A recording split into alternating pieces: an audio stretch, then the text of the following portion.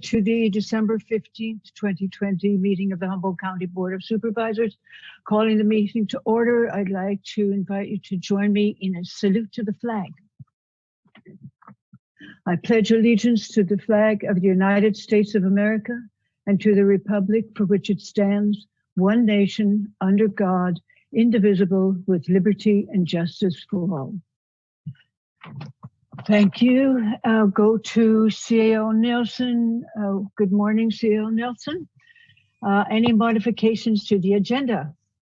Good morning, Chair Fennell. There are no modifications to the agenda this morning. Wow. All right. Okay. With that, we'll go to the consent agenda. I move we approve the consent calendar. Second. Thank you. Before we go for public comment, I'm going to read out a proclamation in honor of Dr. Frankovich.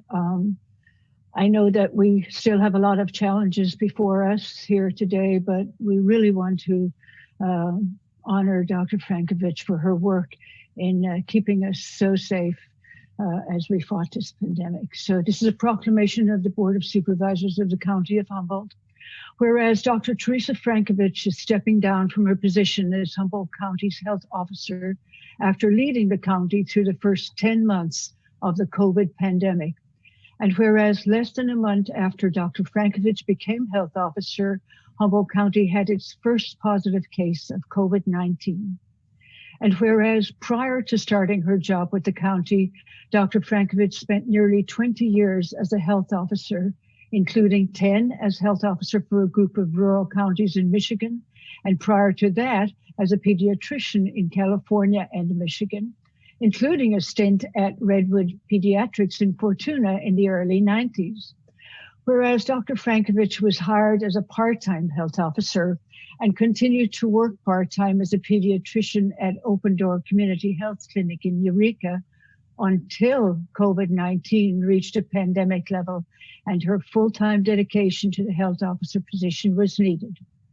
And whereas Second District Supervisor and Board Chair Estelle Fennell said Dr. Frankovich's efforts and leadership during the COVID-19 pandemic are to be commended, as she has helped protect and educate the community during this difficult and unprecedented time, ensuring that we have fared far better than many other California counties and placing us at the cutting edge of pandemic response and treatment protocols. And whereas Public Health Director Michelle Stevens, echoing Supervisor Fennell's sentiment, added that Dr. Frankovich has been an outstanding health officer and an amazing person whose leadership, diligent forethought, and planning, coupled with community members' efforts and perseverance, have helped Humboldt County keep its COVID-19 numbers down as long as we have. And whereas Sheriff William Hansel said, during her time as health officer, Dr. Frankovich has conducted herself with the utmost professionalism and compassion, putting the community and its needs above her own, helping not only lead the community through this public health crisis, but help guide us through the federal, state, and local pandemic response, and it has been an honor to work with her. Now, therefore, be it resolved that the Humboldt County Board of Supervisors hereby recognizes and expresses our gratitude to Dr. Frankovich's dedication in helping protect our community during the COVID-19 pandemic and looks forward to her continued support as a new health officer takes the helm. And that's signed by yours truly. I would really like, before we go to public comment from the attendees, to invite Dr. Frankovich, if you would, to give us a few words. And I know that there may be others on the panel who would like to do so as well. So welcome, Dr. Frankovich, and thank you so much. Thank you so much for the resolution, Chair Fennell. I am deeply grateful for the support, your support, the support of the board through the pandemic so far. Honestly, your willingness to listen to the changing science on this and help keep county residents safer through this has been a huge asset. So I cannot say thank you enough. But it's really, as you know, has been an incredible team effort And I accept this recognition on behalf of everybody who's worked so incredibly hard in these last 10 months. As I think Director Stevens and I were saying right at the front, public health is all of us. And I think the pandemic's really made that clear. So, thanks to you, to the public health and EOC teams, the partners and residents in Humboldt, who have really helped to keep our community safe and kept our business community open longer than most other areas of the state. But I know with our case counts and positivity rising, all those efforts that we put in are going to help make whatever comes next better than it would otherwise have been. And so I appreciate it. I'm confident that 2021 is going to bring us better things. I think we'll all be safer and healthier. So we just need to hang on a bit longer. And I feel we're very fortunate to have Dr. Hoffman come on board as our new health officer. I really look forward to working with him as he takes the lead in this crazy, ever-changing landscape we have in front of us. So, but thanks so much. It's been an honor. Thank you, Dr. Frankovich.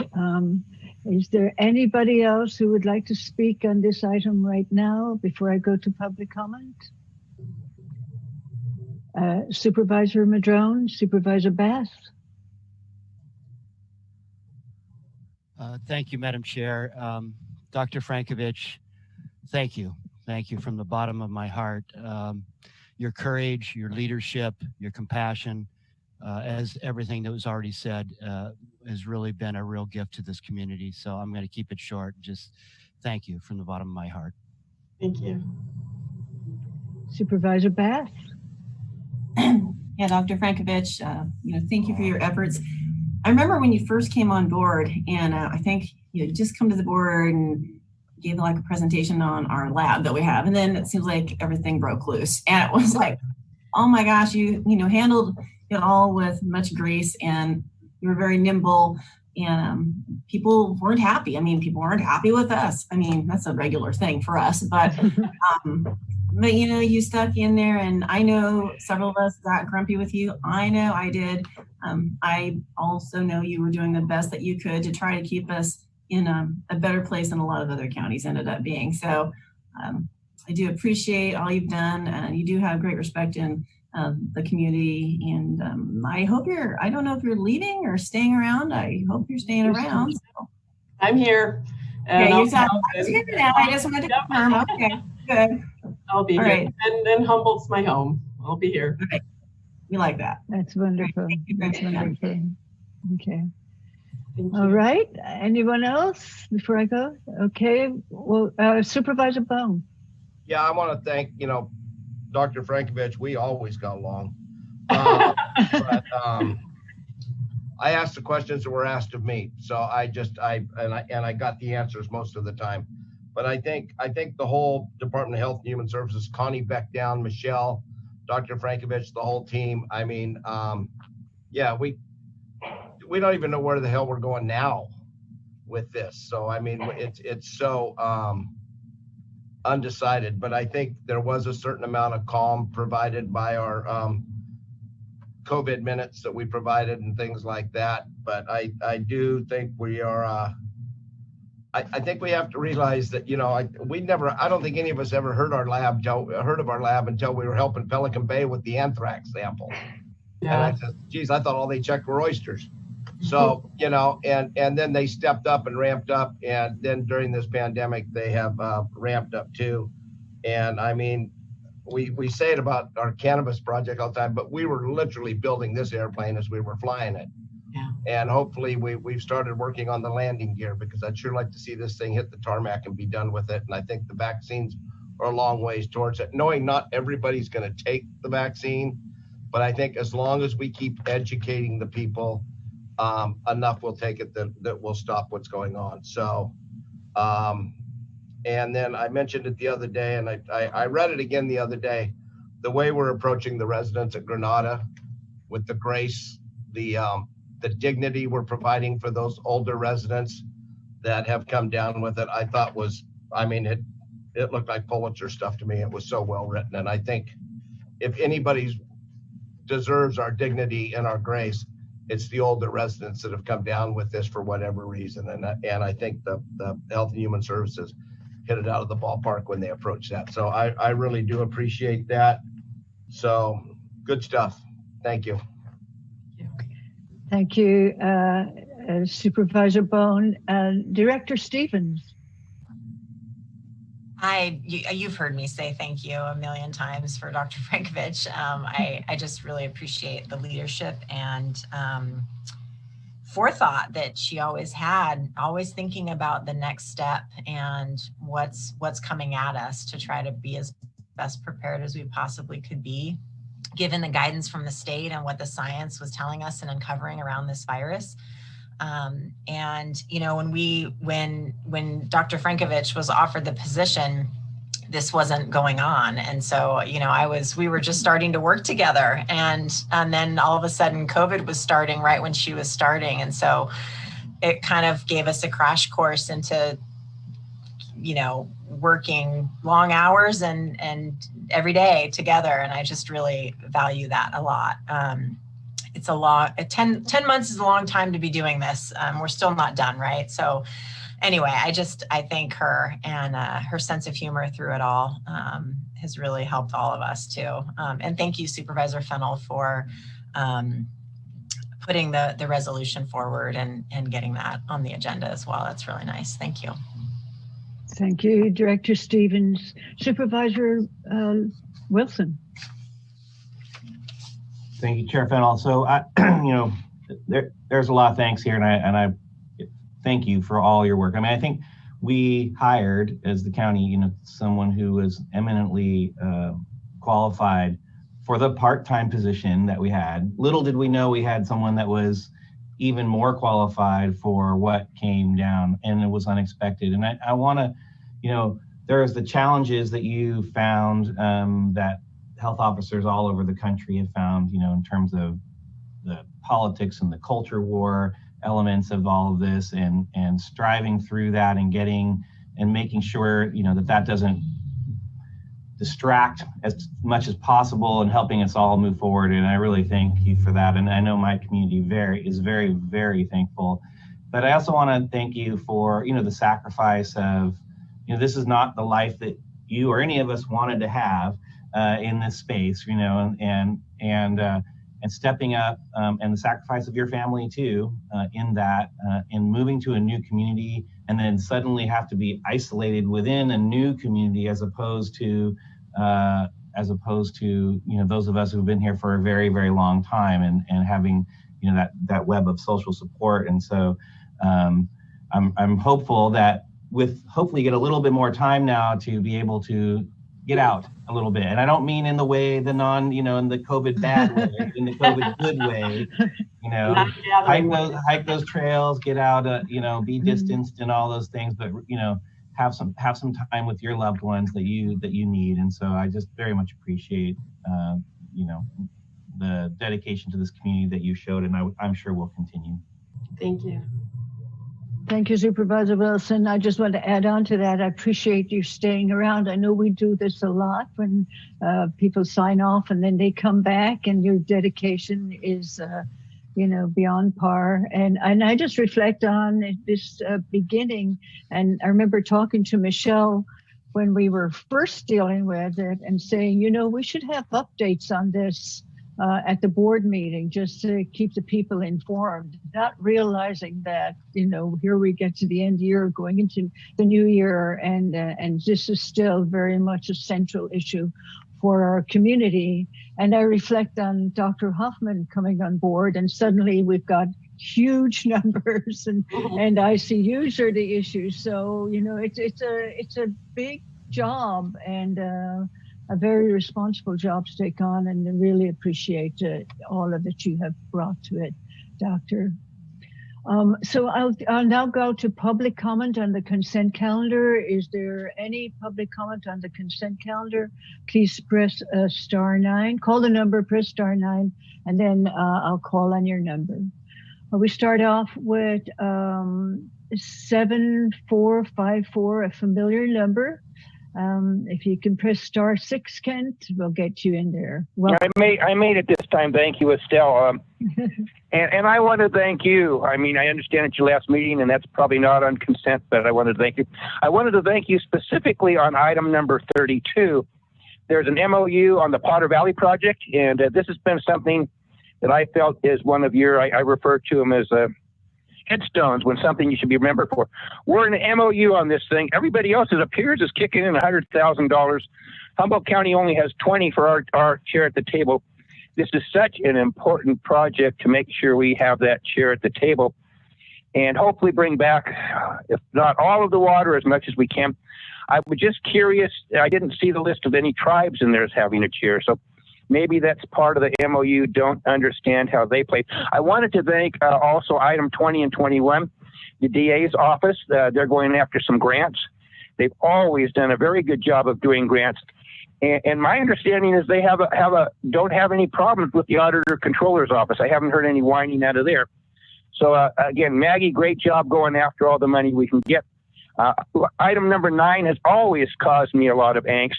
The fire personnel have always felt like the deal they did on that particular Prop 172 money that they were slighted. I still think this county should be willing to spend some of the money they get from that to expand our fire districts, get our full coverage, enable us to have first responders all the way up to Maple Creek if we need to, and use that money for that purpose. That's what it was intended for. So I think that covers just about all the topics I had there.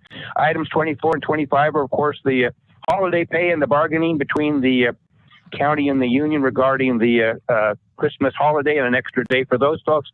So I hope they all enjoy that greatly. Thank you for the opportunity to speak on your consent items. Thank you, Ken. The next caller has the last 4 digits of 3053. If you can press *6, you can speak with the board. Good morning, Thomas Mulder here. I'm Kent brought it up, the Potter Valley thing. That is good that we aren't paying as much money, but proclamation. Like, I think this, you might call me cold-hearted or whatever. I think we could do multiple proclamations to multiple county staffers if we paid them the amount of overtime and extra pay that we did. I know there was more jobs, but there's lots of county staff people that are doing more work and maybe not being compensated that extra. So personally, I would support the proclamation 100% if all of that overtime money was donated to something to help the mental health of the youth of our county, as they were not allowed to do any recreational type of activities, baseball or any of those type of outdoor things, because we didn't have plans in place. I appreciate the health director getting the business part so that way businesses could stay open. But let's remember, when we're doing proclamations, let's also think about the amount of extra money we have provided those employees. Thank you for the opportunity to speak.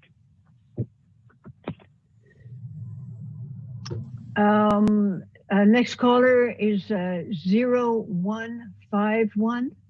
If you press *6, you'll be in the queue to speak. Your last 4 digits of your number are 0151. If you press *6, you can speak on the consent calendar. Welcome. Hi, thank you very much to Dr. Frankovich. She did an amazing job. She supported the local people, the people that weren't very informed and didn't have access to a lot of media coverage as far as newspapers and all. And so her comments regularly really kept us informed, kept us much safer than we would have been otherwise.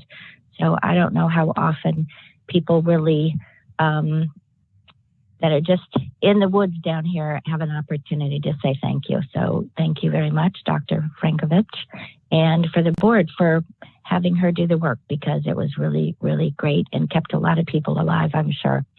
I also wanted, I really have a hard time trying to figure out when the right time is to talk about things. It's hard to get online. And so if this is the public comment time just for public comment, then I'd like to say something. Is this the right time for just regular public comment? Can anybody tell me? No, this is the time for the consent calendar. We have quite a number of things coming up. We have a year-end report from Assemblyman Wood, who is scheduled to come on next, and then we will have public comment after that on non-agenda items. Right. Well, in the meantime, I'll try to get on the agenda if I can on this computer. Thank you very much. I'll talk. Okay, thank you. Yeah. All right. So I believe that's all the public comment. Bring it back to the board. Director Ford, you had your hand up. I do. Thank you, Chair Fennell. Good morning. I would just like to call out the resolution for Steve Warner in his retirement. There's a employee who's been at the cutting edge of much of what's gone on in Humboldt County for 30 years. And when you look down his list of accomplishments, some of the things that you see there: fire safe regulations, Williams Neck guidelines, streamside management ordinance, 3 different housing elements, commercial medical marijuana land use ordinance, the enforcement of the To Be Ranch case, the Subdivision Map Act compliance program. Some of the biggest names and things that have happened in Humboldt County, he's been in the center of. And so I just didn't want to let his retirement go by without acknowledging that, and to say that part of the thing that isn't in the resolution but I've experienced is that he is perhaps one of the most kind individuals and thoughtful individuals I've ever had an opportunity to work with. And he is absolutely noble in all of his intentions. And so he will be missed. He has the absolute loyalty of his staff, unlike any staff loyalty I've ever seen in my career. So I just wanted to say that Steve Warner has contributed greatly to Humboldt County, and he will be absolutely missed. Thank you for that opportunity. Thank you very much, Director Ford. Go to Supervisor Wilson. I just want to echo what Director Ford said, that all of those things are in my experience with Steve, and the county owes him a debt of gratitude in the long term, and that long term we'll see it in our landscape, in our trees, in our open spaces, and just in the long-term culture of rural space that we live in. I really appreciate it. Thank you. Thank you, Supervisor Wilson. Okay, Supervisor Beth. Thank you, Madam Chair. I believe I also did saw his hand up. Yeah, I did. Sorry about that, Supervisor Madrone. Yeah, I just wanted to follow up as well with about Steve.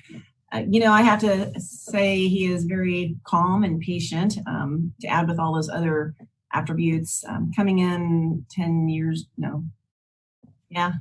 ago-ish, thinking I knew an awful lot, because I was from city land, and I realized I didn't know an awful lot, and I had a lot to learn. So I, really want to say I appreciated his patience along the way, and I'm sure sometimes I've sent some kind of cranky emails, and I do apologize if they were too cranky, but he always just took everything in stride, and sad to see him leaving, but hope he's has some fun plans ahead.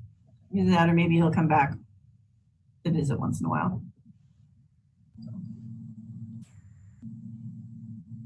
Thank you, Supervisor Bass. Supervisor Madrone.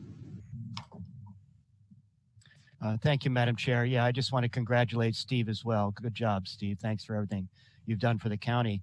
I also wanted to congratulate the Public Works Natural Resources Division for the new position they're adding, which is really based on their success in managing the North Coast Resource Partnership and the Fire Safe Council and all these great programs that they're putting together.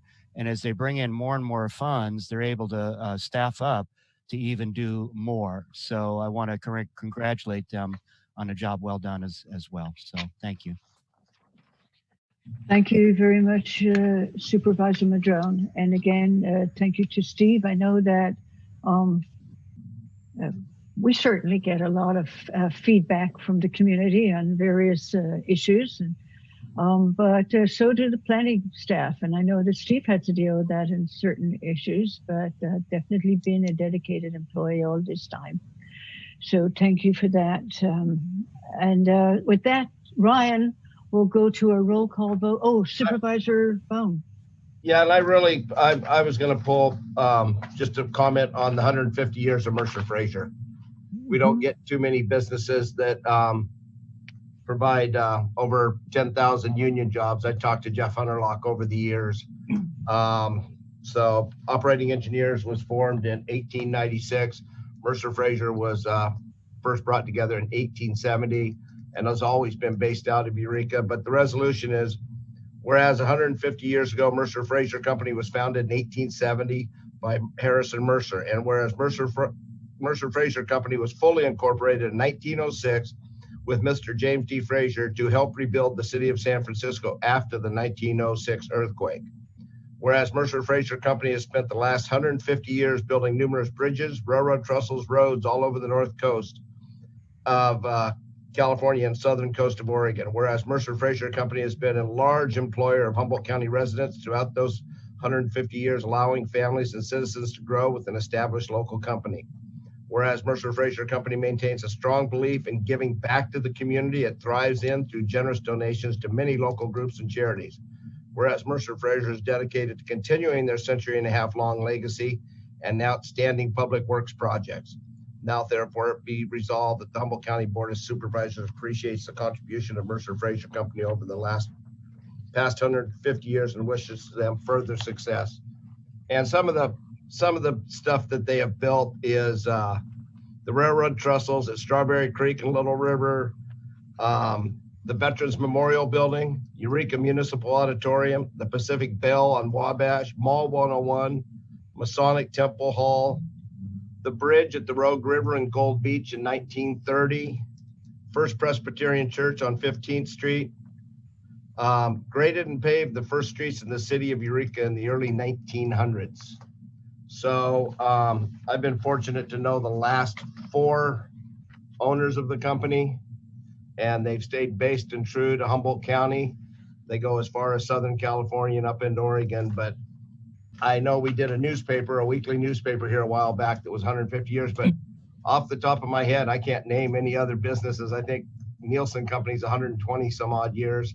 There's not a whole bunch of them running around 150 years and still successful. They've had employees. They had one secretary, Mary Barrows, that worked for them for over 70 years. They have employees now that are 4th generation employees that have worked for Mercer Fraser, and numerous 3rd generation. So I thought they should be recognized. There was going to be a somewhat big celebration, but due to COVID, we weren't doing it. So I wanted to recognize them. Thank you. Thank you, Supervisor Bohn. Really appreciate that. So a lot of recognition here. We'll go now to Ryan for a roll call vote on the consent calendar. Thank you, Chair Fennell. Supervisor Bass? Yes. Supervisor Madrone? Supervisor Madrone? Yes. Thank you. Supervisor Wilson? Yes. Supervisor Bohn? Yes. And Supervisor Fennell? Yes. Thank you. Passes 5-0.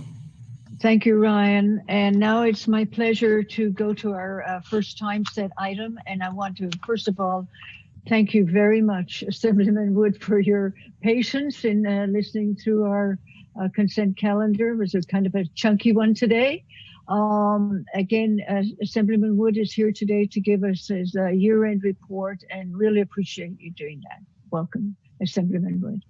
Thank you very much, Madam Chair. And I'd first like to say thank you for your service. I know this is your last meeting here today, and Supervisor McGuire and I will have a joint resolution that we've sent to you at a date. But just want to thank you for your service. I don't think a lot of people really realize outside of a Board of Supervisors or a city council, all the things that a supervisor or a city council member actually do and that they serve on.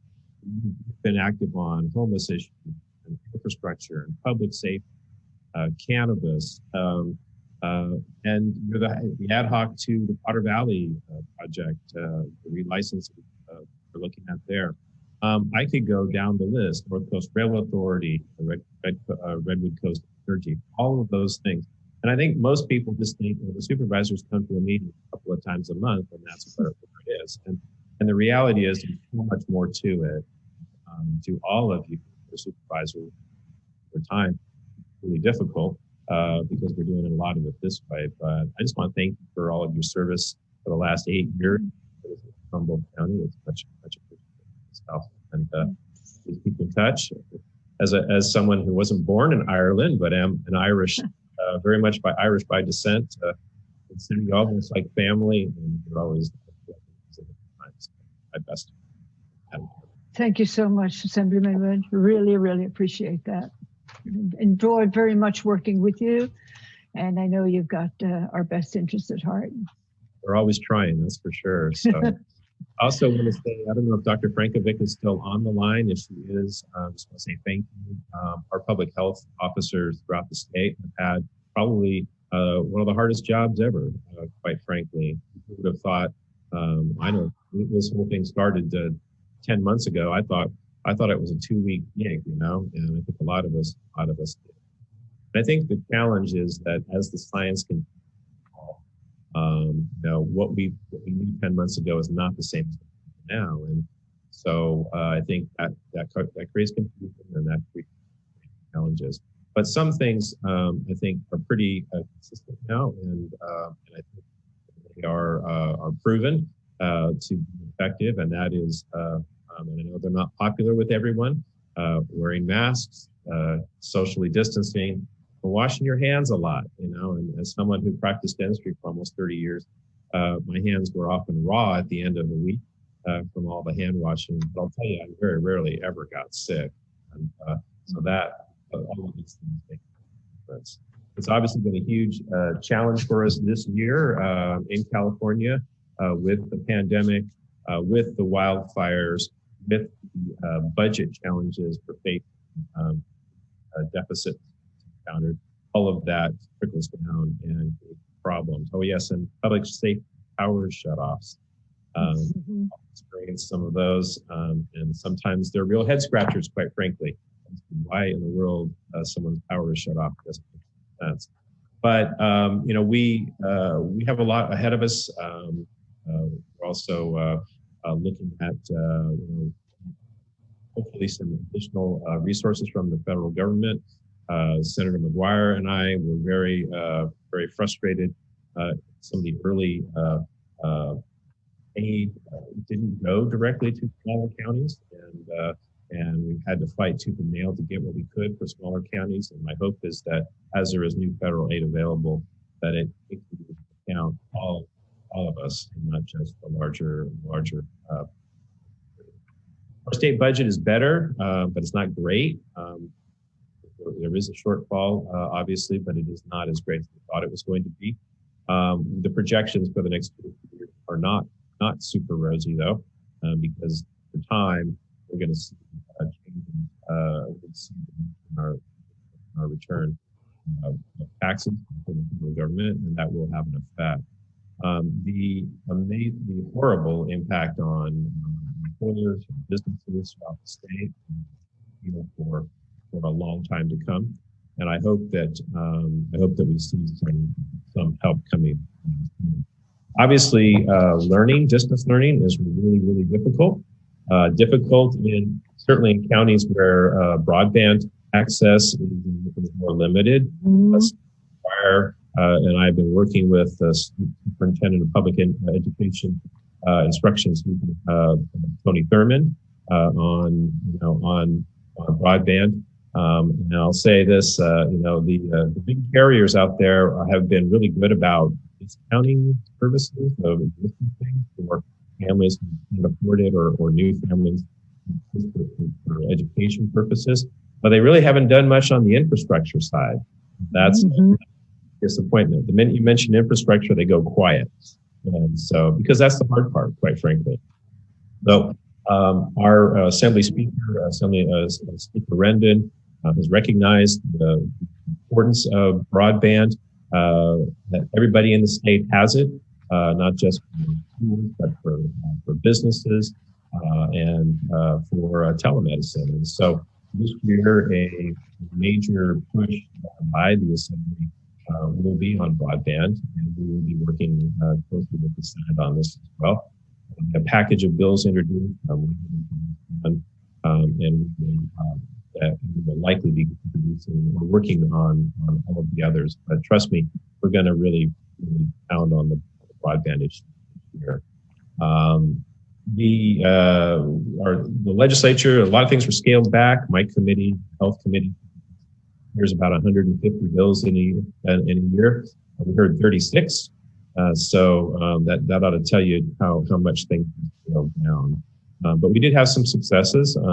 I'm very proud of a bill that I know that not about, but a bill that will allow nurse practitioners to practice primary care after training and qualifications was passed and signed by the governor, and that will, as the regulatory process goes, my hope is that will help us along with additional access to primary care in our rural.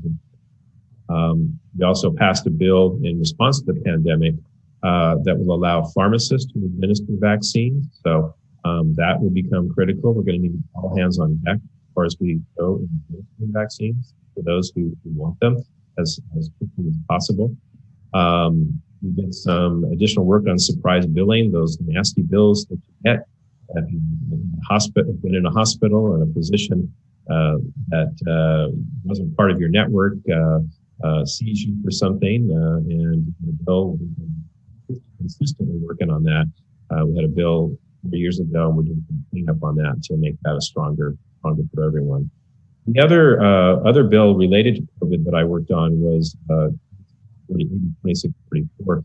It had to do with sort of institutionalizing death reporting and with skilled nursing facilities. Reporting requirements have been less stringent than they are now, and the governor under executive order has asked for more timely reporting. And we've actually made sure that will go forward even after the executive order has expired. And then the other part of that is having that we require skilled nursing facility to have a full-time infection control prevention on staff. Most of the time, these are part-time jobs. Somebody's doing something else and well as infection control. And it's clear with COVID that the most vulnerable victims, the highest percentage of victims, have been in our skilled nursing facilities. We're seeing with the Granada facility outbreak now. Once a facility has cases, it's very, very difficult to control. So my hope is that I look forward to meeting with Dr. Hoffman and talking with Dr. Hoffman just in general, working with him. I want to be sure that everything we can to help the residents of Granada and the employees there. And so, Dr. Hoffman, if you're out there, I'm looking forward to talking to you. We've also been working on a variety of things related to, and I'm going to try to abbreviate my remarks. I know you have a long day ahead of you, but work around wildfire prevention, and that's going to be the other focus that we're having in 2021 is around wildfire prevention. And we know that prescribed burns make a difference. We need to find ways to make them easier. And we know that prevention makes a big difference. We have a workforce and the resources actually of that on the ground. And we shall see going forward if we're able to accomplish that. I don't want, our expanding our availability. Healthcare continues to be a high priority. We're waiting to see what the Supreme Court does with regards to the Affordable Care Act, but our instinct is that it won't be thrown out, but it might be slightly modified and go back to that. We've also had a lot of potential for. We continue to work on grants and additional funding for our rural communities, and we are always available to you guys to support the amazing efforts of the work that's going on in Humboldt County, and happy to do so. We had 3 informational hearings on my health committee this year related to healthcare affordability, information exchange, consolidation in healthcare, and those are helping to craft legislation. I sit on the Health for All Commission that has been put together by the governor, and our hearings will continue beginning in February. So before we were shut down, I'm sitting in my house here today, and I know that you in Humboldt County have a little bit more freedom these days than we do in Sonoma County. But we were doing our best to get out into the district, but that's been rather limited this year. So we've been doing a lot of our work on Zoom when I can get it to work right, and when my internet is working. But it's certainly a different year, and I think we're all looking forward to 2020 in the rearview mirror and 2021 ahead. So would love, first of all, thank you again for the opportunity to be here. If anybody has any questions, be happy to answer those, and recognizing that you've got a long meeting ahead of you too.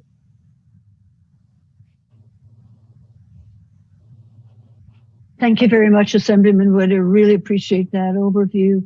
And we definitely do have some questions and comments. Supervisor Madrone. Thank you, Madam Chair. Good to see you, Assemblyman Wood. Hope you're doing well in the family, and thank you for all you do for our community.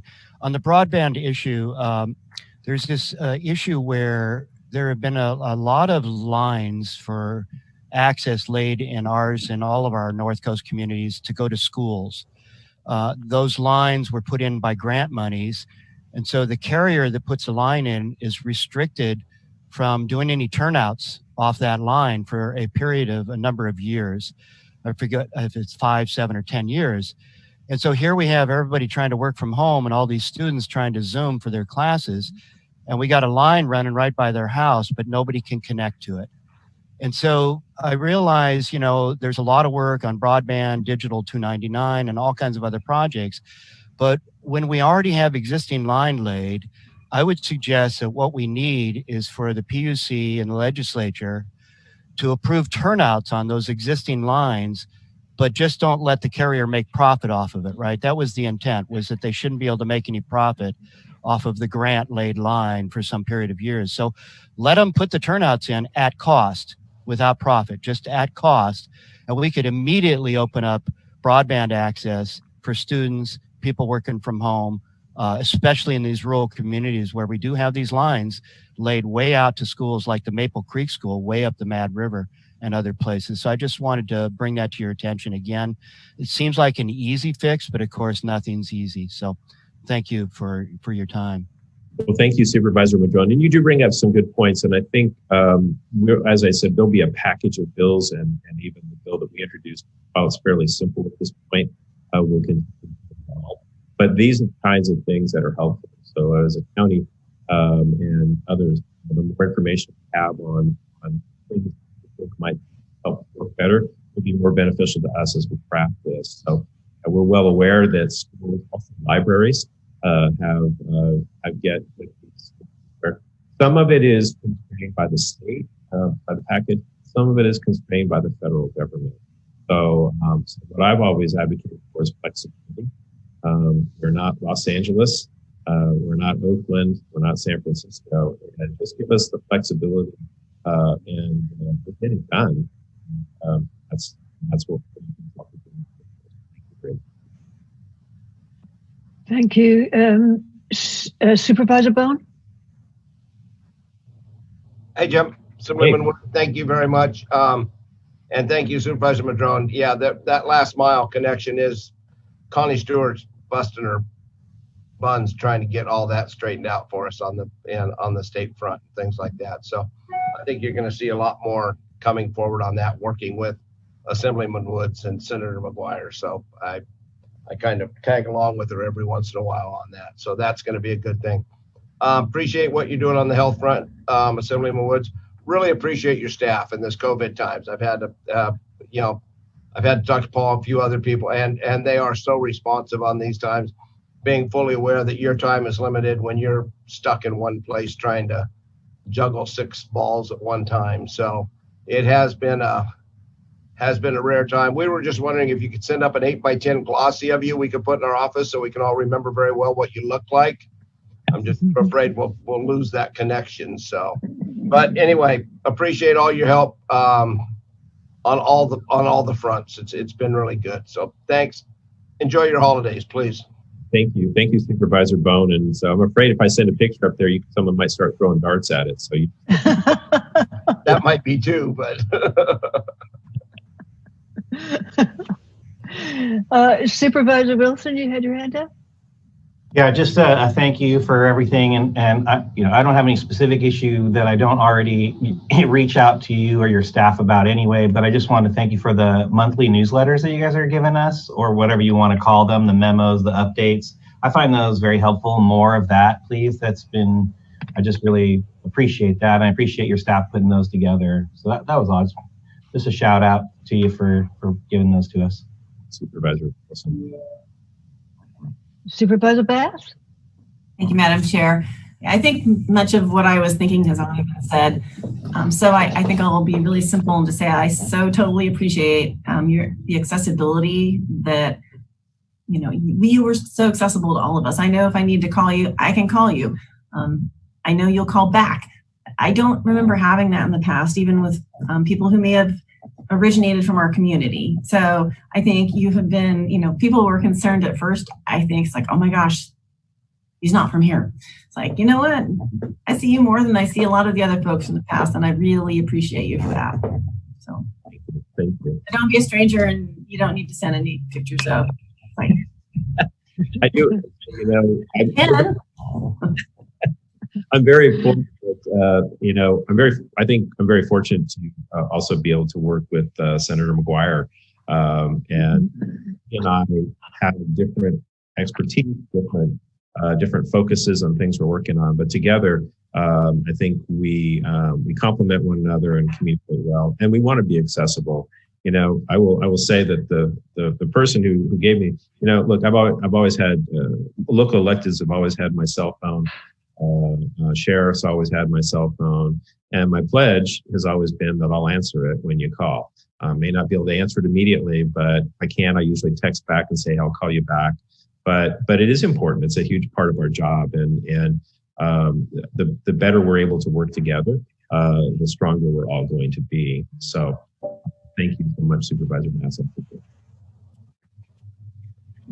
And again, thank you, Assemblyman Wood. I mean, everybody said it already about your accessibility, but not just that, your interest in serving the North Coast. Because I know that I've heard from you and your staff when an issue is coming up and you want to know more about it. So it's not just when we go to you, you come to us as well. And I think that's super important in terms of teamwork. And you're right, yourself and Senator McGuire make for a great team.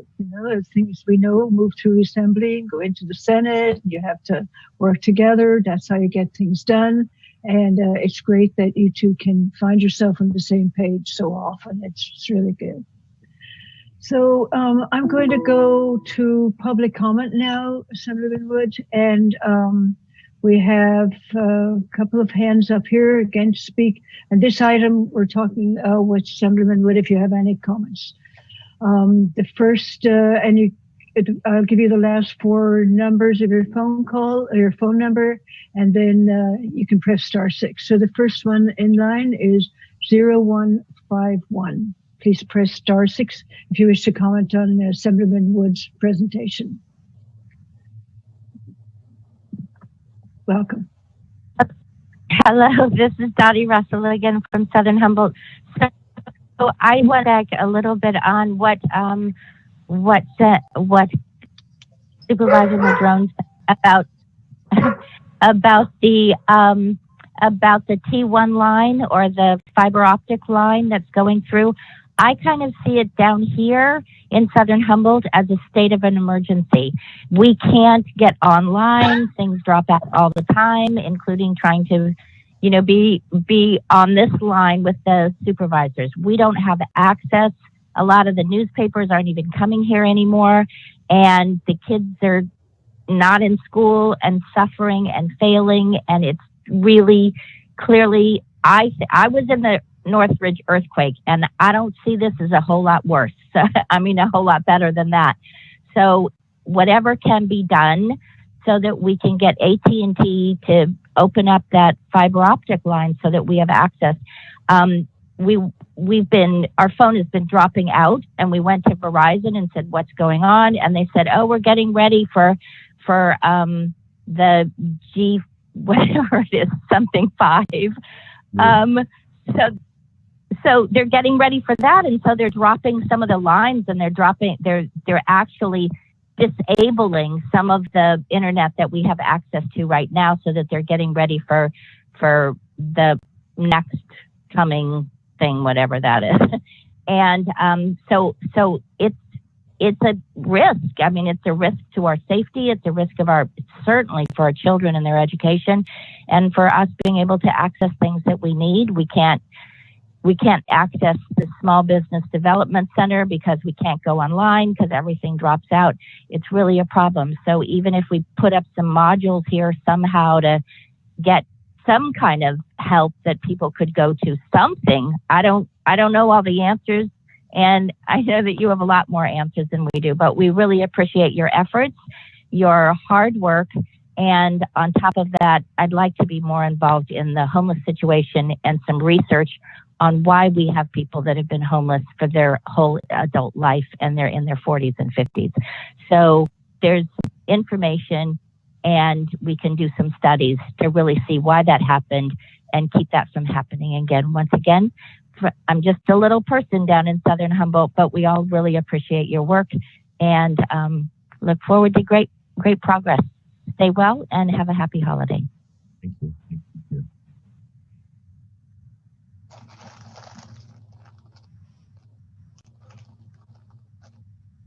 Unmute. Sorry. Thanks, guys. The next caller has the last 4 digits of 7454.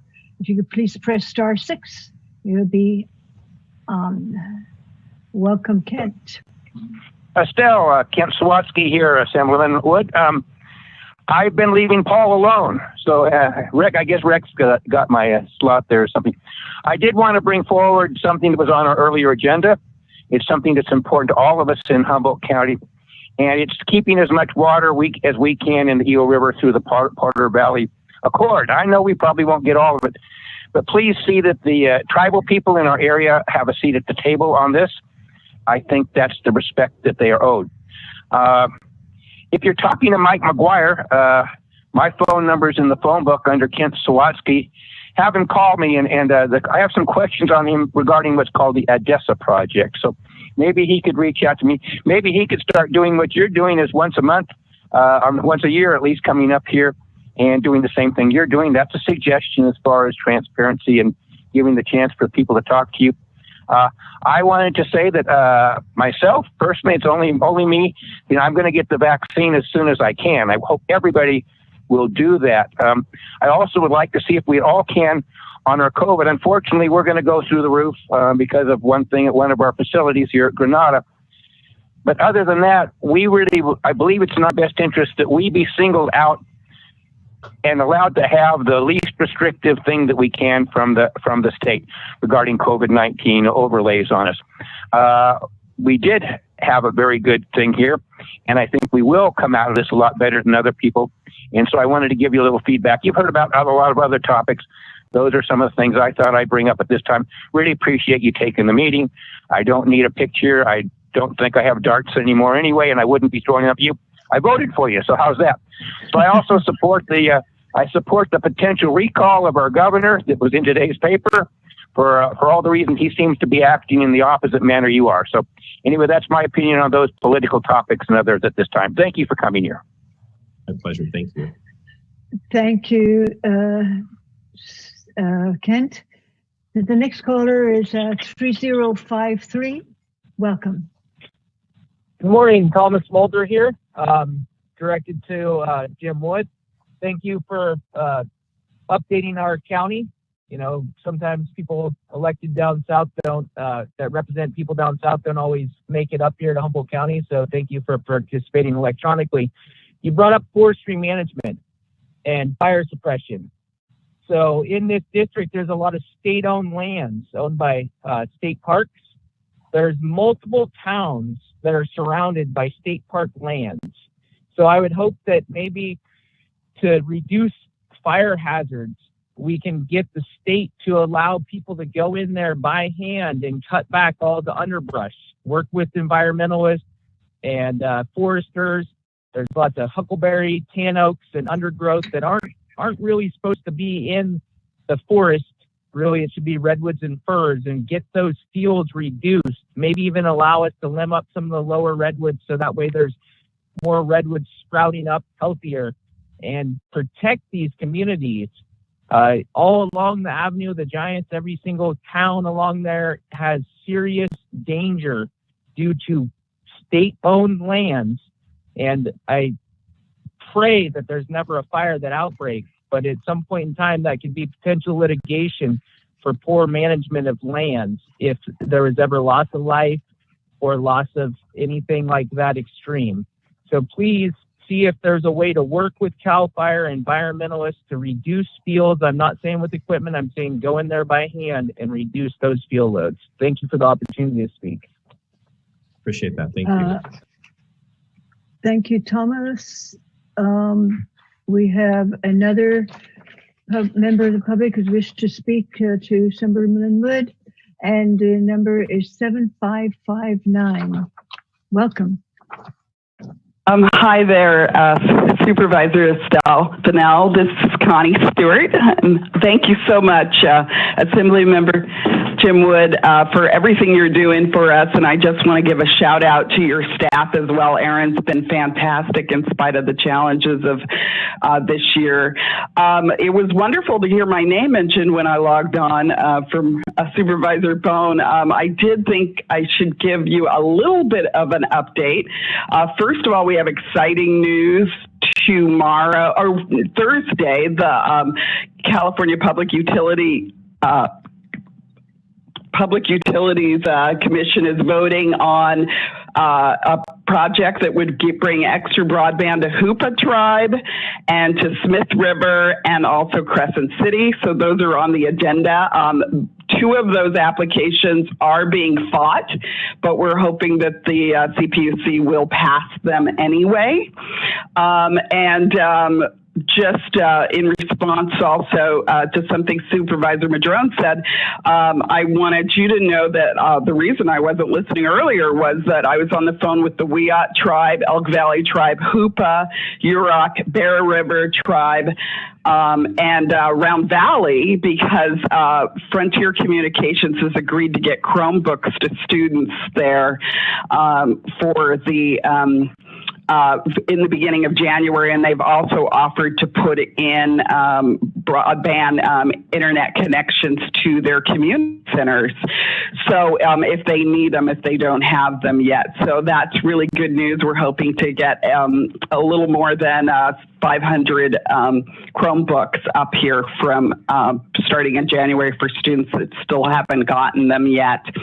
And I also just wanted to ask you, Assemblymember Wood, a company that we are not familiar with won the Rural Digital Opportunity Fund for our region. The company is called Etheric, and they're out of the Bay Area, Etheric Communications. They say they do fixed wireless, but they were the bidder that won almost all of our unserved areas. We'll have to, in the next 3 years, provide service to our region. I wondered if you knew them, and if not, if you could figure out how to meet them and also introduce them to us, because they bid on quite a lot of territory in Del Norte, Humboldt, and Mendocino County and Trinity counties. Thank you so much. Well, first of all, Thank you, Connie. I don't know them. We will research and we will find out, and we will find a way to make that introduction, because we need them working with you all. Absolutely. Thank you very much, Connie, for calling in on that. We do have another caller. with the last 4 digits of 4615. Welcome.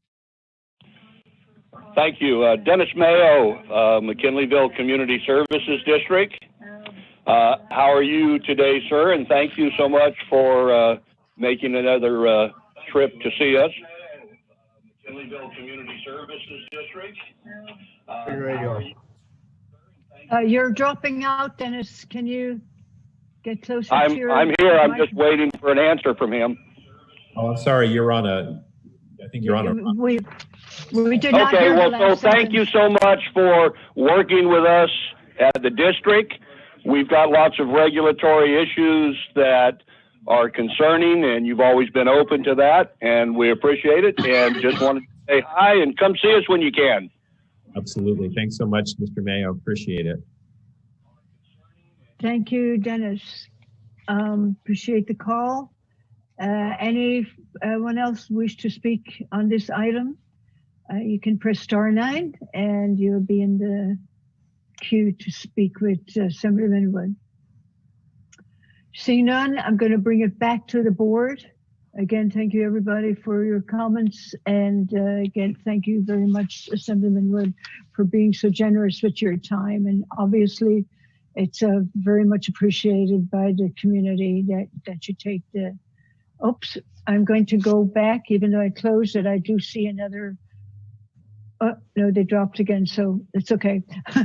All right, so I want to thank you again, and just to put a final exclamation point on the southern Humboldt part of broadband issues. Supervisor Madrone mentioned lines that are grant funded that have restrictions on them to come off, but we've had a cable going through southern Humboldt for years. I mean, decades actually. I'm not sure how long, and just never had any links going out into the community because of the bottom line involved. And I would posit that in today's hopefully, COVID world, more and more people will see the benefit of being able to work from home, telecommute. Kids can telecommute when they need to, even after we get back to normal. So I just think that it's time to make the argument that this is good for the bottom line, and encourage people who are only focused on the bottom line that public service can in fact have its rewards. So anyway, I'll just put that little bee in your ear. And again, thank you very much. I am going to allow this. There is one other public comment that came in a little under the wire here. I will let them, and then we will send you off, because I know you have a busy day ahead of you too. So yes, there is one caller here with the last 4 digits of 8800. If you press *6, you can join us to speak with Assemblyman Wood. 880, welcome. Hello. Hello, welcome. Hi. Hi. Hello. Hi, this is Rob Macbeth, O&M Industries. Oh, hi, Rob. Good morning. How are you all? Well, great, thank you. Good. I wanted to speak on Richardson's Grove a little bit. Our business. Rob, that item is coming up later. Let's see. We're going into a closed session, then we have one other item before that, so it'll be a little while yet. Maybe you could pay attention. Okay. Okay. Okay, we'll keep an eye on it and call back. Thank you. Great. Look forward to it. Thank you, Rob. Okay, so again, thank you very much, Assemblyman Wood, for spending your time with us this morning and for all that you do for our district. Thank you very much. I wish you all the best. Happy holidays. And, I'll say this without saying, don't be shy. Reach out anytime. I'll get back to you. Thank you so much. Thank you very much, Assemblyman Wood. Again, happy holidays and a happy 2021. We're all looking forward to that one. Okay, thank you. So we're going now to a time certain item. Council Billingsley, if you would, let the community know what we're going into closed session for at 10 a.m. Thank you, Chair.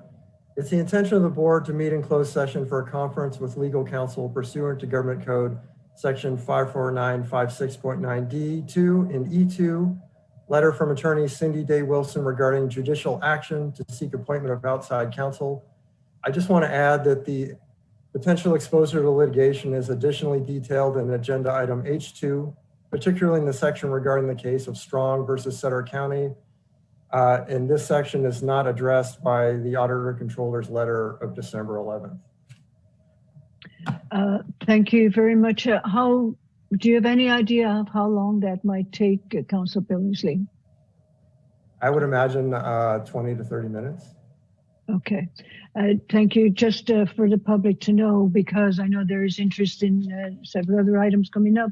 And the first one coming out after that will be comment on non-agenda items. After that, we'll have short-term rentals, and I believe then our legislative platform, which addresses Richardson Grove. So we do have public comment on this closed session item. So let's see, 7454, if you could please press *6.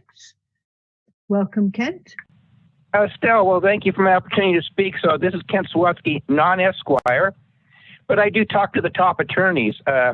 Your number, and I've seen this number before, 54956.9D2 and E2 are not the correct government code section. And of course, since I've kind of tracked this one, I'll go back to another thing I tracked down the other day. Action summary of July 28th, item 4 in closed session. You had a similar thing that was not put down right. This is a violation of the Brown Act. I wish that to be on the record. The case that was cited by Jefferson there, I'm kind of a little familiar with that one too, according to my people, say is not relevant to the topic and does not enable you to go in closed session. I think you ought to get a second opinion on this before you violate the Brown Act on this. And so that's on the public record, and you keep making these mistakes, and people keep, either they just don't get it, caught, they slide on and move forward. But this time, in my opinion, it's caught. So you really don't want to violate the Brown Act. You may come out and report nothing. When you go into this session, there was no threat of litigation. That was made quite clear. And this was strictly to seek an appointment of an outside counsel. And again, I will state again, the case that was cited by Jefferson there, with all due respect, is not on point. Thank you for my opportunity to speak on this one. Thank you, Kent.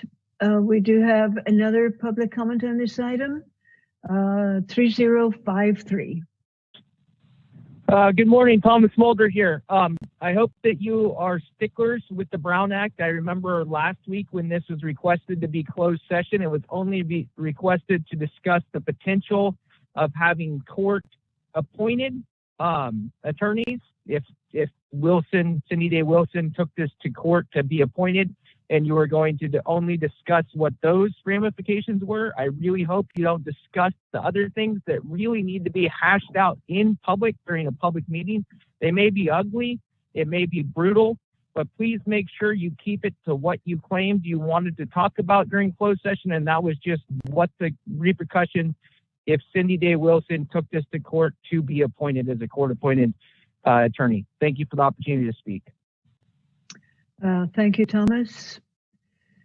Okay, that concludes public comment on this item. We're now going to go into closed session on this item, and we're hopefully be back in 20 minutes, between 20 minutes and half an hour to go to our first item for discussion. See you all in closed session.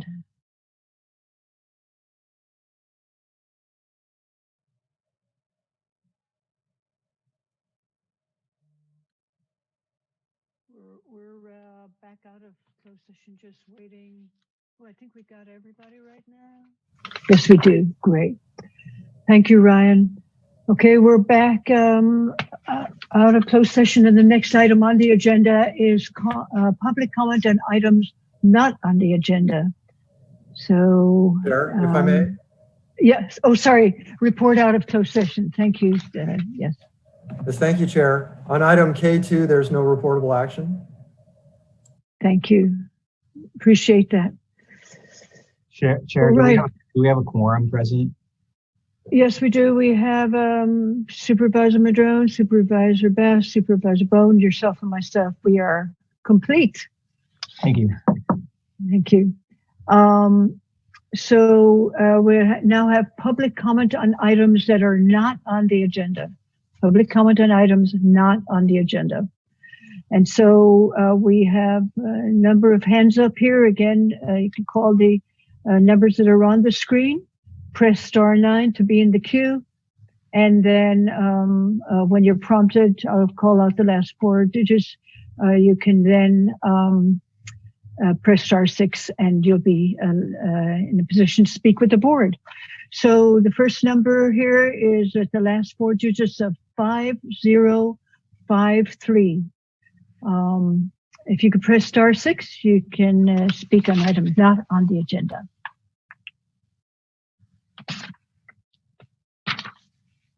Welcome. Let's see. Press 5053. Please press *6 in order to speak with the board.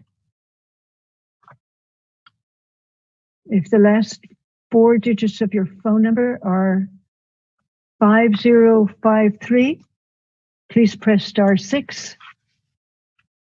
so that you can talk with the board.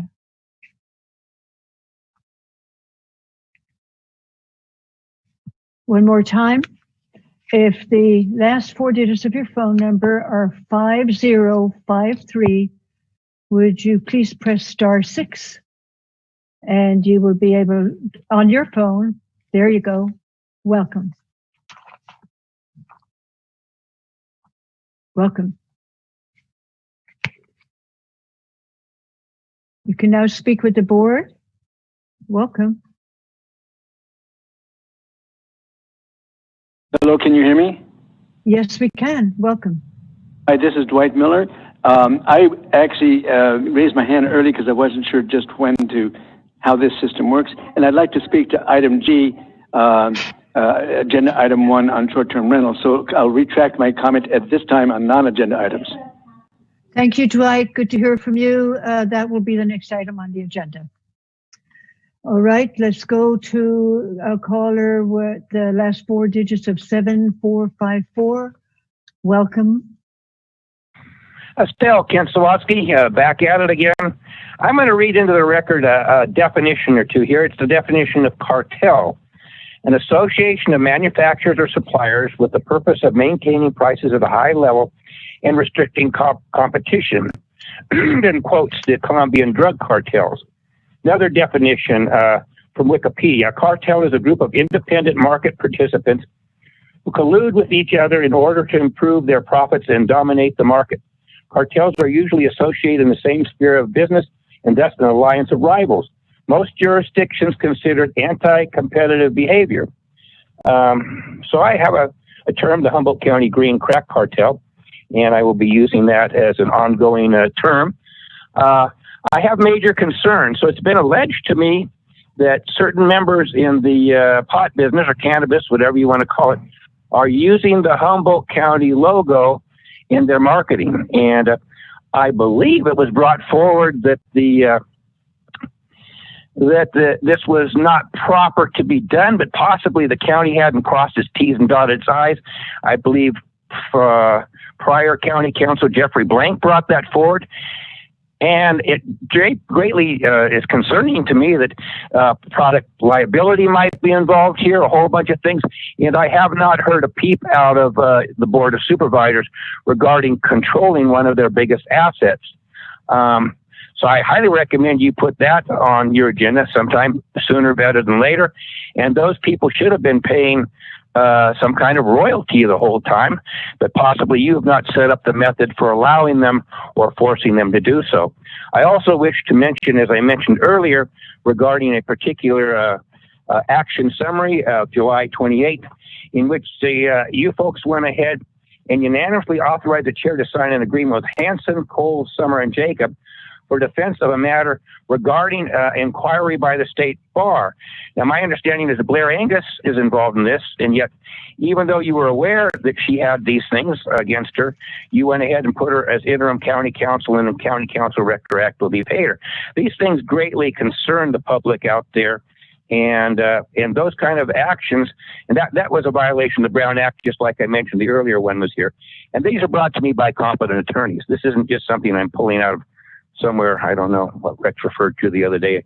Anyway, I highly recommend you start crossing your T's and dotting your I's on these items. Otherwise, you're going to find yourself in the negative position regarding being that ham sandwich. Thank you for my opportunity to speak. Thank you, Kent. The next caller has the last four digits of 0151. Welcome. Please press *6 if your last four digits are 0151. Welcome. Hi, Dottie Russell again, Southern Humboldt. So I wanted to bring up the Avenue of the Giants plan. So I'm not sure how that got stalled, but it's something that we really need to revisit. It's a really big, important part of of Humboldt County.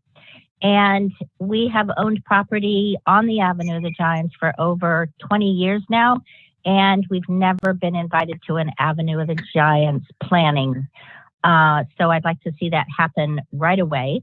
The other thing is when somebody makes a public comment, they're usually pretty passionate about it because it's really hard to get on these lines and get through or drive all the way up there if that was the case. So if there was a way that somebody in the office of the supervisors could get back and just kind of say, how do you feel about how it went, any progress, what can we do to help?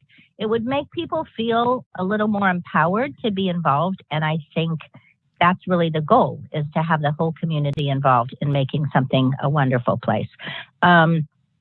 So Avenue of the Giants plan, I don't know how we're going to get that underway. 2 is obviously the idea of having people empowered by communication back about a comment that's been made. The 3rd is,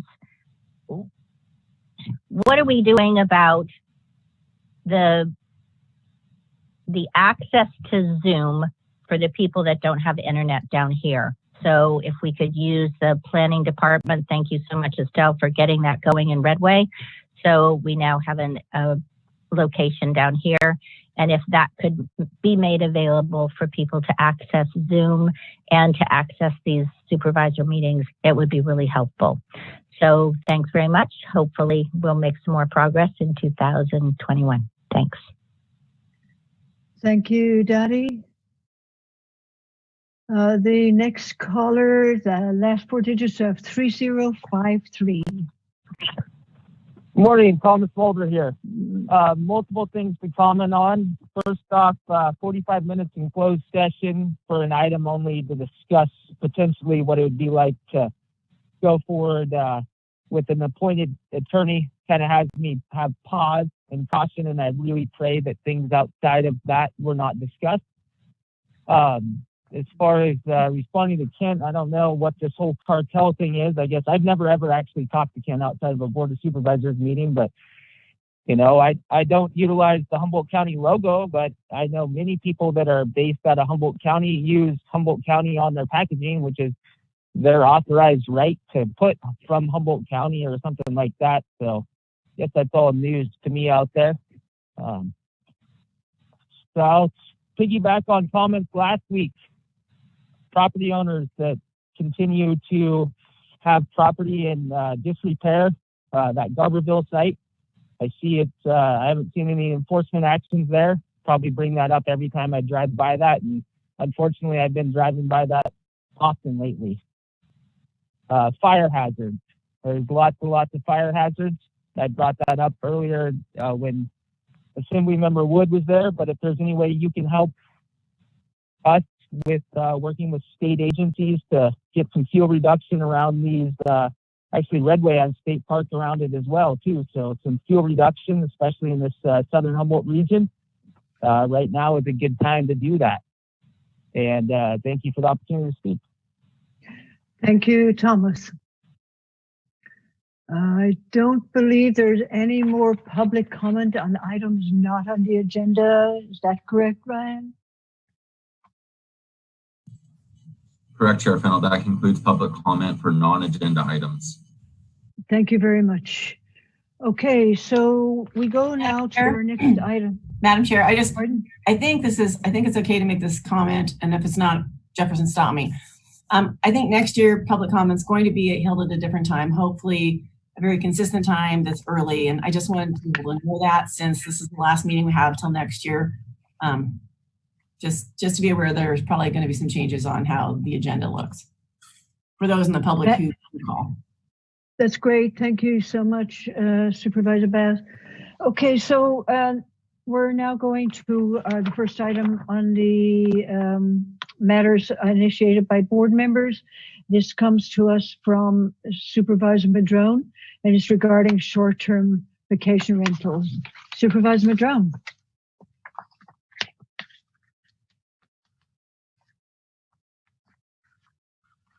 Your mic, Steve. Mike. Thanks. That old second button. I'm sorry about that. Thank you, Madam Chair. Well, I asked to put this on the agenda because, as we all know, we're entering the holiday season. There's been a lot of information out there about sheltering in place and the purple tier and what triggers going to lockdown or shutting down more businesses or having people stay at home, all those kinds of things. And I have to say, I have personally been a little bit confused about it all. If I understand it correctly, we're in the purple tier in a region, and whether or not we go to shelter in place and more restrictive requirements has to do with our ICU bed capacity. If it falls below 15% regionally, then at midnight that night, the shelter in place and additional stricter enforcement measures would be triggered. I'm hoping that that's the correct understanding of how that works. But right now we're not at 15%, so we don't have that order in place. And I think we all recognize that things are far more serious today than they were back in the spring when the first shelter in place ordinance happened.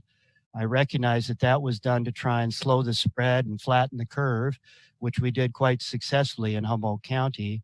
But now we're in a whole different stage with this being very, very prevalent throughout the community, spreading rapidly in care facilities and other things. So with the holidays coming on, it seems like, at least for myself and many people in the community, it just seems a little bit crazy to be inviting lots of people from out of our area into our community. I was very pleased to see some ads out there from the Benbow Inn, John Porter's facility, where they basically shut down for the next several weeks. And I commend them for that action. I know that's not easy. It's a hardship on his business and others to do that, but I was very impressed that they did that, even though it appears as if they did not have to do that to that level. But they've shut down and put ads out there, et cetera. Soon after I saw those ads on TV, I noticed the Humboldt Visitors Bureau and others had a major ad campaign going saying, "Our doors are open, come visit us." And, you know, the two individuals representing those entities did a great job of showing us how to mask and distance, et cetera. But I was quite shocked to see such an ad on the TV right now of just open doors. Hey, come on to Humboldt, right? It just doesn't seem like the right safety measures to have. In Trinidad, we have a lot of short-term rentals. And so the city the other night, in response to the community's concerns, passed an emergency ordinance restricting sheltering in short-term rentals, bed and breakfasts, and other lodging for 3 months, to not have this big invite out to people coming to the community, and to try and maintain those facilities for our essential workers, which, as the situation gets worse and worse, we're going to need more places for essential workers to be able to lodge. So they passed that 4-0 the other night. The fifth member had a conflict, so wasn't involved in the discussion because they own a short-term rental. But anyway, it passed 4-0. When it goes into effect today, But what they're finding is that those people who would have been staying in the Trinidad short-term rentals have now shifted their reservations to the West Haven short-term rentals. So they're still coming to the community. And so unless the county does something, that's what we're going to see. We're going to see an influx of people into our community. It's already begun. Reservations have already been made. Things are filling up, and people are planning to come to our community. And it just seems a little bit crazy to have such a thing going on. So I thought it would be good for us as a board to have a discussion about what we might want to do about that. The options that are out there seem to be the health officer could initiate another health order or shelter in place order, similar to what happened back in March, April. And that's already on the books, and that helped a lot back then.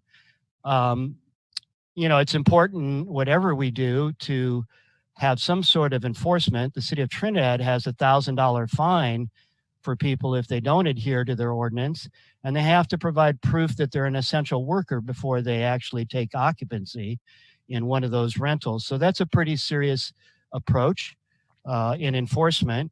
So that's one option, a health order, health officer order. The other one would be for us to do an emergency ordinance. Of course, we don't have any meetings for the next 2 weeks. So, you know, my concern was that we do something now to deal with this onslaught of visitors coming over the holidays from out of the area. It doesn't seem like a wise thing to do.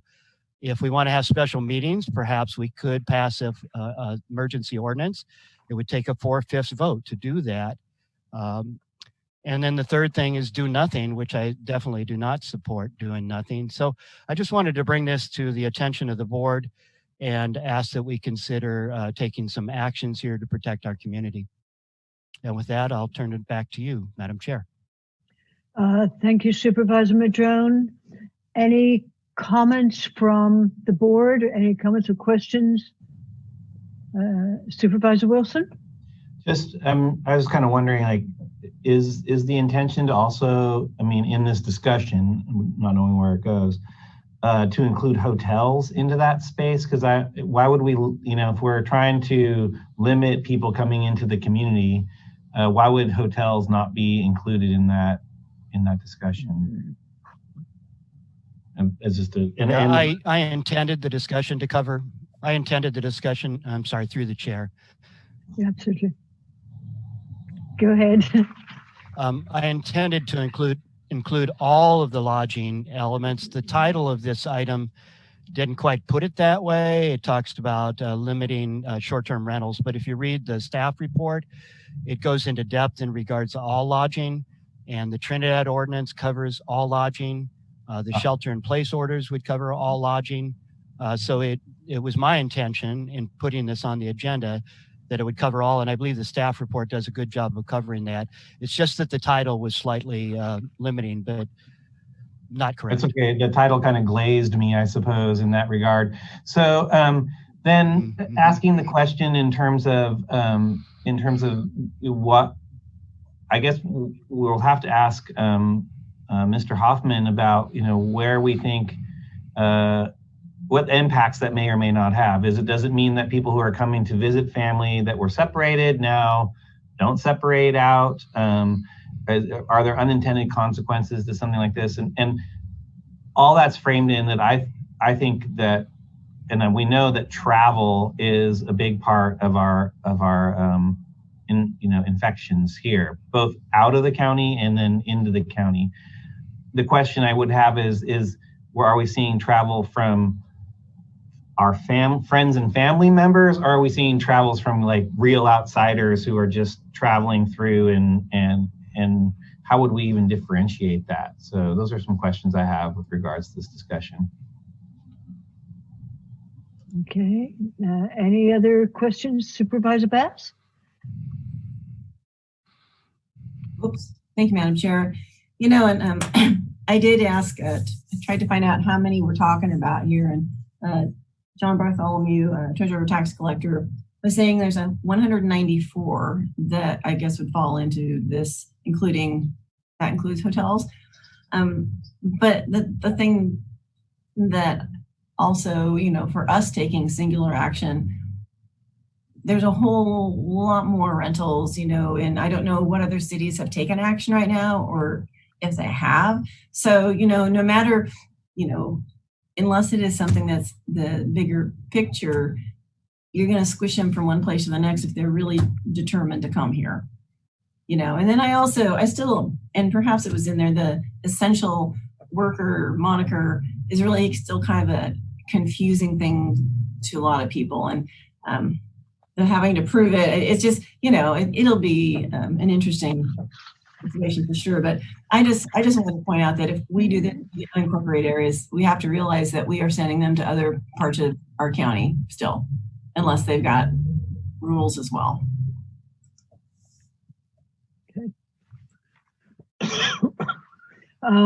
Any other comments from the board? Supervisor Bohn? And fully aware back in March that I had to deal with multiple RV parks and people that weren't abiding. Who is going to enforce this? Who is because I appreciate what Mr. Porter did, and because most of his revenue comes through the holiday season, actually comes from the New Year's Eve party and Christmas and the dinner and everything else. And since he can't have dining, I mean, it was just a natural. You can't have people come there and have no food to bimbo. So it was kind of he had to do what he did.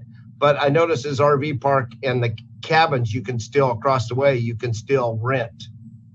So he still can keep some people employed. And so are we talking about closing motels, hotels, RV parks?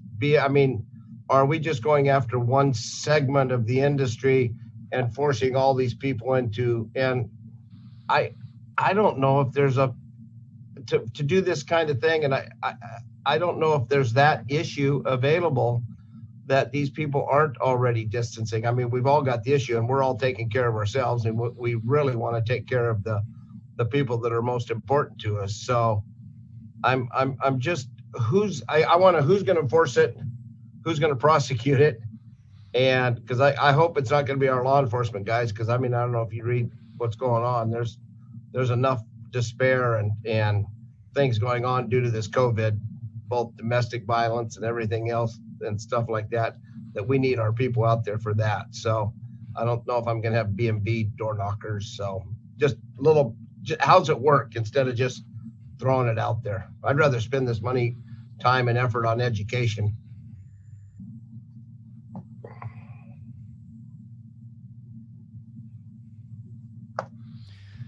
Through the chair. Supervisor Madrone. Those are some good questions. I'll start with Supervisor Bass's question. Right now, if we can't really do anything today, except for perhaps something with short-term rentals because of the way the agenda item was listed.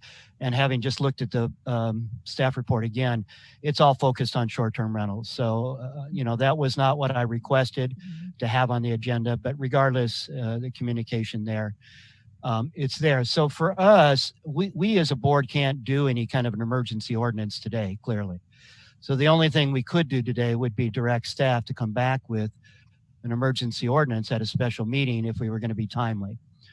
As far as the health officer, that could happen immediately. The health officer and I did communicate, and he did say he's on this call, and so he can speak for himself. But in the email, it said that they do understand the concern, and they do believe that having something in place would be helpful.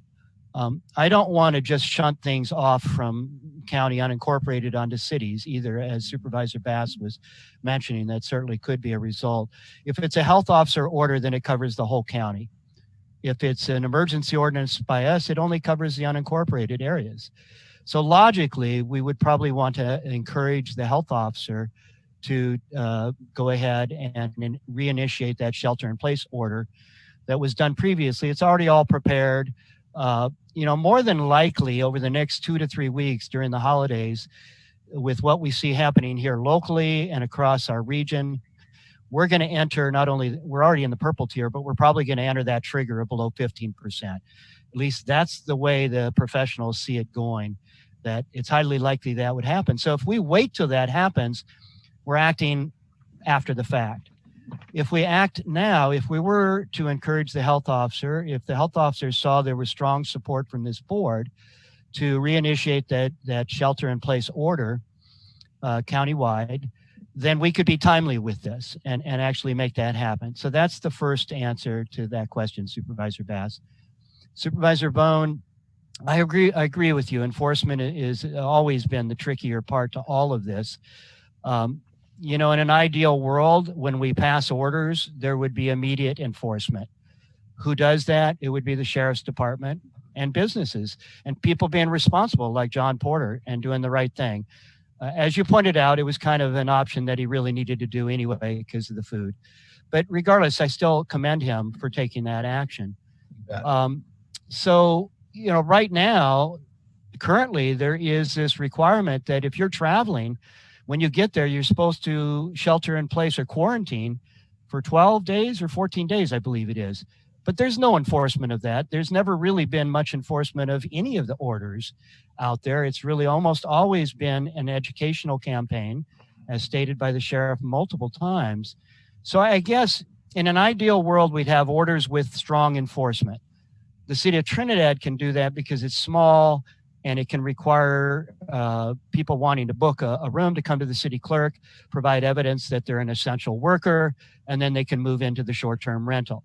That seems a lot easier at the level of the city of Trinidad. At a county level, it would seem to be far more complicated to try and enforce such a thing. For me, at least putting the order out there and telling people, shelter in place, don't be traveling, you know, having that in place is a lot better than not having it in place. Having it in place with some enforcement is even better.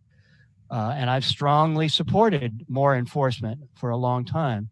So, you know, I don't know how we resolve that, but I don't want to just sit back on my thumbs and do nothing while this continues to get worse. And we're seeing all of our lodging being taken up by out of the area people trying to escape wherever they're coming from and taking up lodging that really should be kept available for essential workers. So I hope that answers those questions. Thank you, Supervisor Madrone. I'll go, if there are no other questions from the board at this minute, I'll go to Dr. Hoffman. Well, Supervisor Bohn, absolutely, of course. And I don't see him on here. I don't see him on here, but the biggest segment of this is the sheriff. And I don't know how much involvement or discussion you've had with him, but to bring something of this magnitude forward, you know, we're going to build a new road and I want you guys to all vote on it. And then we'll tell Mattson after it's happened. I build the road. I mean, has the sheriff been involved in this conversation, or has he said, oh yeah, we can bring on extra deputies? Or, I mean, and if you don't remember, what is the definition of essential? I mean, you say essential workers, but if I have a relative at Granada that has a DNR, I mean, I can't go see him, but can I at least be up here close where I can look through the window? Or am I essential to watch my grandparent pass away? What's the definition of essential? Because you keep talking worker, but there's essential people that have to come up here for personal matters. And I mean, I think we're just going to open it up to abuse, but before we do anything, I mean, the sheriff's got to say, yeah, we can do that. I can be the B&B police.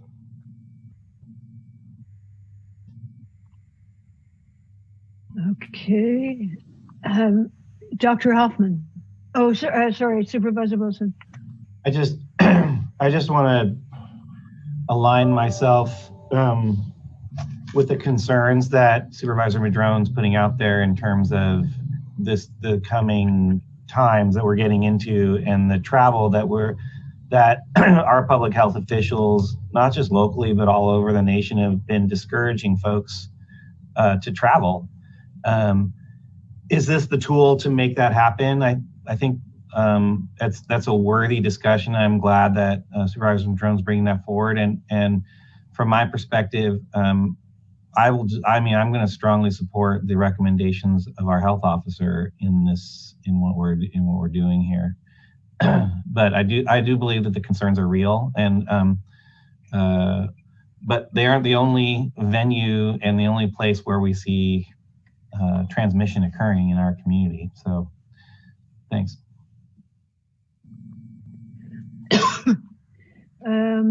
Supervisor Bohn? I would hope, and I really appreciate Dr. Hoffman being here because he's got so many things going on. But this almost brings itself to, without putting it all on the burden of I think it's unfair to put this on us. He has a policy committee with Michelle and Sheriff and the CAO. He has a lot of people where we actually talk about, okay, is this realistic? I mean, I don't know. I post every day, please wash, sanitize, everything else. I'm an advocate for that. I'm an advocate for safety. I've got too many friends that work at Granada that are now sick.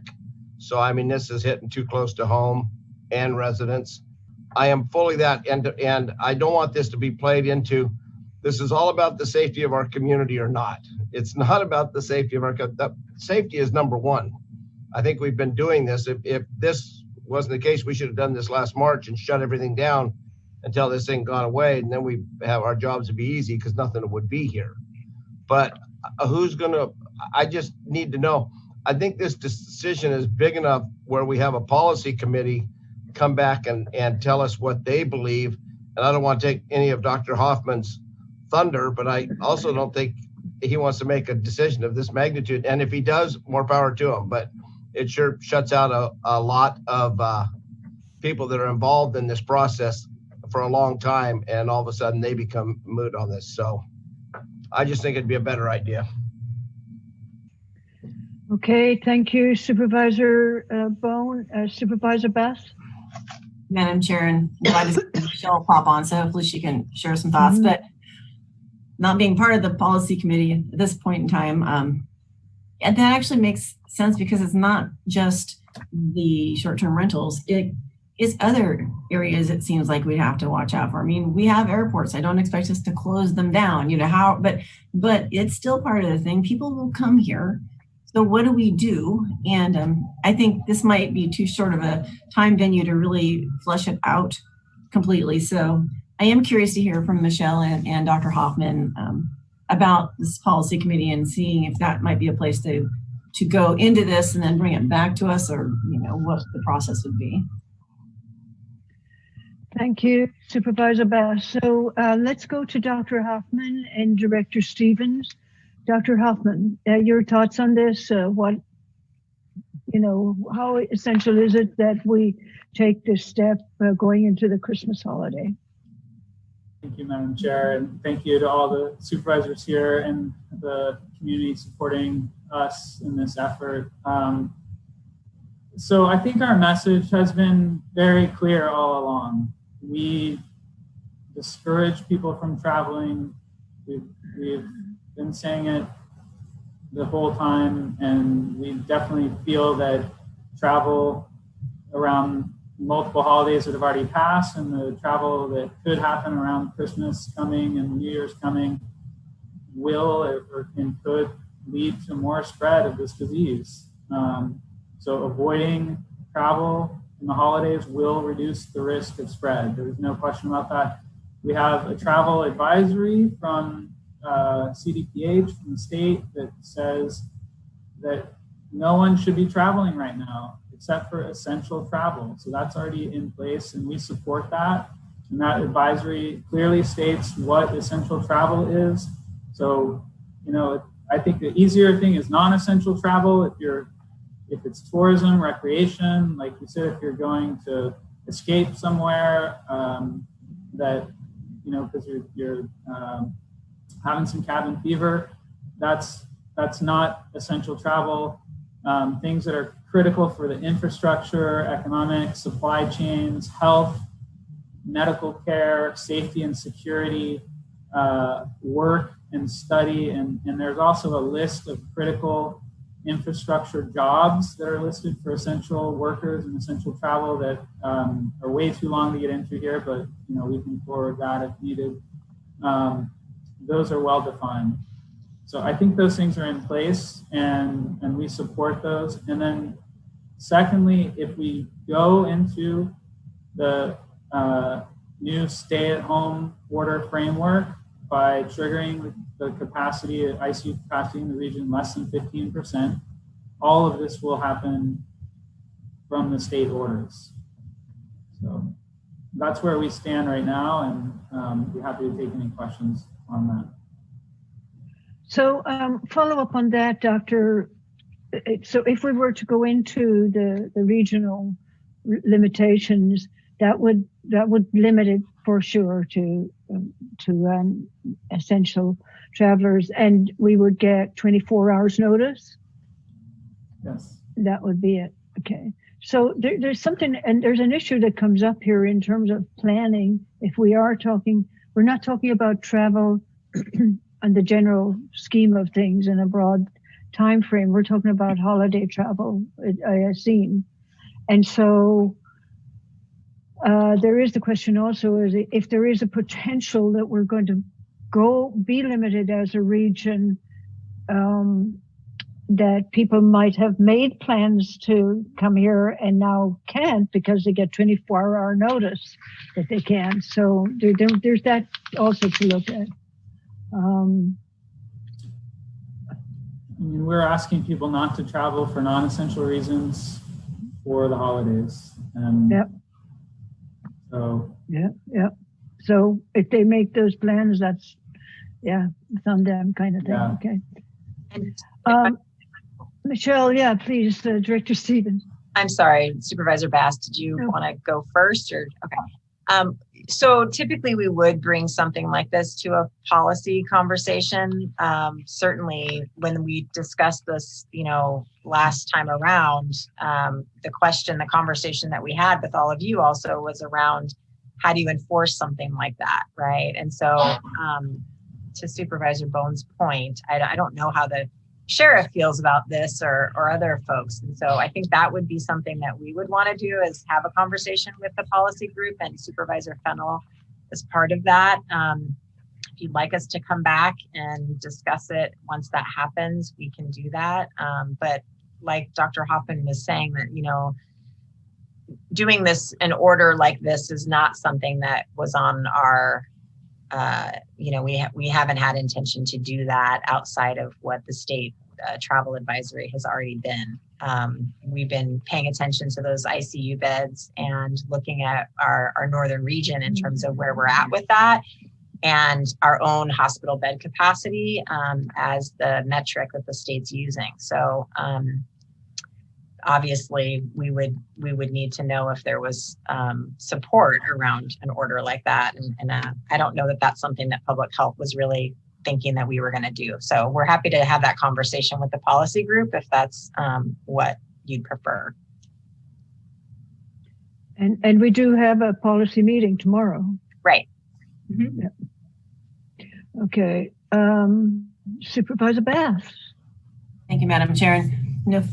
After what Michelle just said, and knowing that there is a meeting tomorrow, I think that would where I'd like this conversation to go. Also, Dr. Hoffman said it. I know Supervisor Madrone mentioned, hey, this is going to happen if we don't do this. It's like, it's probably going to happen anyway. Unfortunately, I am surprised we've been able to stay. That we haven't dipped below that 15%, because the state had actually expected the northern region to hit that like the first weekend. So the fact that we are still not there at this moment is actually a very big surprise to me, as others, because I've been part of some conversations at the state. They're guessing though, but I think that trigger could be pulled anytime. And then the thing is, like just Supervisor Madrone, from the folks that do have places rented, it's like, that's when we go to people and say, you can't let them come here. I don't know what we do, but I'm just, I'm thinking it's a good conversation. I think the policy committee has a lot on their plate, but if they're willing to take it on, I just think that's more, it belongs in their hands at this moment because they're dealing with it more than I am. I just have my personal opinions and what I've been seeing. And you're experiencing something that I can't necessarily say I've experienced. So that's just my general thought.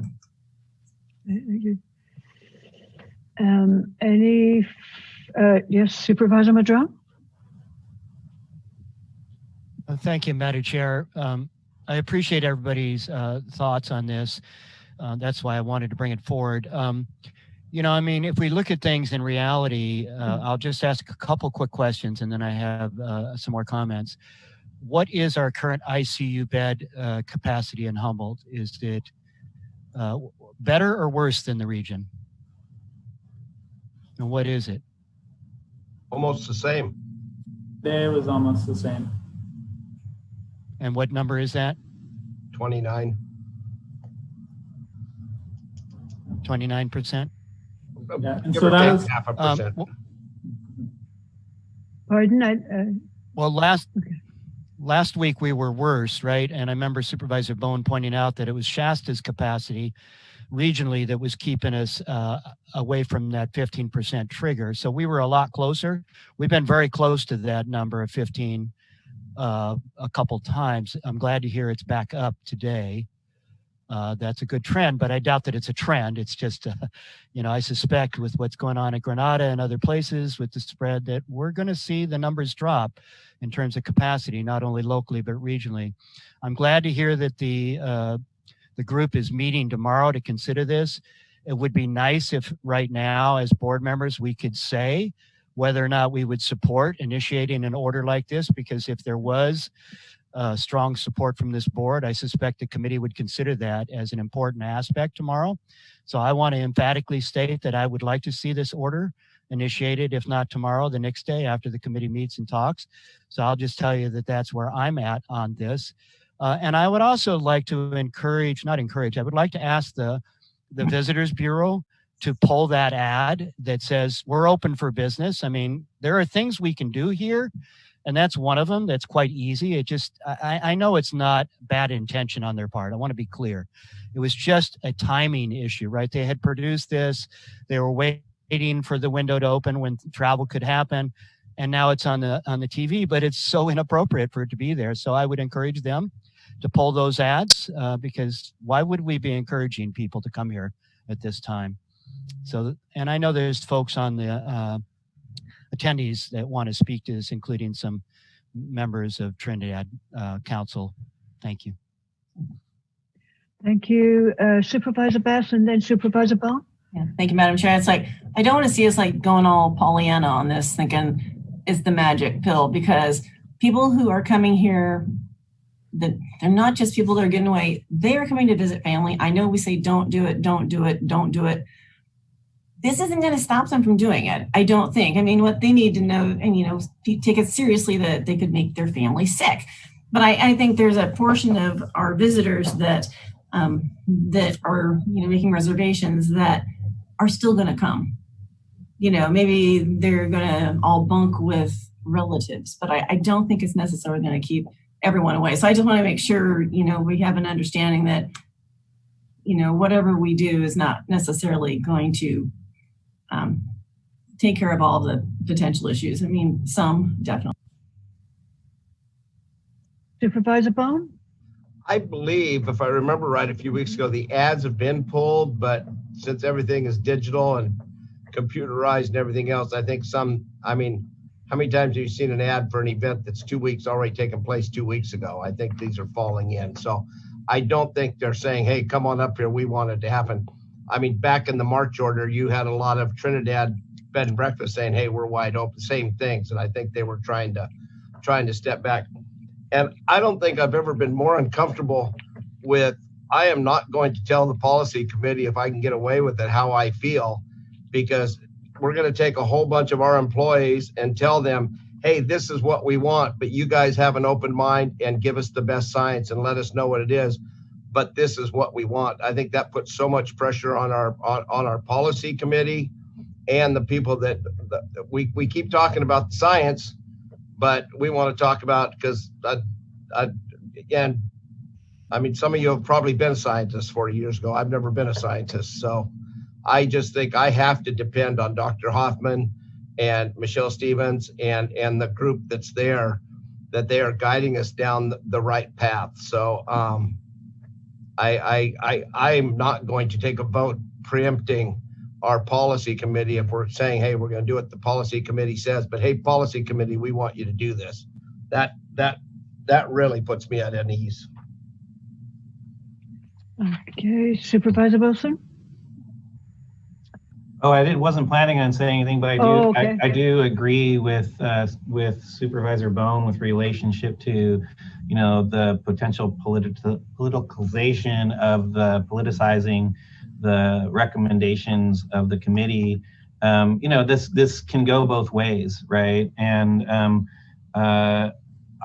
again, because this is put on the agenda, and there are, if you're asking me whether I think that this is a concern, yeah, I do think it's a concern, but we're going to reiterate that I support the decision of whatever it may be of the health officer moving forward, because we do need that independence in this space. It is important that it exists. Otherwise, people won't know whether, to trust that the independence of our health officer. Nonetheless, I'll again support whatever comes out from those orders. Thank you, Supervisor Wilson. I'm going to go now to public comment on this item. And if you're watching this either on TV or on your computer, you can call the numbers on your screen. And I do want to know, I noticed some people in line here, and I have a distinct feeling that they're here to address our legislative platform. And I just want you to know that this is going to come after our noon time set. So if you want to take a break and go have lunch and come back, because there's no way we're going to be able to address that item before noon when we have a time set with with Senator McGuire. So again, public comment now on this item, and we'll begin with those numbers that I'm calling out. And when your number is called, please press *6 to come into the meeting. Again, this is about the short-term rental item that was on the agenda. Before I go to public comment, Supervisor Madrone, you have your hand up. Thank you, Madam Chair. I just want to clarify one thing. I'm not trying to direct that committee tomorrow in any way, shape, or form. I recognize the need for independence there, et cetera. What I'm trying to do is what I've heard from my constituents for 8 months. They've asked us to step up and be leaders in this community. And I'm not suggesting that any of you are not doing that. So please don't take my comments as derogatory towards anything anybody else is doing. I just think that as the Board of Supervisors, it's important that we lead and we step up and we offer our advice and our suggestions as to what we think might keep our community safe. So that's really the heart and soul of what I've been trying to do here, is do my job as a leader and step up and say that I think it would be responsible for us to initiate this order sooner than later and not wait till more spread over the holidays, more visitors, and then it's too late to retract that in. I recognize that there are so many other things that are going on, and this is not a silver bullet. It's not going to solve all of our problems. So I'm just trying to step up as leader and let our health officer and the committee know what I think would be a good thing to do. It's not an order. It's not a direction from me or the board. That's not my intention here. So I just wanted to clarify that. That seemed to be a concern. Thank you. Thank you, Supervisor Madrone. So now we will go to public comment, and we have a number of people with their hands up. So again, I'll just say, I will call out the last 4 digits of your phone number, and then you would please press *6 to join the conversation. So the first number is 5053. The last 4 digits of your number, 5053. If you would press *6, you can join the conversation. Welcome. Hello, this is Dwight Miller. I'm a retired city councilor in Trinidad and an RCA member, and it's good to see Estelle again. Thank you. Yeah, very good. Yep. And I also would like to commend all of the supervisors for this discussion. You've been very, very thoughtful. Supervisor Madrone, your summary was excellent. It basically nails it. And I note that Supervisor Wilson stated very clearly that travel is a big part of our infection. And Dr. Hoffman repeated that point. And he repeated the message that no one should be traveling right now except essential workers. Now, in I noted in town in Trinidad yesterday, it was a Monday. Weekends are usually very busy, especially in summer times, but Mondays is quiet. This is winter, but I saw many more people in town yesterday than customary for this time of year. Most of them appear to be out-of-town visitors. These are non-essential travelers who are choosing to ignore stay-at-home recommendations. The county may not be able to control all the lodgings. I heard the comments about RV parks and others, but it can severely limit the number of visitors by having a lodging moratorium. And if we wait until the 15% ICU limit is reached, we may well be too late. Leadership at this point, going out in front and having some comments is important. So I'd like you to let the policy committee know that you support limiting travel by limiting lodging. It won't be perfect, but it'll help. Thanks. Thank you, Dwight. The next caller has the last four digits of 7454. Please press *6 and welcome. Estelle, I always go by facts and stats. And so why don't you ask your healthcare director how many deaths or how many current people are in the ICU who came here and stayed in these particular vacation rentals? It's a relevant question, I do believe. I understand Trinidad had a great influx of people in the past, and allegedly, from what I understand, a lot of them were going around unmasked and being inconsiderate. Those kind of people aren't welcome here. I'm very lucky that I have my family in my backyard and downstairs right now, one of them, and within a long stone's throw. But there are so many people that do not have that interaction that they need right now, especially the elderly people. It's something that these particular rentals tend to be sprawled all throughout the county. Trinidad has a major concentration, so I can understand concern there. But the sprawling effect in not having people come up here, they're going to come, like you all said. And as far as I'm concerned, they should come. It's that time of life.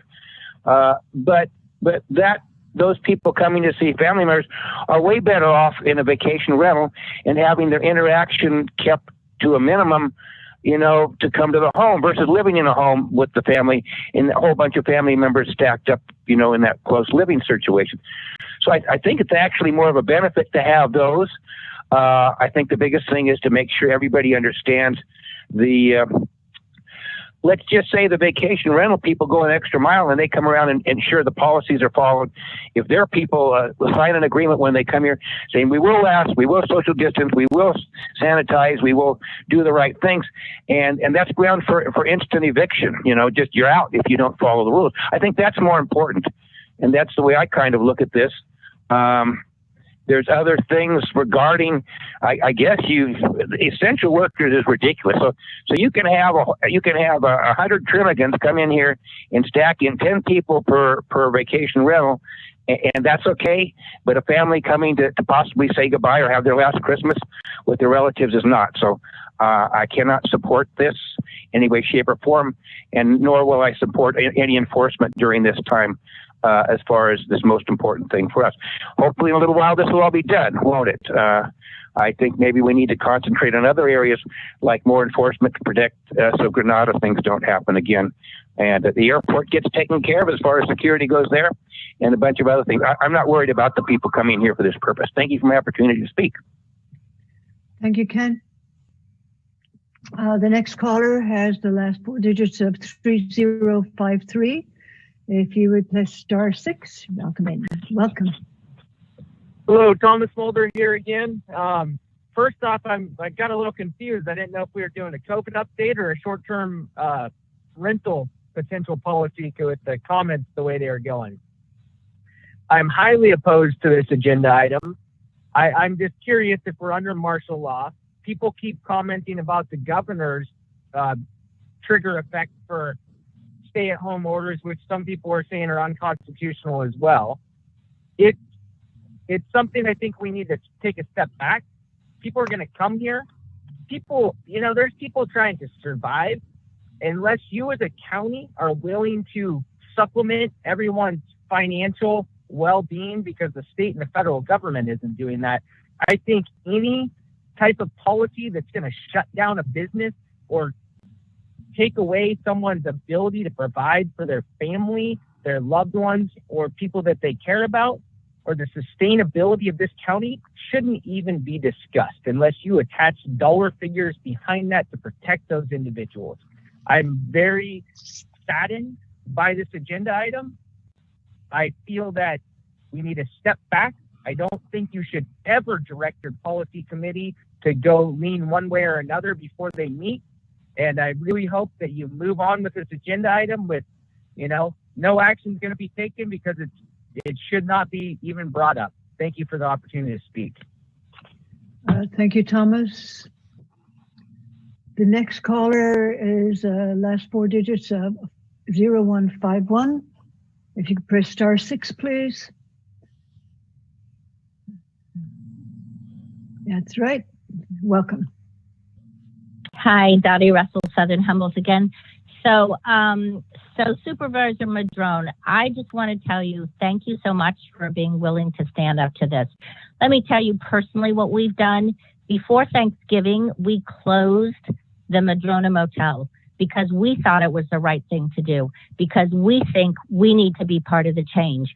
We need, as an individual, to care about everybody in this community, whether they're our friends or not.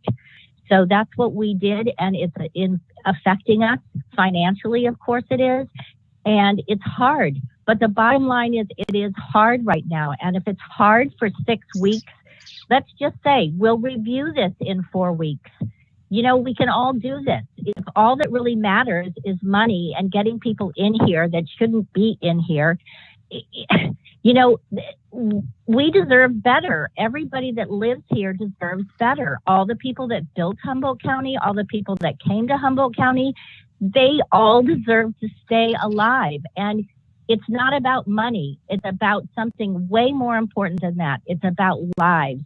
So yes, we did close the Madrone because we thought it was the right thing to do. And it's not the first time since COVID was thought about or realized in our communities that we've closed it. And it's hard, and we couldn't pay our taxes, and we had to call and talk to the tax assessor and had to talk to the tax collector. And it's hard, it's not easy. And my husband's had a triple bypass surgery, partially because of the stress, but it matters, but it doesn't matter in the big picture. The big picture is that we, each person here, have an obligation to everybody in this community. And inviting people to come here when they don't need to come here is ridiculous. And if they have family members that they need to come see because they're sick, then they're essential.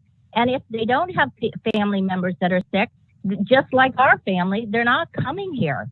So they'll just stay away. And if people are guests and they want to come to this area, let them come when it's safe. And when it's not safe, then they need to be held accountable too.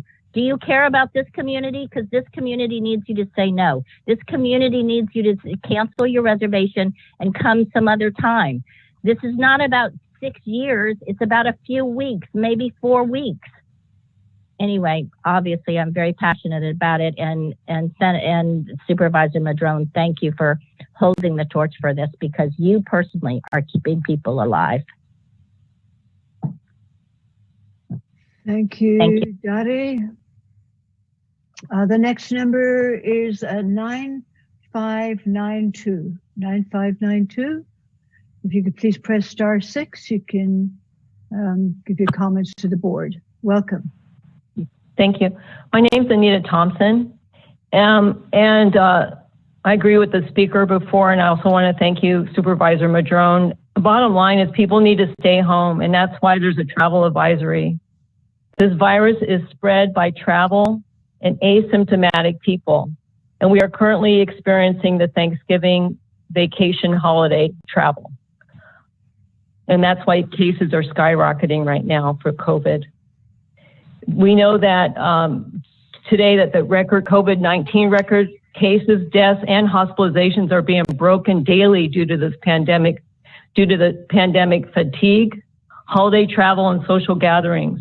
We are currently experiencing a surge that is growing exponentially. This is the week of Hanukkah, and Christmas is less than 2 weeks away, which means even more travel, more social gatherings, and increased COVID cases.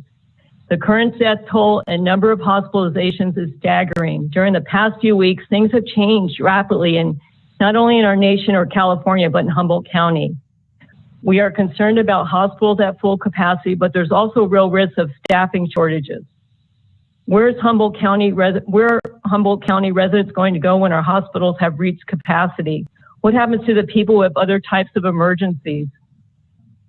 As mentioned before by other people, we can't control who visits Humboldt County during the day, but we can act proactively and better prevent the possible spread of this virus by not having guests from the outside the area stay overnight.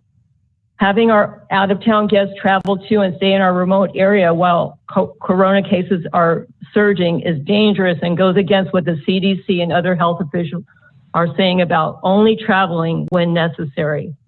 Sonoma and Monterey counties, they voluntarily entered a stay-at-home order over the weekend. That brings most of the Bay Area into the stay-at-home order, as well as the greater Sacramento, the San Joaquin Valley, and Southern California. The California side of Lake Tahoe will be closed for out-of-town visitors as well. Humboldt County should follow their lead and prohibit outside tourists to stay overnight and place a temporary moratorium on lodgings. Having out-of-town guests travel to and stay in Humboldt County while our corona cases surge is dangerous and goes against what the health officials are saying about traveling only when necessary. All travel is risky. It is impossible to determine who is asymptomatic, and airborne transmission is another factor in making COVID cases grow. Postponement of a shutdown for lodging puts our community lives at risk. As of yesterday, 2 more Humboldt residents have died, which is now 3 deaths in less than 1 week. There have been 64 new COVID-19 cases since Friday. Last week, we saw 217 new cases. Let's compare that to the previous week of 163. December now stands at 397 cases, surpassing November's record of 238. Thank you. Thank you. The next caller has the last 4 digits of 3876. 3876, if you would please press *6, you can give your input to the board. Welcome. Yes, hello. This is Eli Naffa, City Manager of Trinidad. And as was mentioned, we did pass an ordinance which takes effect today. What our concern is, as Supervisor Madrone had indicated, is that people are staying around outside of our city limits because we're only 1 square mile and coming into our city.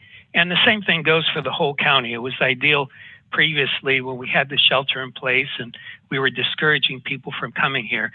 Since we're having this second wave, and since we do have the vaccine coming soon, it just makes sense that in the short term to take this action and discourage and stop people from being able to come here for the travel that's basically a vacation travel or whatever they're traveling.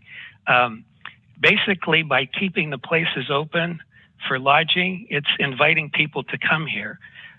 When you say you want to discourage people from traveling, avoid traveling, I know a lot of people have been calling us and call around, and they want to know, do you have places open or not? What's your policy? So if we tell them that it's essential workers or critical infrastructure workers, then they get the message and realize, okay, this is not the time to come.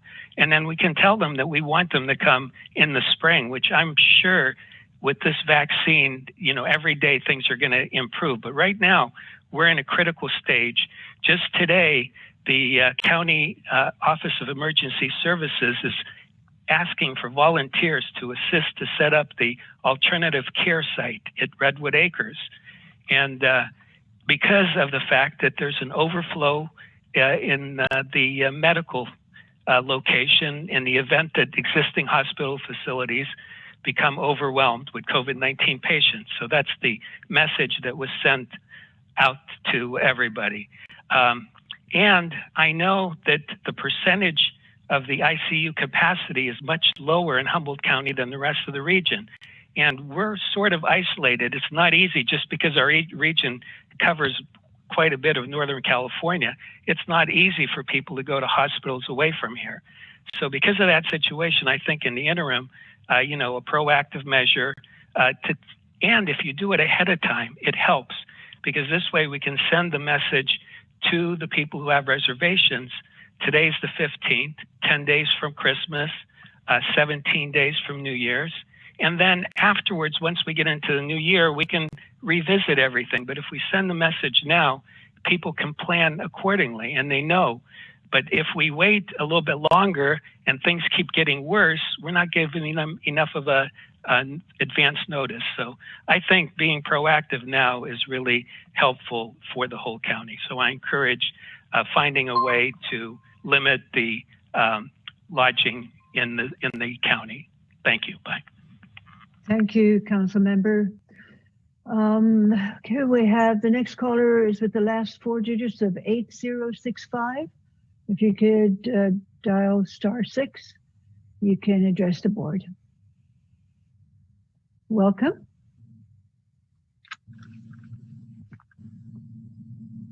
Welcome, you can go ahead. 8065. Go ahead with your input, please. Supervisor Bohn, did you want to say something? Well, I don't know if this is the time. I understand that Senator McGuire is on a very tight schedule. And I was just wondering if we could put this on hold and give him 6 or 8 minutes so he can go take care of the state's business and protect the North Coast on a state level. That sounds like a plan. We have one more caller. If you can hang on, we'll go to the next item. Let's just go with this. If you wouldn't mind to limit your input to a couple of minutes, that would be very courteous of you. So your number is 7444. Please press *6 and let us know your thoughts. Yes, hello, Supervisors. Thank you. This is Ken Miller. And I just wanted to offer another perspective here in support of Supervisor Madrone. And that is that recent data is showing that young people in the 20 to 40 age group are very susceptible to what they call the long haul disease of this virus. And a lot of people think that young people are somewhat immune to this, but the fact is that this is a real risk, even with asymptomatic transmission. So whatever we can do to limit transmission is really advisable from a medical perspective. Thank you. Thank you, and thank you for your courtesy of keeping it short and sweet. So that will end public comment on this item. I know that we may want to discuss a little bit more given that public comment, but I am going to go now to the time certain because I know Senator McGuire has a limited time availability. And I want to go, of course, first to the clerk of the board to introduce this item. Let's see, who's going to do that?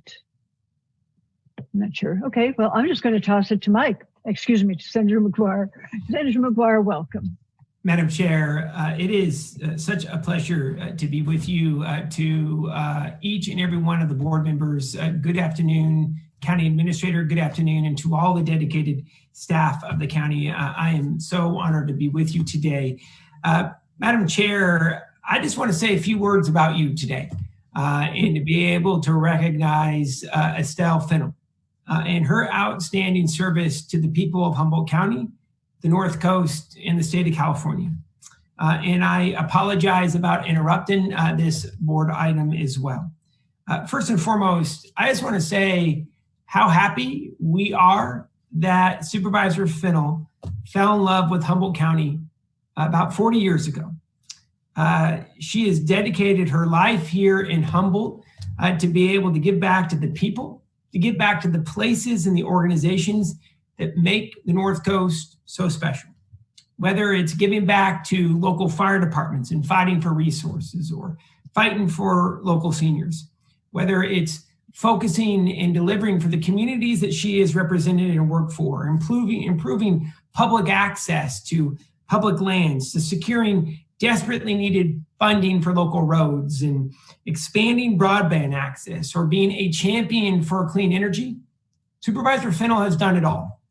And if you wanted to be able to get something done in Southern Humboldt County, there was one person that you knew you could call, and that's Estelle Fennell.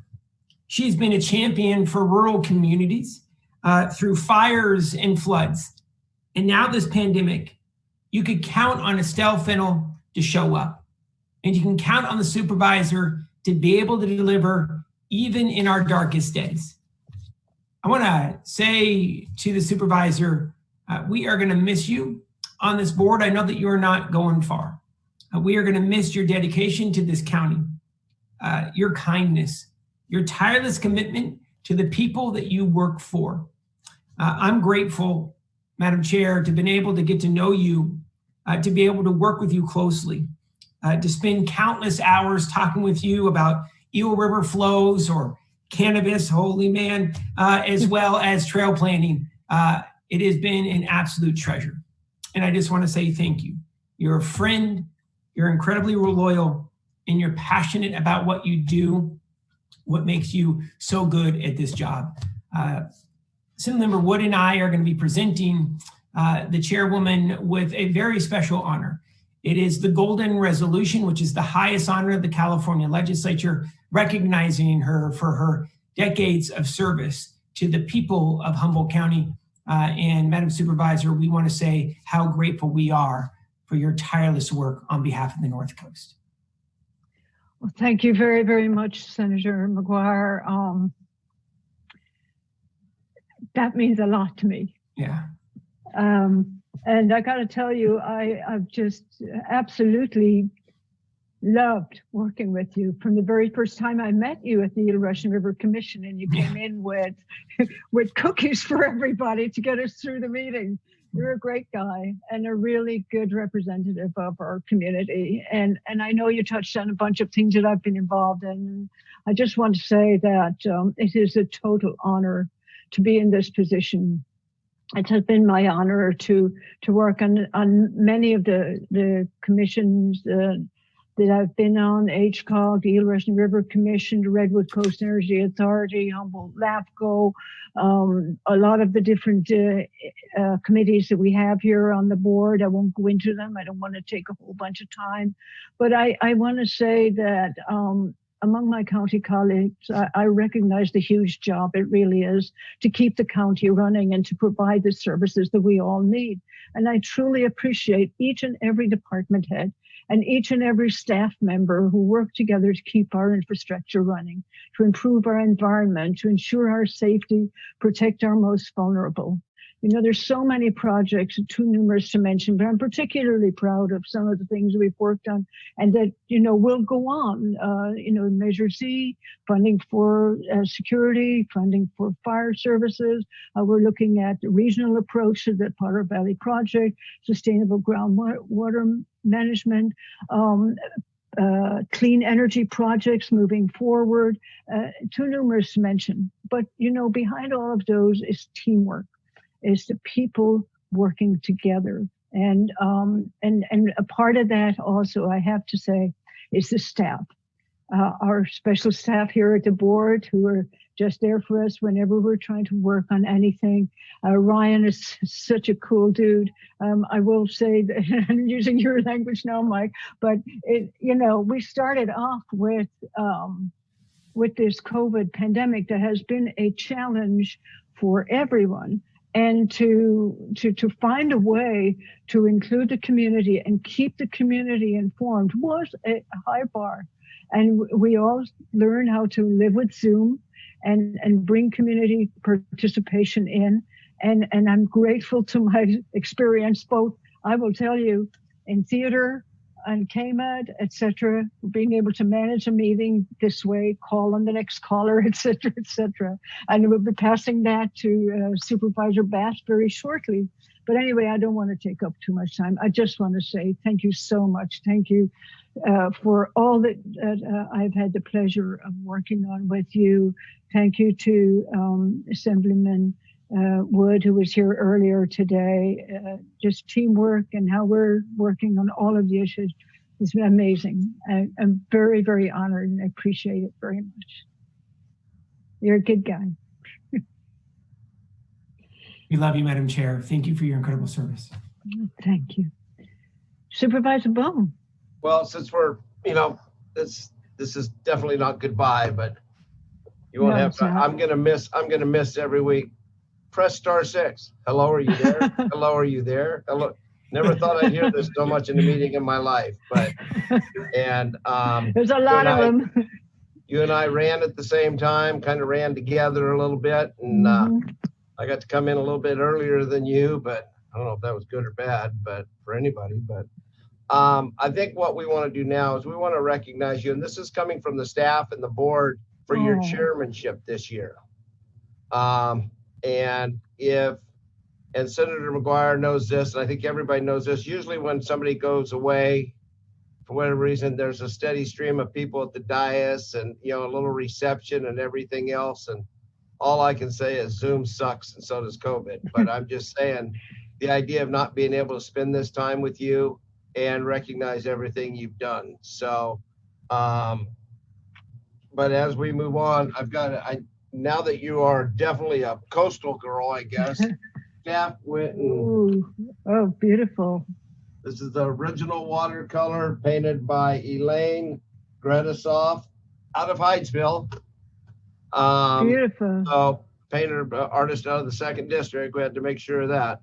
But anyway, I think we as a board and mainly the staff, and I mean, the staff appreciates everything that you've done for them and helped them along and everything else. So I will miss you, Irish, and I'm sure we'll be in touch. But I mean, it's just, I think staff wanted to do, and I think thank you, Senator McGuire, you were spot on everything you said. So I've just never seen you so calm in my whole damn life. I'm just really nervous that you're not well or something. Are you quarantined or something? I mean, I haven't heard one hot damn out of him, and I'm really worried.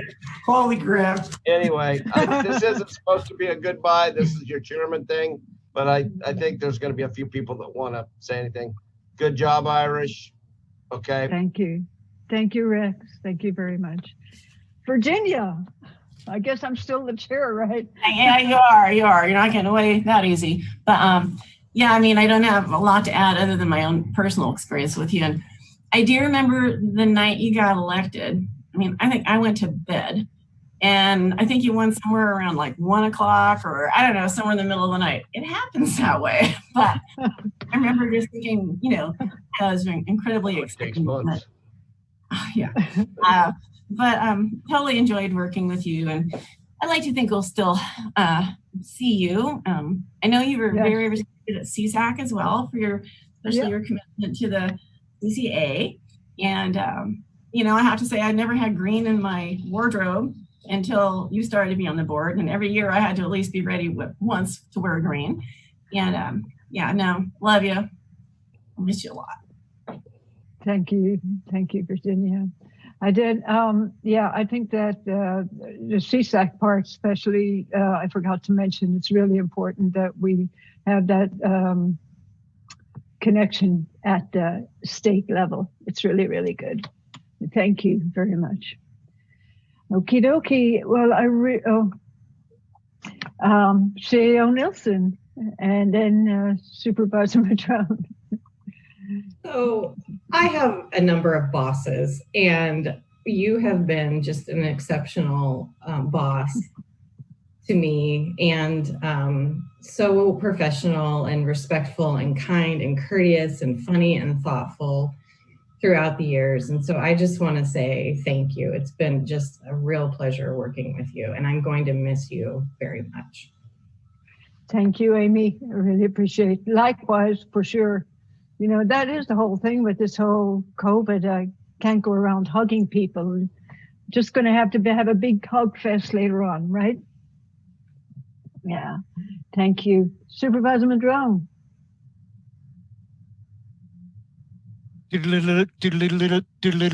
Oh, welcome to the news. This is Estelle Fennell talking, and I am covering the community concerns for over 2 decades. So that's where I first got to know you, Estelle, was as a news reporter for KMUD down in Southern Humboldt. And you not only did an exceptional job in that work of being incredibly fair and bringing all sides of an issue to the community, and you've brought that same approach to your work here at the board for our larger community. So I just wanted to state the news that Estelle Fennell is here and is always going to be here.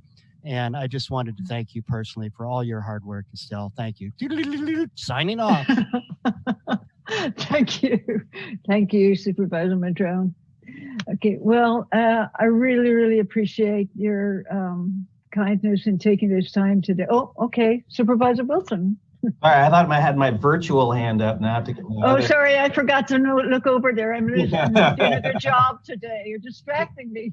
There you go. Hey, I just my 2 cents in this thing. A big shout out and thank you to just so much hard work and time. I think what people may not understand, and is like all the externalities of this job. And whether it's at the state level or in the regional with all our joint powers authorities and everything like that. I mean, Estelle has been spending a ton of time on all of those things, which are all extremely, extremely important. And,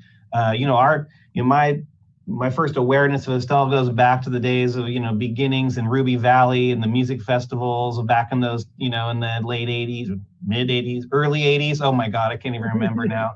And then of course the news and all that stuff and as a really an icon in Southern Humboldt and the unenviable job of, quite frankly, a district that has such political diversity and expectations of someone in your position, unenviable, I think, in that regard. But also I think that challenge is something that is just completely unique. And I think you're swimming in those waters in ways that I think people really have can't fathom how much time and effort and showing up to everything and doing all of those things. I just want to say and doing it with grace and doing it with passion and doing it with integrity in a way that I think is is commendable. I'm going to miss having you next door to me in the office space, and I just want to really put out there the big shoes to fill in terms of the work and everything else that you've put in there. And I know that Southern Humboldt will avail of your abilities in the future for sure. You're not going anywhere. So thank you, Estelle, really from the bottom of my heart for everything you've provided for us. Thank you very much, Mike. Really appreciate it. Oops, Virginia's double dipping. Yeah, I've recovered now. Actually, I think I was trying to think what is my favorite Estelle story, and I think no, it's not bad. No, okay, good. Medication. It's like some board meeting. I mean, snow falling, tree across the road. You carry a chainsaw. I remember you actually had to cut through the tree just to get to the board meeting. And to me, it's like, okay, that shows dedication. And that would not be me. Therefore, I don't live over there. So, that's my very favorite Estelle story. Well, one of my things is just facts, ma'am, right? And I have to clarify that I didn't just do that on my own, because not only did we have to have a chainsaw, I then had somebody come up, get up to the top of the hill on a 4-wheel drive. An ATV. Then the local fire chief come and pick me up, take me into town, and then the CHP officer drove me up to the board, to the meeting. So we were all very interested in having representation from Southern Humboldt on the board, and everybody put it in. So it's always about teamwork. Always about, working together and finding solutions, no matter what the challenge is. So yeah, thanks for that memory, Virginia. It was pretty fun. going out in the snow with my suit and a suitcase in the back of a four-wheeler. Okay. Well, thanks you guys very much. I really, really do appreciate it. And I do get to give a shout out again to Ryan, because he has really stepped up this year and being my right-hand guy and keeping these meetings going, and giving people access. So thank you for that, Ryan, and thank you to the whole staff. You guys are great. All righty. I guess we have some public comment on this too. So let me go to public comment. We have last four of 7454. Please press *6. Welcome. Estelle, I'm going to start out with saying, as my mother said, if you don't have anything nice to say about somebody, don't say anything at all. I had to pause there because this is the opposite of true.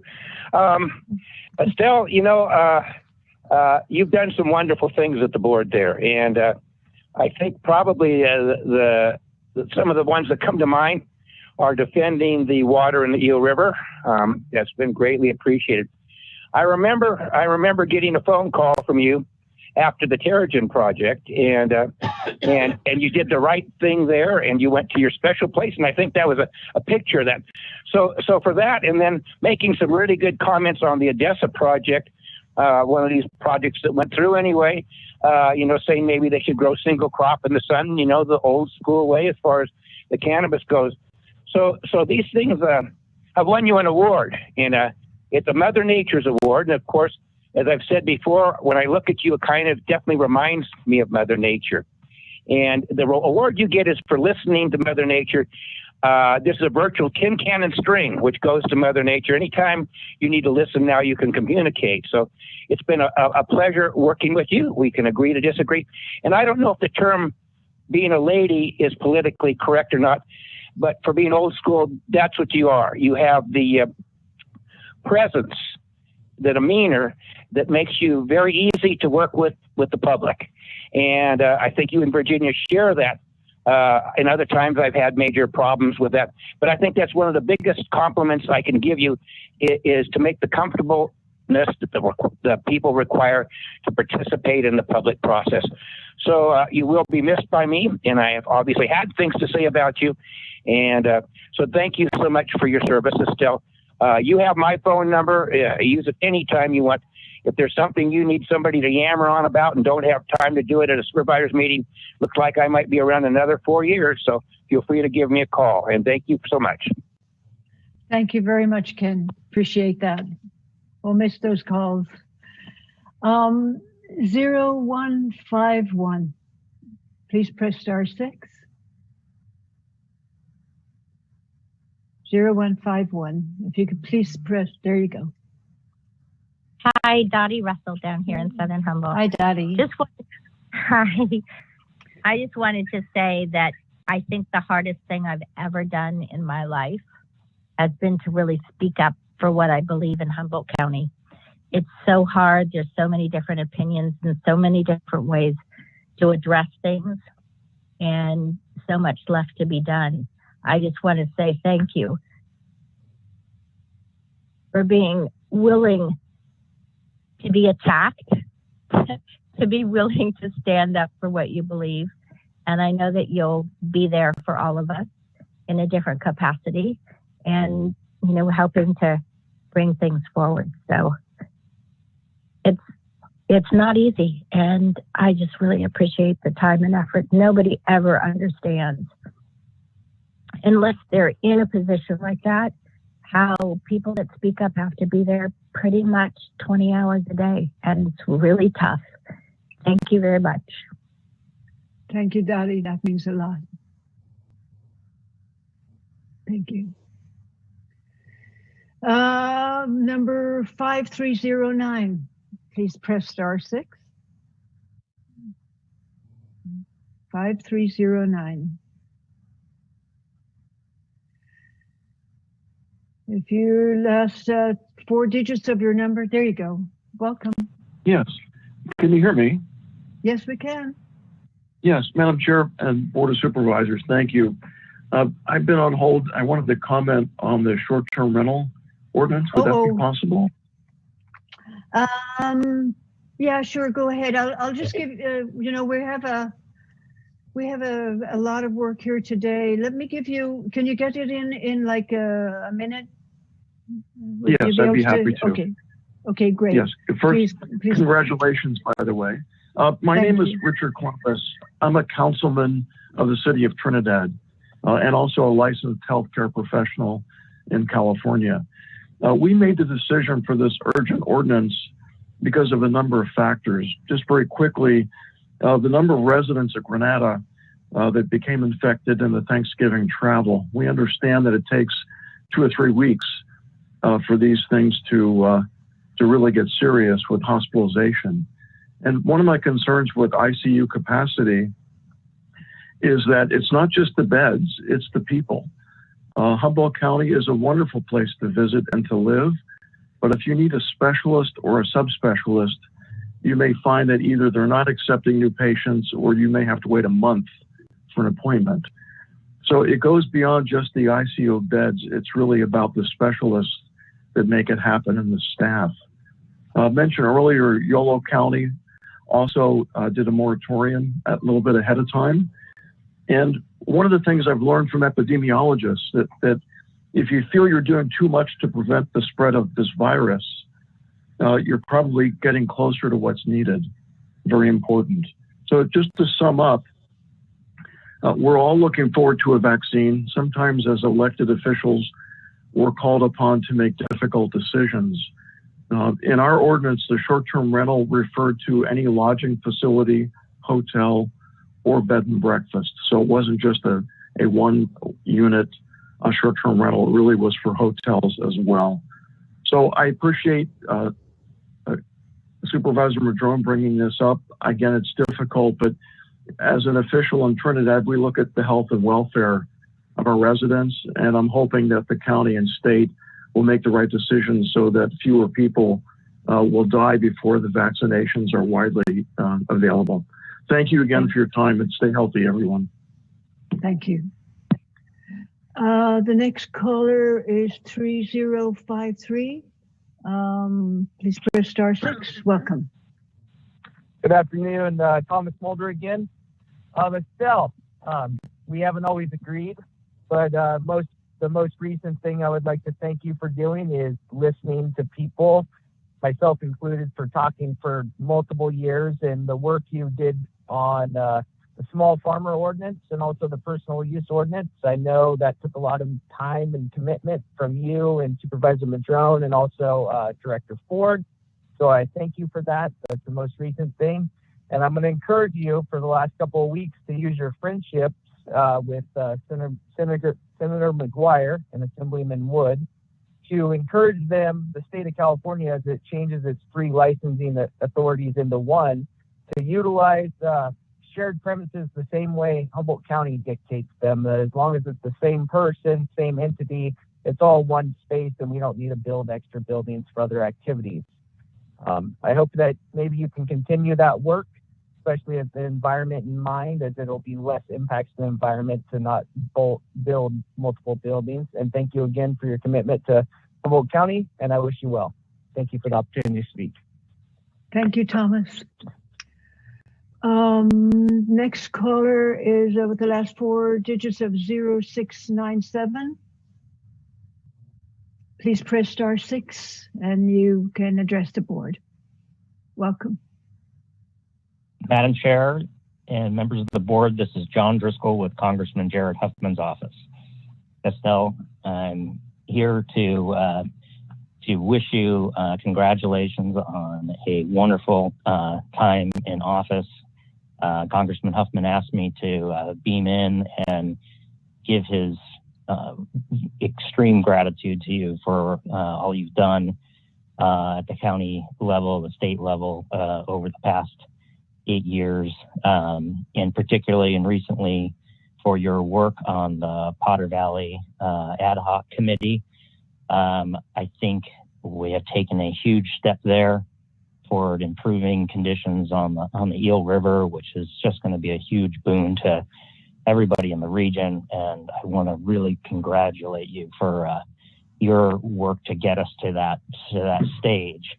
And so he very much sends his regards to you and wants to present you with a certificate of special congressional recognition, which I will bring by the board chambers or get it to you somehow.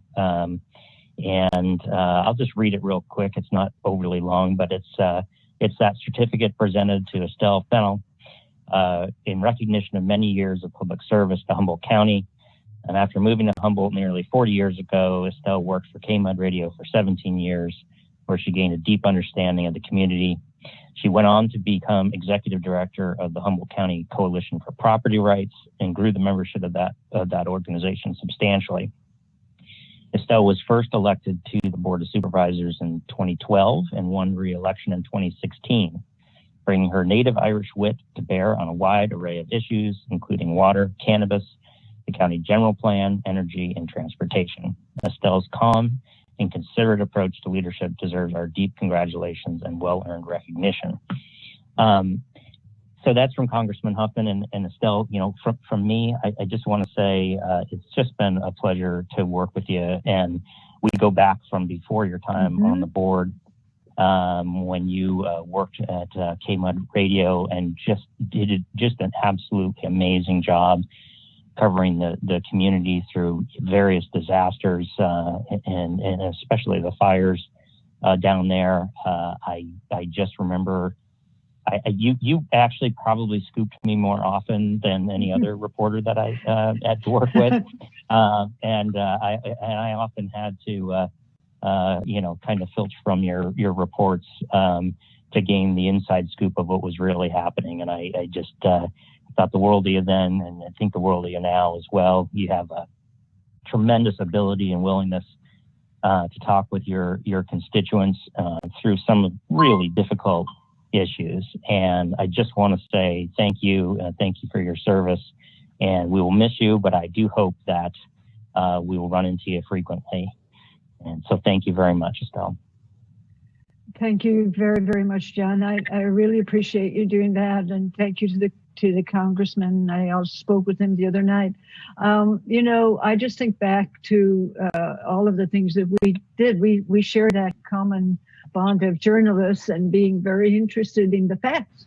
It's very simple to make good decisions when you have the correct facts. So, I know I share your passion, but I also want to thank you and ask you to express to the congressman my deep appreciation for the work that he has done with me and you to ensure that Humboldt County has a strong position at the table with regard to the regional approach to the Potter Valley project. So thank you for that. That's very, very important to me.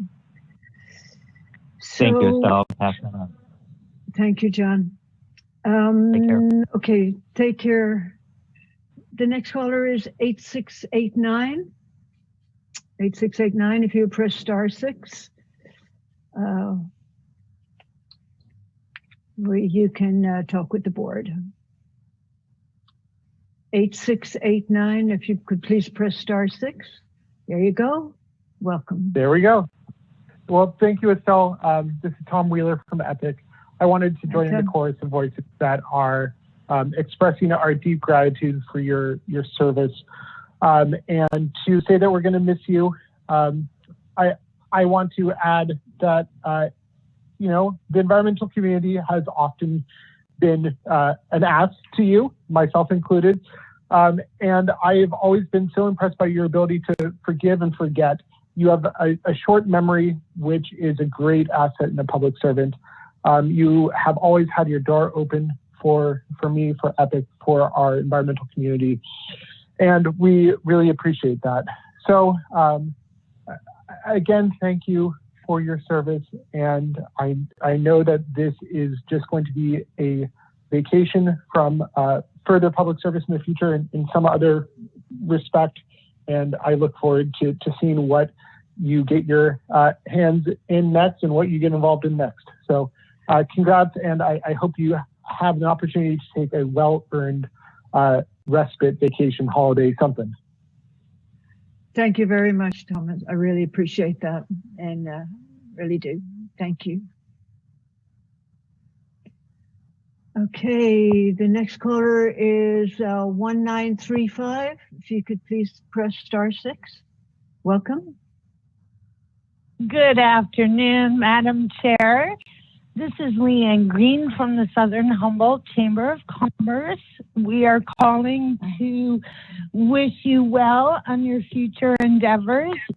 Our board of directors, including Michelle Bushnell, Christine Elstad, Sophia Eckert, Corrine Stromstad, Bernie Corbley, and Jenny Early, all thank you wholeheartedly for all of your hard work to improve the infrastructure in our little slice of paradise down here.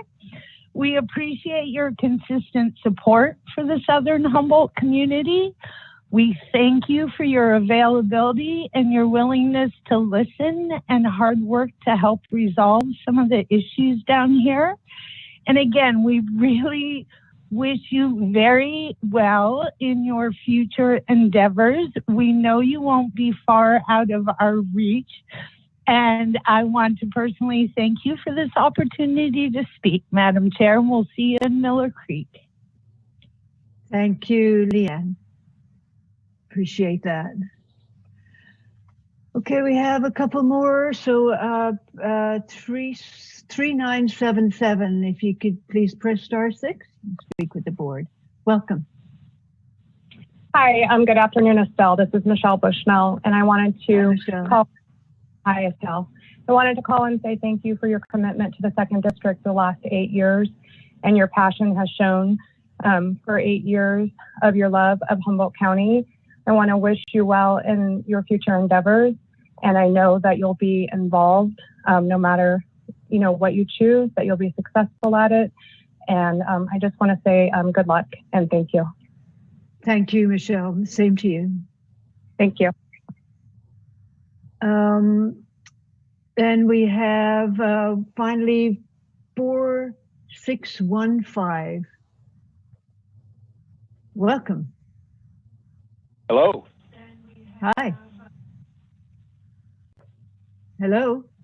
I'm having a delay here. Dennis Mayo here. Estelle. Hey, Dennis. So let's get to the Irish part of this. Stop with all this soppy-eyed stuff. I'm going to give you a little Irish blessing, so people might figure out how that demographic thinks. May you be blessed with 1,000 acres, and on those 1,000 acres, may you be blessed with 1,000 houses, and in those 1,000 houses, may you be blessed with 1,000 beds, and may you flop from bed to bed with malaria. Oh my God. What part of Ireland did that come from? I'm just Mayo County, my darling, Mayo County. God bless you. That's terrible. Oh my God. Okay. Well, thank you, Dennis. I think, is that kind of like break a leg only 5 million times more? I don't know. I'll take it. All right. That is fittingly enough was the last caller on this item. I'll bring it back to the board. Again, thank you to everybody. I really appreciate the diversity of people involved in this. I did not expect it, and I have a confession to make. I did not know this was coming until I actually checked the agenda.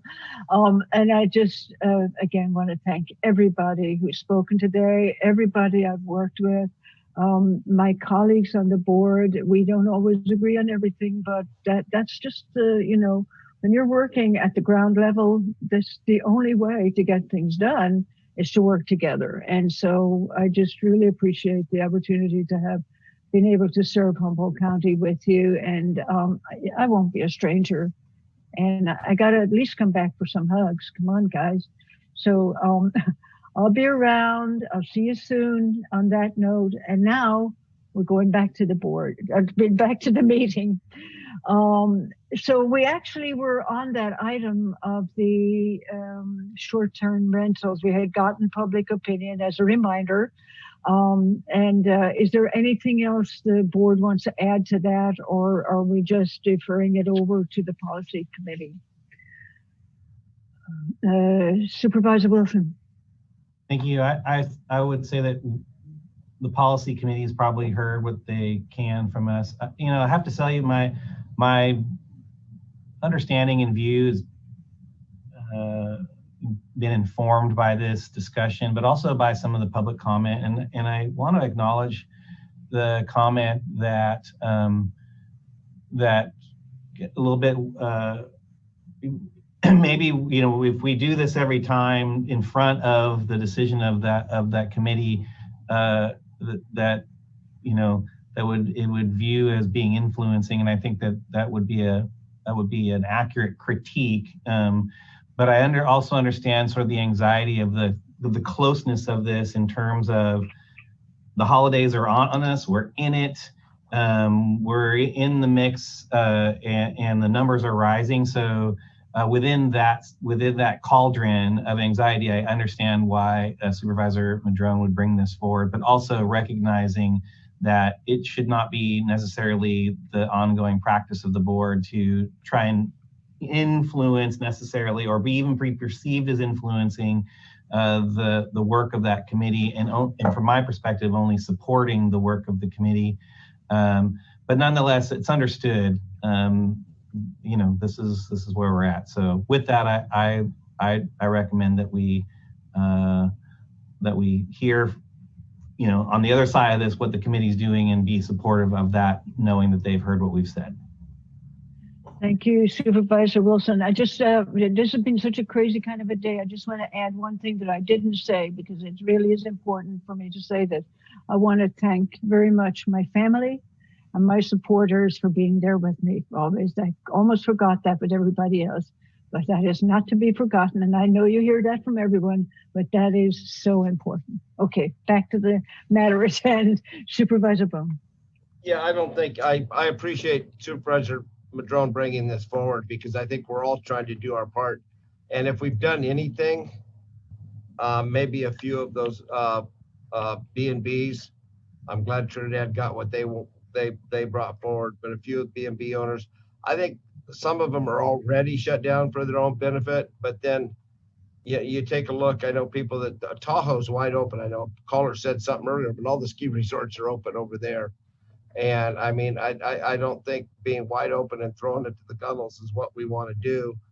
About people coming here because their counties are closed down, we're basically closed down once you get here. I mean, the restaurants, you can't go inside. You can, if you want to dress up like Nat Nunuk in the north and throw 4 blankets on, I guess you can sit outside. But I think those guys are doing the best they can. But I don't think a lot of people are going to be coming over here to eat outside. I don't know if anybody's looked outside yet today, but I don't want to eat outside. So I think I appreciate you bringing it forward. I just, unless I have a hard time anytime we bring something forward where we go after one segment. I mean, we've got to do motels, hotels, all of it. And the biggest armament, who's going to enforce it? Because there's all sorts of laws out there that don't get enforced. And I think that's the biggest misjustice we have. Why have them if they're not enforced? I mean, unless we fall back on it. And that's why I'd love to see the policy committee. It wasn't even on their radar. So, and I know we keep talking about going science, but then we throw our science into it. And I don't know if ours is as good as theirs, but I appreciate, I think it's been a robust conversation. So hopefully somebody picks up off on it, keeps their butts home and don't come here. I mean, as you well know, I fully supported. I mean, I got a traffic sign for Trinidad here a few months ago because they were worried about a holiday weekend and kept it up there for a few weeks and things like that. I think their concerns are real. I think the concerns in a lot of small towns are real because they have visitors, because they're known for being a quaint little village. I'm not going to call them out, but I think if we do our job right, and we put enough pressure on them and enough signs. I love Old Town. They've got a sign, 6 foot, masks. We just have to keep reminding people. So hopefully this raised the awareness all the way across the board. Thank you, Supervisor Bohn. Any further discussion on this item? No, okay, all right. Supervisor Madrone. Thank you, Supervisor Bohn, for those comments, and the rest of you. I very much appreciate the conversation, and I do recognize that, you know, it's difficult.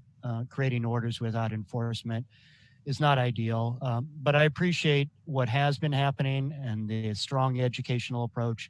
And if nothing else, maybe this, for those that hear about it or the media covers it, maybe the message will get a little louder that let's all do our part. Because in the end, it really just does come down to personal responsibility. That's really the best thing when people take that on. So thank you for indulging me on this conversation, and appreciate it. Thank you, Supervisor Madrone. So no action here, just direction, well, no direction either. So let's go on to the next item, which is from the County Administrative Office, and this is with regard to the adoption of the 2021 legislative platform and some requested further discussion on 3 items. Welcome, CAO Nielsen. Thank you, Chair Fennell. I will turn this over to Deputy County Administrative Officer Sean Quincy to deliver the staff report today. Welcome, Sean. Good morning, Chair Fennell, members of the board. And before I begin, as this is likely my final meeting with you as chair, I want to add to the chorus and tell you, Supervisor Fennell, that it has been an honor, a privilege, and a personal joy of mine to serve you over the past 8 years. I wish you all the best going forward. Thank you, Sean. On December 8th, your board received a presentation on the 2021 state and federal legislative platforms. And during the meeting, your board discussed potential changes to 3 platform statements. And since that meeting, staff have worked with Supervisor Madrone on updating those statements. The changes are outlined within your packets as attachments, and I will quickly go through some of the changes here. The invasive weed management funding platform statement added a sentence saying that the county prioritizes manual methods of invasive weed control. The Richardson Grove platform statement contains the most significant changes and proposes changing the county's stance from supporting completion of the project and supporting allowing larger trucks into Humboldt County to a no formal stance.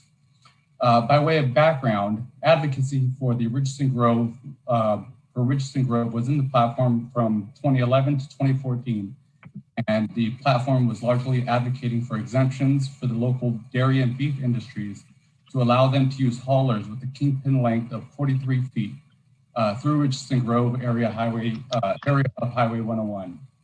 In 2014, Assembly Bill 1101 allowed this exemption to sunset when Caltrans completes the project, which rendered the exemption unnecessary. Richardson Grove issue was then removed from the platform in 2015 and 2016. During the summer of 2016, the Northern California Community Blood Bank reached out to Caltrans on this issue, detailing their own challenges with Richardson Grove. Per their communication, the blood bank provides a frozen plasma product that is utilized in the manufacturing of blood derivatives that are used to treat patients with hemophilia, immune disorders, and a host of other diseases. The products are shipped at -20 degrees Celsius, and they contract with a company that picks up the products from blood centers across the United States. These are Surface Transportation Assistance Act allowable trucks and are prohibited from traveling through Richardson Grove. So they had to contract with a local company to ship the products from Eureka to the Bay Area, where they move it to larger trucks. The blood bank said that each trip cost them nearly $1,000. They stated that Highway 299 is an important option.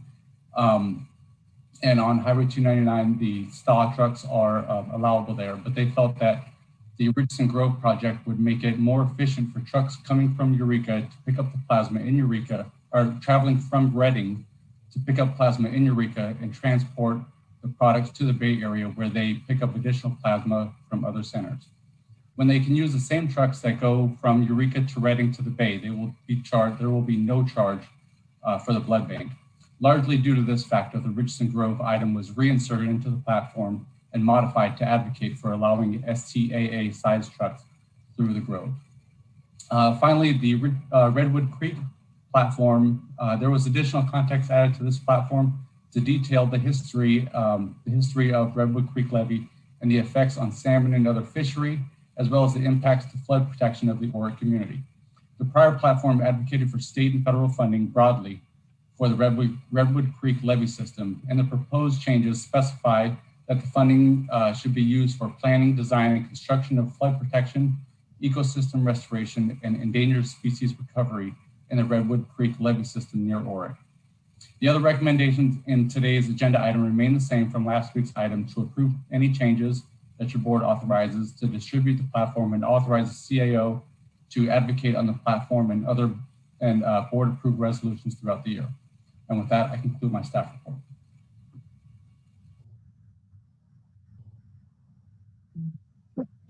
Sorry, thank you, Sean. Any discussion or comments on this item? Supervisor Madrone. Well, thank you, Madam Chair. And thank you, Sean, for your hard work on all this. I appreciate that. So, you know, I do appreciate that there are certain businesses, including the blood bank. We'll probably hear from a few others here in a few minutes. And we certainly heard from some of them a few years ago when this issue came up, that it would benefit their businesses and reduce costs to have STA trucks to help haul. And I certainly appreciate those business considerations. But the reality is we do have options with 299 and North 101. And, you know, there are impacts to everything we do in life. There are pros and cons to every decision. And in this case, some of the pros are that it might reduce some costs for some businesses to get more products in and out of Humboldt County. That's a real issue. But it's also true that opening this up would increase STA traffic in general in our area. And that impact has not really been addressed or evaluated. Caltrans primarily looked at the impact regionally, you know, within our community by opening up that access. But it also creates a throughway for STA trucks from California to Oregon. And so it's also, you know, one of the negative impacts would be the increased traffic on Broadway and other sections of our communities throughout Humboldt from larger trucks, not necessarily heavier, but larger and longer trucks. And, you know, I think a lot of Humboldt County would like us to be focusing on less of an industrial future with big chain store, you know, box stores and stuff, and really focus on local businesses and local jobs and things like that, certainly a few of them could benefit from the STA trucks, but for the most part, most people aren't willing to sacrifice, you know, changes within the Richardson's Grove for that change just for some business. So, you know, I think what's really clear is that there's very large controversy in our community about this particular project that's been going on for a long time. The estimates have gone from 5 million to 25 million to complete it. People talk about safety going through there, but you know, we could all just be slowing down to 20, 25 miles an hour and appreciate the beautiful grove we're going through. And it would add approximately 2 minutes to our drive to San Francisco. The other day I talked about how it seemed to me that we've, you know, for the last 20 some years, been highly focused on widening, straightening our highways to get from one place to another faster. So when I said speed, that's what I meant. I didn't mean to go faster per se, but to get there faster. I think we all remember back in the 70s, it took 6 to 7 hours to get to the Bay Area, 4 to 5 hours to get to Redding. And now you can get to the Bay Area in 5 hours and Redding in 3. So we've reduced the amount of time that it takes to get to those places by widening and straightening our highways. But the cost of doing that has been a reduction in reliability of these roads. You know, back before we widened and straightened 299 so much, it was pretty reliable all winter. And yes, there'd be small slides, but they'd be cleared in a day or so. And we never had these, like a couple of winters ago, 2 months, the whole winter, 299 was shut down. And who would have ever thought that Highway 36 was going to become the most reliable highway in and out of the county, because 101 and 299 were shut down by landslides. So we may not think that Richardson's Grove has much relationship to this, but in general, we've been widening and straightening our highways as I said, to the detriment of reliability. And I would say that reliability is far more important than getting there faster. As was stated in the previous issue, we have a real problem with specialists, health specialists in our county. So most of us are now going out of county to get our appointments in the Bay Area or Redding. And guess what? If the highway closes down, you've got to reschedule. That could be not a month, but 5 to 6 months out. So there are lots of repercussions to creating roads that are less reliable. Now, this project at Richardson's Grove doesn't really affect reliability in that sense, but it's part of an effort to overall widen and straighten all of our highways. And Humboldt is special. Many people see this as sort of like the entranceway to Humboldt. And, I am sure you all saw all of the emails as I did. In the last 6 or 7 days, I haven't added them all up, but we have gotten a tremendous amount of public input on this issue before us. And only one comment that I received was supporting the widening, straightening of Richardson's Grove. The other, somewhere between 150 to 200 public comments, were unanimously opposed to supporting this project. And some of them were supportive of the alternative that I had helped draft to give to Sean Quincy, which is before you in your packet here today. So as far as safety, we can slow down. As far as our economy, it's doing just fine. And there are access already routes. 2 out of 3 routes are accessible to stop trucks. So it's not really needed, as was said before. And we never have really, Caltrans has never really studied the larger relationship of opening up SAW trucking up and down the coast from the north, from the south, et cetera. So it does seem to me that there are 3 basic options in front of us here today, because I know staff want to be able to get this legislative platform approved and move forward. But one option would be to pull the support and statement from the ledge platform completely, simply because there is so much controversy in the community over this. There's clearly not agreement on this project, not only in the public, but on this board. A second option would be to adopt the alternative platform that has been drafted that takes a neutral stance. And the third would be to strike it completely from the old platform. I mean, to stick with the old platform, which I certainly can't support. And obviously, almost 200 people in the community out of 201 has said, please do not support the current platform, which is kind of open arms to larger trucks. So I'll just throw that out there to open the discussion, and look forward to a lively discussion amongst the board and the public. Thank you. Thank you, Supervisor Madrone. Supervisor Wilson. Thank you for this. As you know, in the past, I've brought up the issue that this is, controversial and not necessarily doesn't have the support within the community is definitely not unanimous or even 4/5 within, so I would like the ledge platform to really reflect things that we don't fight about or argue about so much. So, if we can get to, my preference would be to remove this item for now for a future discussion in next year, because there's newer information, there's newer perspectives, there's different, there's been changes in the landscape in terms of transportation and those sorts of things. I don't really think that we should over litigate this particular item to the detriment of getting our ledge platform through, and that we can talk about it later. It's not going to happen tomorrow anyway. So from my preference would be to, if we can get the temperature of the board to potentially remove just this one item, move forward with the rest of this, especially before we get into the public comment zone of this. I mean, it might help this along, because I just don't want us to spend all day arguing about something if the board may have an intention or a desire or a thought to have that robust discussion at a later date. So that's my kind of 2 cents before going towards public comment. All right. Supervisor Bass. Thank you, Madam Chair. Actually, I'm not sure what the process is here. I do know we have some folks with Caltrans, and that I think we're going to provide at least some type of update. I've seen their names on here, so I'm not sure where that fits in.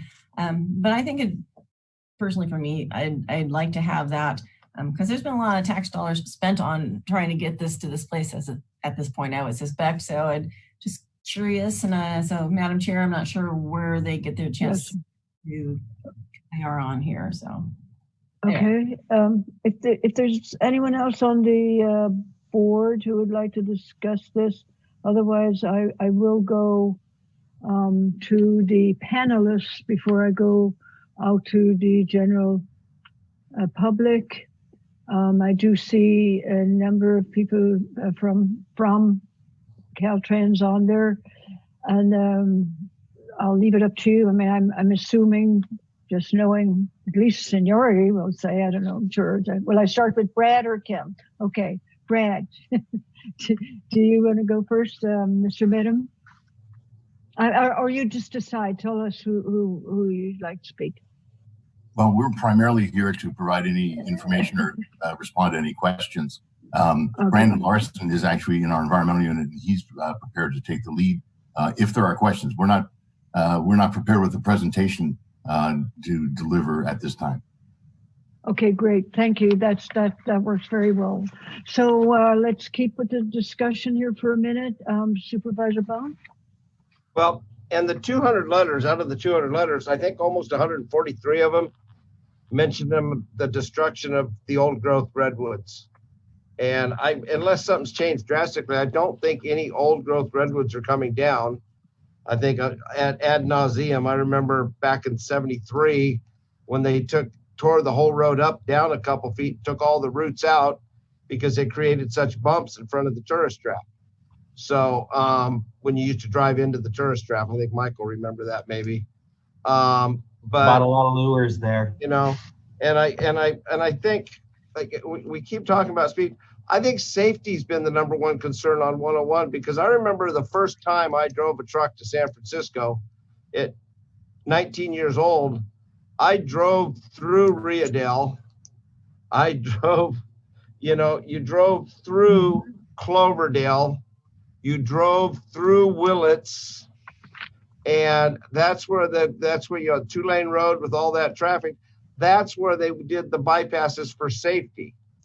And as things evolve, I think we're going to probably have to make arrangements later on down the line to put charging stations along the highway that we normally wouldn't put anything at, because we're going to have electric trucks, which are now in Arizona hauling trailers, the longer trailers. So I mean, as we evolve, I don't think it's about speeding things up. Redding's always been about 3 hours. They haven't done too much except they chased the mountain. But I have a concern, and maybe I did it a little wrong. It's almost 90 miles more for anything around the Bay Area to go over to Redding and bring it to bring it to us. So that's one way. And you also get to go to 3,100 feet, down to 600, 800, back up, back down. I just think the wear and tear on the road, but the environmental footprint of all that carbon and stuff being burned up, going that round the trip way, and adding 180 miles per trip, round trip, seems to be kind of distant. So I would like to know, since so many people got the same thing, to send us a letter. I really appreciated the one from Gualala because they didn't want their town to be impacted. And the stop truck, I can't understand, and I guess maybe I haven't been around it long enough. Why would we get more Star trucks come over and drive on 101 when they could be going on I-5 and cutting over at 299 or up in Coos Bay on the other route? I don't know why we'd get more. I think we have more of a problem on Broadway is adding one more fast food restaurant and another set of traffic lights myself, because I see we're getting them on 4th Street, but I don't know. I'm not a traffic expert either. Fast food, yes. So I'd love to have a little input, maybe from Brandon, to actually, this project, I think originally when it was first bid out was $2.4 or $2.7 million. And And I think almost $1 million was I've said before, was a concrete wall at Singing Trees. And I think everybody thinks this is going to be I noticed a lot of the letters said, I think it's ridiculous that you'll put a road through a state park. Well, I think 90 or 95% of this project stays on the highway right away. We won't be affecting the park any more than it has been affected before. This morning at 8 o'clock, I had a lady tell me, vote no on Richardson's Grove. We were at the co-op. So I tried to explain to her the trees were this big with a highway when it was built. Now the trees are this big. So they've encroached on the road. So there is a safety element. There is a safety element. I don't want to throw my good friend Connie Stewart under the bus, but I remember one night she was in my pickup. She was driving it back from Sacramento, and I had nodded off, and we were stopped. And I sat up, and we were right in the middle of Richardson's Grove, stopped next to a tree. And I said, "What's going on?" She says, "There's a bus coming." So and she's not that great a driver anyway. But anyway, I mean, the fact is that it affected her. So it is a safety thing. It's not to speed up. And I knew what you meant by speeding up. It wasn't to speed anything up. I think people that slow down are naturally going slow through there.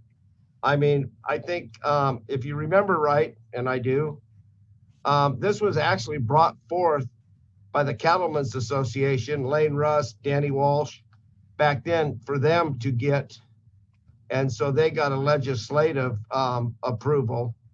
But talking to Lane about this and the Cattlemen, they would love to see this opened wide up permanently so they don't have to operate underneath that. So it's all about safety. No old growth are coming down.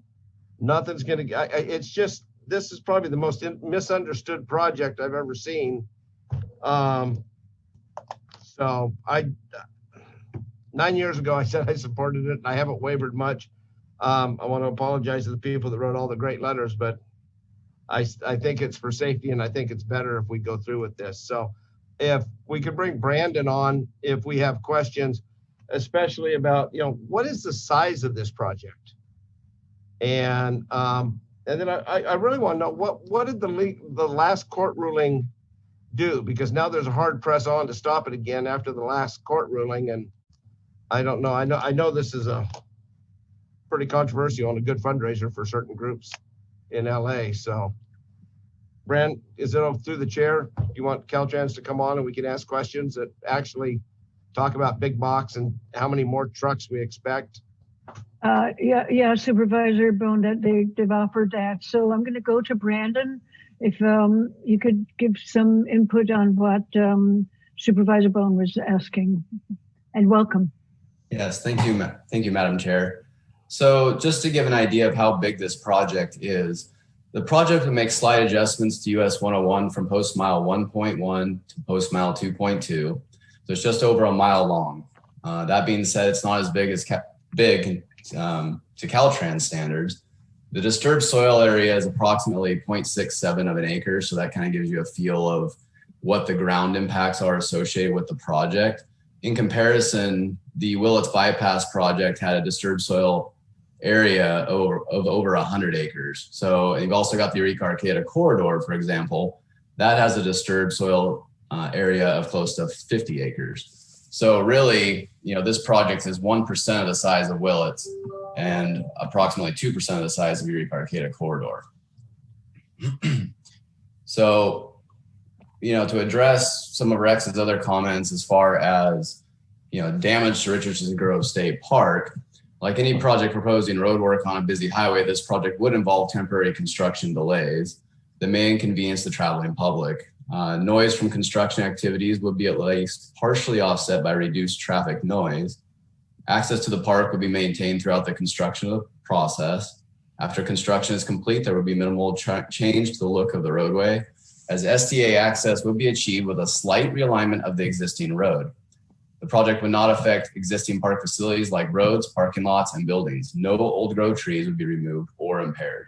So, earlier Supervisor Madrone did mention, reducing speed in the park. Now, reducing speed in the park will not address STA trucks off tracking throughout the park. So. Thank you, Brandon. Supervisor Bass. Thank you, Madam Chair. And actually, Brandon, I apologize. I have quite a few questions. You did refer to the, yeah, there it is. No old growth trees being removed. Can you give a specification so people really, including myself, get a really good idea of what it is, how many trees, and what it is, and how, are they the 1,000 and 2,000-year-old trees that I got several comments about? So that's my first question. Yeah, so in the EIR, we produced a kind of a template that shows you kind of a breakdown of what trees are going to be impacted and taken. So right now we're looking at, for redwood trees, we're going to have one redwood tree 18 to 24 inches in diameter. That's actually outside the park. So right now we're looking at 4 redwood trees, approximately 4 to 8 inches in diameter. One more redwood tree, 12 to 18 inches in diameter. And like I mentioned a minute ago, one redwood tree outside the park, 18 to 24 inches in diameter. So the impacts to redwoods is very minimal. We will not be taking any old growth redwoods as a result of the project. All right, thank you. It's kind of like I have redwoods behind my house, and I think they're bigger than that. So, I also heard from a city council member in Eureka who connected, I think, with all of us as an individual citizen. So I'm not going to put their name out there, but there's some questions that came through that I'm hoping you can also clarify. We hear about the increased traffic volumes, and there's concerns with road maintenance and traffic safety, especially in the Broadway area, and it is a huge thing. There have unfortunately been some really bad things happen recently. I don't think any of them had anything to do with trucks, but more with people in attention. But can you explain, what do you see as increase in traffic volume? What are your plans if that does happen? What's the likelihood? And, and maintenance, which would be up to Caltrans. So to address traffic volumes with Eureka, I'm actually going to have Brad Medham speak to that one. He's our planning deputy. So help me out, Supervisor Bass. Are you talking about traffic volumes in Eureka itself or traffic volumes regional? I was, trying to work with a city council person who has concerns specifically, about the Broadway area. And I mean, we all have, Broadway is just the bane of everybody's existence.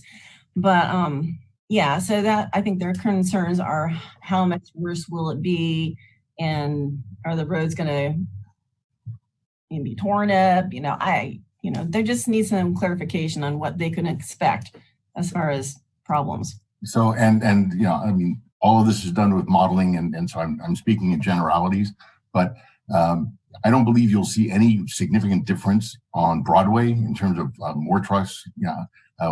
The truck sizes you see in Broadway already have STA mixed in them. So the scenario of trucks coming up 101 to continue north, I think, is relatively unlikely. And we didn't see any increase that would be through traffic trucks. So I think you're going to see what you see now.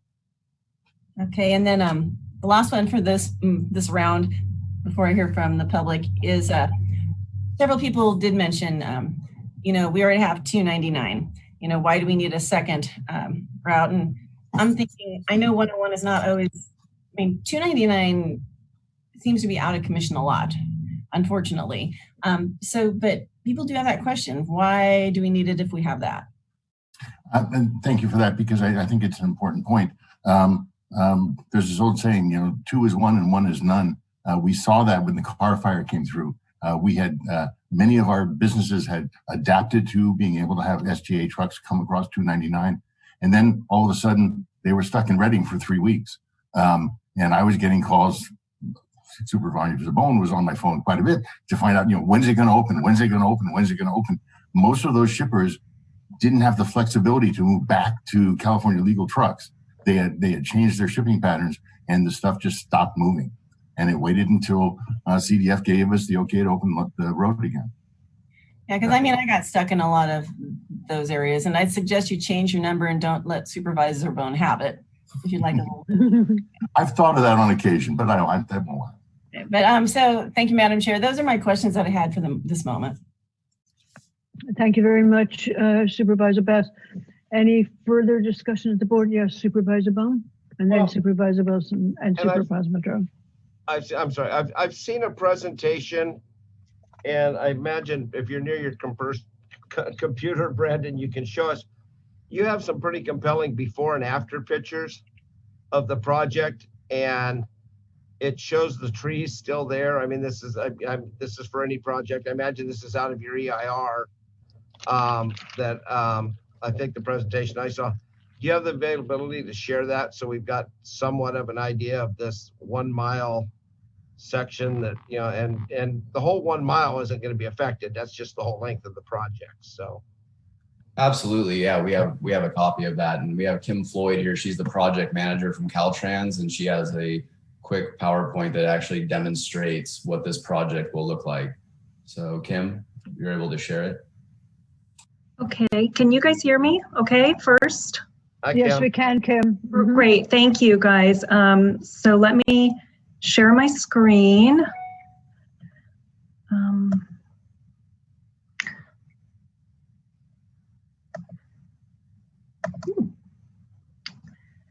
There we go. So you guys can see that? Yes. Whoops. Let me see if I can go back real quick. Yeah, I'll just be brief. I know you guys have had a long day with your agenda here, but this is a very brief presentation, and it does have the before and after pictures in it. I do want to say, as Brandon elaborated, this is a very minor project. We are not straightening the road. We're doing minor widening. In fact, the only heavy equipment that will be used in the parks will be around a few culvert inlets that we're going to be working on. There's some guardrail at the bridge that needs upgraded. And then outside of the park, of course, the wall, but very, very minor work in the park, and most of it will be done with hand work and hand tools. This is just the STA explained a little bit. So we do have a restriction at 101 on STA currently, and as we all know, truck access is the primary movement of goods into and out of Humboldt County. Right now, it's an overall 65-foot truck and trailer. With the STA, you see there's really no maximum length. There's a general standard of a 25-foot truck and a 53-foot trailer. So these are just a few slides. You know, this isn't just a truck issue. It's also, you know, buses, RVs pulling trucks. So there's a multitude of users out there. But I'll get to what Supervisor Bohn asked about. So this is just south of the lodge there, and this is kind of the current setting in Richardson's Grove. So this is where one of the areas we'll be making most of the change as we move the roadway a tiny bit. We're actually introducing a little bit more curve into the road down here, but we'll be moving what would be to the left on the screen there, and I'll show you the after. You can see there's a little, I don't think I have a pointer to show you, but there's, let me go back. There's some trees up there that we will be removing that are gone as we move into, and it's an existing cut slope. And then we're moving over a little bit with some fill. So again, there's our before and there's our after. Again, no old growth redwood trees will be removed with this project, and we define old growth as, this was something working with a state parks, is anything 30 inches or greater. So this is actually outside of where we're building a grade just north of Singing Tree. So this is before, and this is where we are picking up a little bit of shoulders, 4 feet. So there's the after, and I'll go back so that you can see before and after.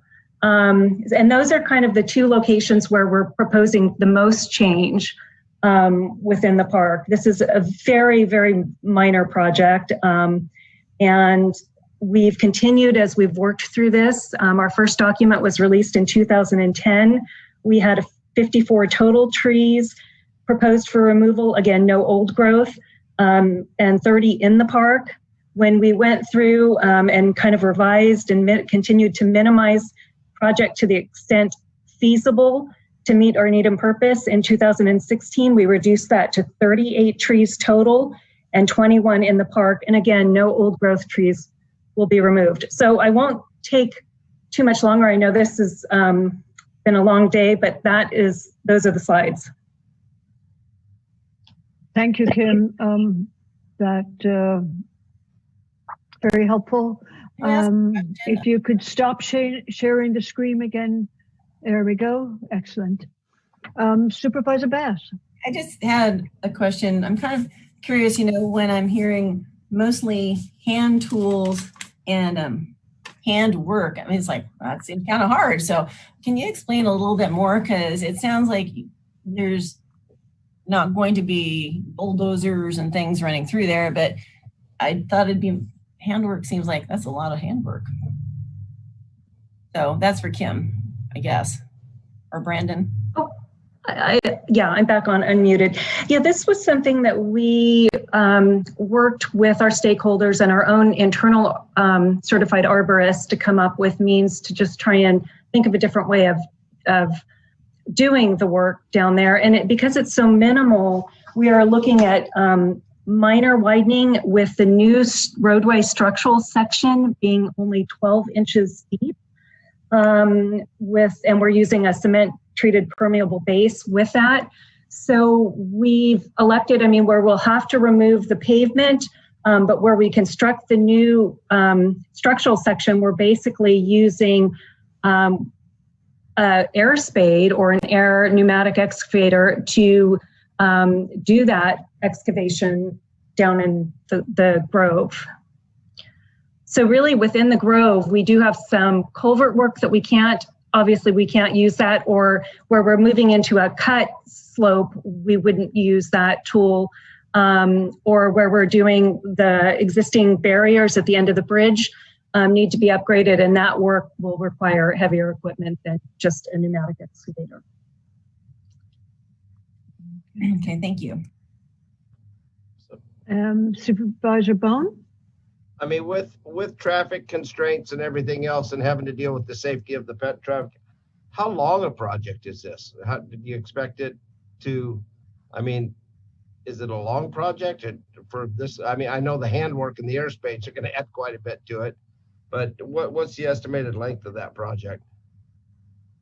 I don't remember the total working days off the top of my head at this time. I do know that it was a little bit complicated with restrictions in terms of nesting season in the park. And then we do have the wall, which will require a temporary signal. And we were trying to do the temporary signal outside of peak tourist time. So it really depends when the project ultimately goes out to construction, whether we'll start with the wall or we'll start with the work in the park. But it's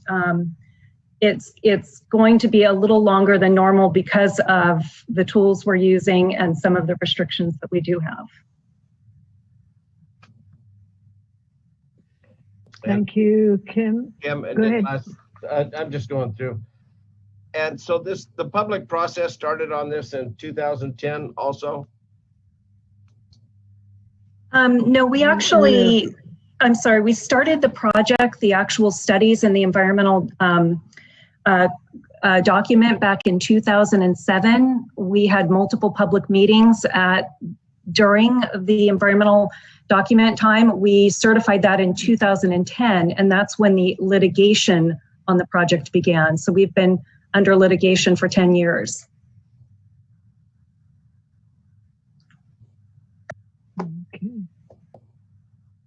Okay. Any further questions or comments from the board? Supervisor Madrone. Thank you, Madam Chair. Again, I appreciate the discussion and appreciate Caltrans being here today. I would like to request that Caltrans study the inter-regional and interstate consequences of the project. From what I've read, and I've studied and reviewed this project both in the beginning and through all the changes, including the most recent version that was just shown. So I've looked at all of those things, but the answer we got earlier, it's been clear to me looking at all the documents that we have not really studied the larger implications of interregional and interstate travel that this might open up. I know, that Brad said that he doesn't think that that would have that impact, but, it should be studied. The thing about this is that from my perspective, we could just slow down going through there and solve most of the problems for safety. I realize that doesn't solve the problems for the STA trucks, but there are alternative accesses, as I said. And, the thing about these monies is that this 25 million or whatever it's estimated to be now, it would be my preference that we go back to HCOG and redirect these funds into county roads and actually start taking care of our local road system the way we need to.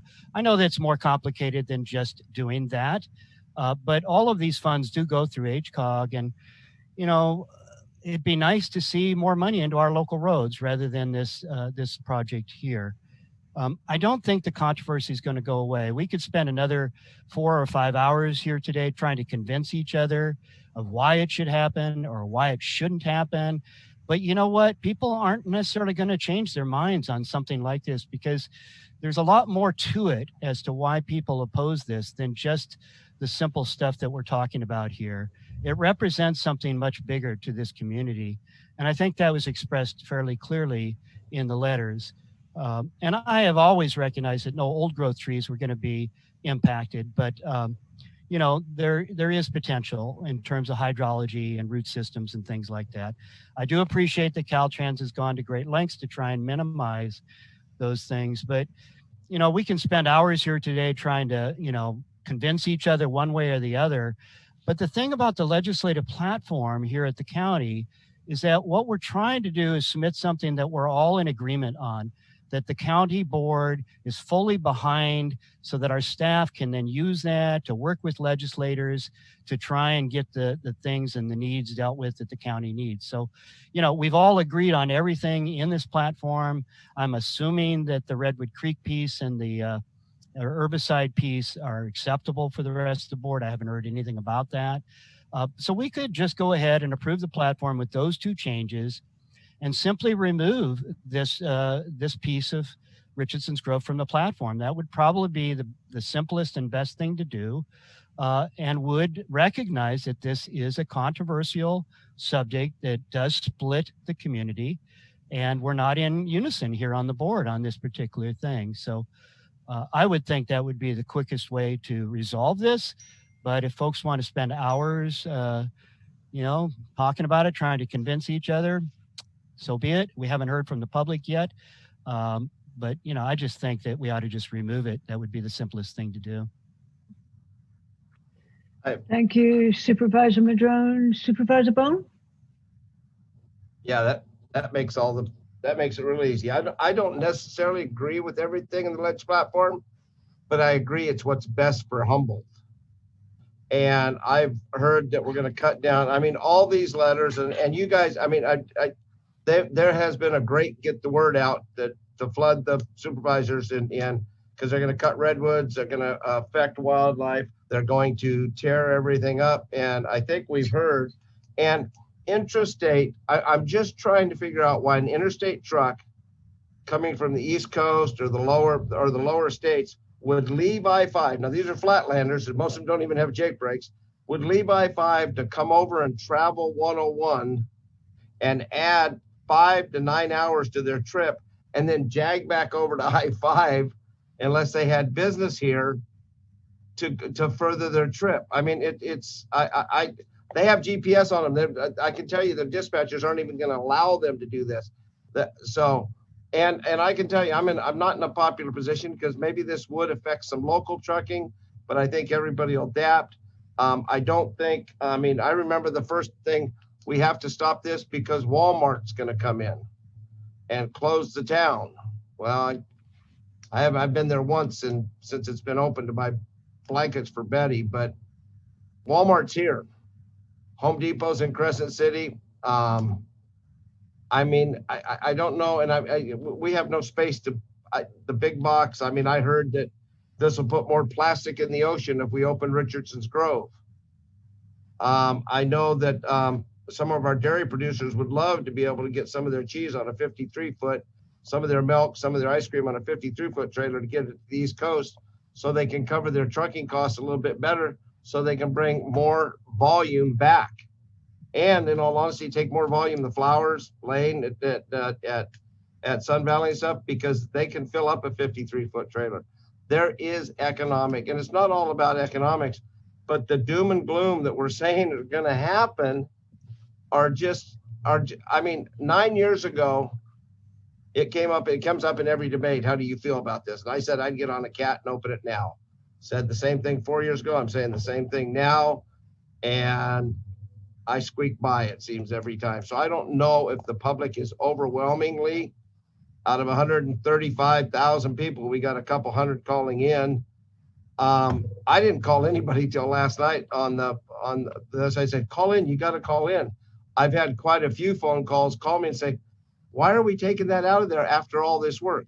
And like I said, this is a $2.7 million project. And because of cost, going up over the years, most of this is tied up because we've been able to, we've been fighting it for litigation. I mean, I even got told that the big boxes are paying Caltrans to do this. And I know better to think we're going to take money and says, yeah, let's not do Richardson's Grove. Let's give it to Humboldt County to fix our roads. You've seen HCOG try to do that a dozen times, I hope, and it doesn't work that way. It's different silos, and they're pretty adamant about their silos. I just think, and I know this is going to make people upset, it's for safety. It's for less trucks on the road because they can haul more volume. It's not going to change anything on Broadway. And I don't think Brad just said, I think Brad is a trained professional traffic engineer. And I think he knows what he's talking about. And I think the people from Caltrans know what he's talking about. We heard them all say this is such a minor project.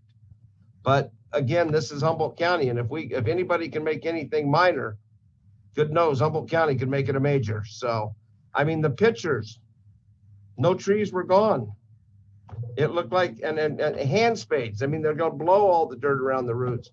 I mean, the letters become kind of moot when you find so much that was said in the letters come back. But again, these people were, send this out. And I mean, I got them from LA, Nevada, and they came from everywhere. So I guess I'm sure it was one of the groups that sent it out, because I don't think anybody follows us that much. So just so you know, I don't want to listen to 4 or 5 hours either, but I'm gonna be for keeping it in there in case we need to do it for the safety of the citizens and the people that transport up and down the road and drive through 101. And you keep saying slow down. I mean, we can slow down too, but I mean, a bad turn is just as bad, slow or fast. I mean, we can put a light on each end and just do one-way traffic if you want it, but that is not a safe way to go. So maybe I'm putting too much faith in Caltrans and their 100 and some odd years on building roads and what is safe. So,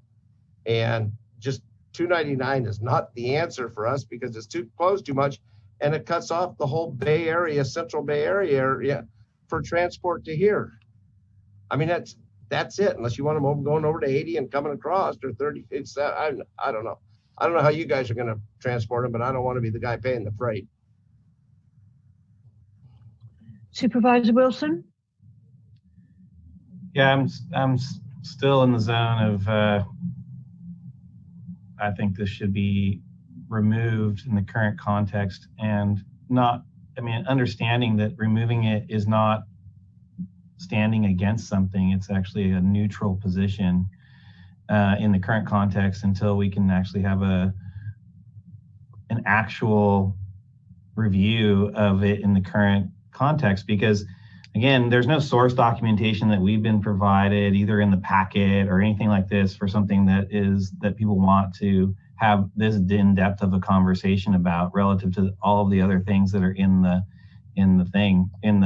ledge platform. My advice is to approve everything else and have this conversation later. It's still in litigation. It's still moving through all its other parts. So that's kind of where I'm at. I'm happy to see what happens next. Supervisor Bass? Yeah, Madam Chair. You know, I'm sure a lot of people stayed up thinking about this. I mean, I tried to respond to all the emails I got. Not totally successful, but you know, because it does, you know, I appreciate people sending things in. You know, and I had thought about the removal of it as well, but I think I prefer, you know, this is before public comment, we'll get it. Part of, you know, thinking leave it in until we have those discussions. You know, right now, the business community, and it's not all about commerce. I have other comments on why I think it's important, but they're not in a place, they're trying to survive right now. So they probably really weren't even, you know, very cognizant of this item. So, I mean, I guess you know, I just wanted to say, I thought like what Supervisor Wilson said, but I've between, you know, sleeping hours last night, I was trying to find another way, because I think to yank it out, to take it out now would send a bad message to the business community, but I want to be thoughtful. Anyway, I think we're, you know, I'm ready for public comment. And yeah, I can understand people have a lot wrapped into their hearts with this section for sure. Thank you. I think we'll go to public comment at this point. And let's see, we've got quite a few hands up. And for those who haven't gotten into the queue to speak, you can call the numbers on the screen. Press star 9. Chair? Yes, Supervisor Wilson? I wouldn't mind if you've given us 1 3-minute break since 9 a.m. And I'm just kind of wondering when we might be able to, you know, eat a little bit or something before we Okay, well, I was actually thinking of doing a break after this, but if you can hang out to hear the public comment and then take a break, that would probably be a better way, but I'll leave it up to the rest of the board. Let's do a straw poll. You want your break now or after this item? Supervisor Madrone. Let's finish this item and take a break. Supervisor Bass. I would say take a break after public comment, because without eating, I don't know how fresh our minds are going to be to really thoughtfully proceed afterwards. Okay, so my brain needs. Supervisor Bohn? Mike? I can't read your lips there, after Rex. public comment sounds fine to me. Okay, let's do it after public comment, and we'll go forward with public comment right now. All right. So the first 4 digits, the last 4 digits of the first caller are 7444. If you could press star 6, please, you'll be able to join in the discussion. And I'm actually going to mix things up here a little bit. I hope that you will, since we have quite a few and we still have quite a number of items today, I'm going to change the time to 2.5 minutes. I know it'll shave off half a minute of each one. Or maybe let's go for 2. So I'm going to ask you, if you have something you wrote out that's going to fit for 3, think about not repeating what others have said. So we'll go for 2-minute input on this. And we're beginning with the person with last 4 digits of 7444. Welcome. Yes, thank you, Supervisors. This is Ken Miller. There is a very huge elephant in the room here, and that is the traffic going to increase or not? And we have an opportunity, instead of giving Caltrans a neutral or whatever position, we can give them something very positive that they could do. It's incredible Caltrans has only evaluated the traffic coming to our county. They've never evaluated the traffic that's passing through. It's incredible. But we do not have an objective answer to this question. We have subjective opinions. We've heard some of them today. We heard Caltrans say, I think. I agree with Rex Bohn. He does not understand how traffic could increase. Of course not. The study has not been done, and the study needs to be done because the implications of that are incredible. All the impacts multiply by orders of magnitude in the park, out of the park, on our roads. And as we know, development follows traffic and traffic follows development. It's never been studied. Let's just study it. What's the problem with asking for a formal investigation to study the interstate and interregional truck traffic consequences of opening up this north-south corridor for the first time ever? What's the problem with doing that? Because we do not have an answer to that. And I would submit that every other example anywhere shows a dramatic increase, irrespective of people who don't think that's true. They don't know. Thank you very much. Thank you, Ken. Again, reiterate the 2 minutes. Ken stayed in that very well. So the next caller is last 4 digits of 3936. And again, press *6 and you'll be in the conversation. Welcome. Hello. This is Glenda Hesseltine. And I think, first of all, I want to say that the 200 letters, they say that for every one person who writes in or shows up at a meeting or calls in, there's 10 more behind them that didn't make that effort. So I'd like you to broaden your scope a little bit and just consider at least 2,000 people are concerned about this. And one of the reasons we're concerned, I saw the Benbow project, I think that was in 2007. And when we first started interacting with Caltrans, and I know they've progressed and they're doing their best, but there's still not a lot of trust on my part that hand spading and handwork will be supervised and overlooked, because back in 2007 and 8 and 9, they did not even want to have an EIR. And I asked why not, and they said, we're the lead agency. And I think that's the fox guarding the hen house. So I'm still a little concerned about the environmental naiveness when Supervisor Bohn says they're not going to take any trees down. Trees don't have to be cut down to put that grove at risk.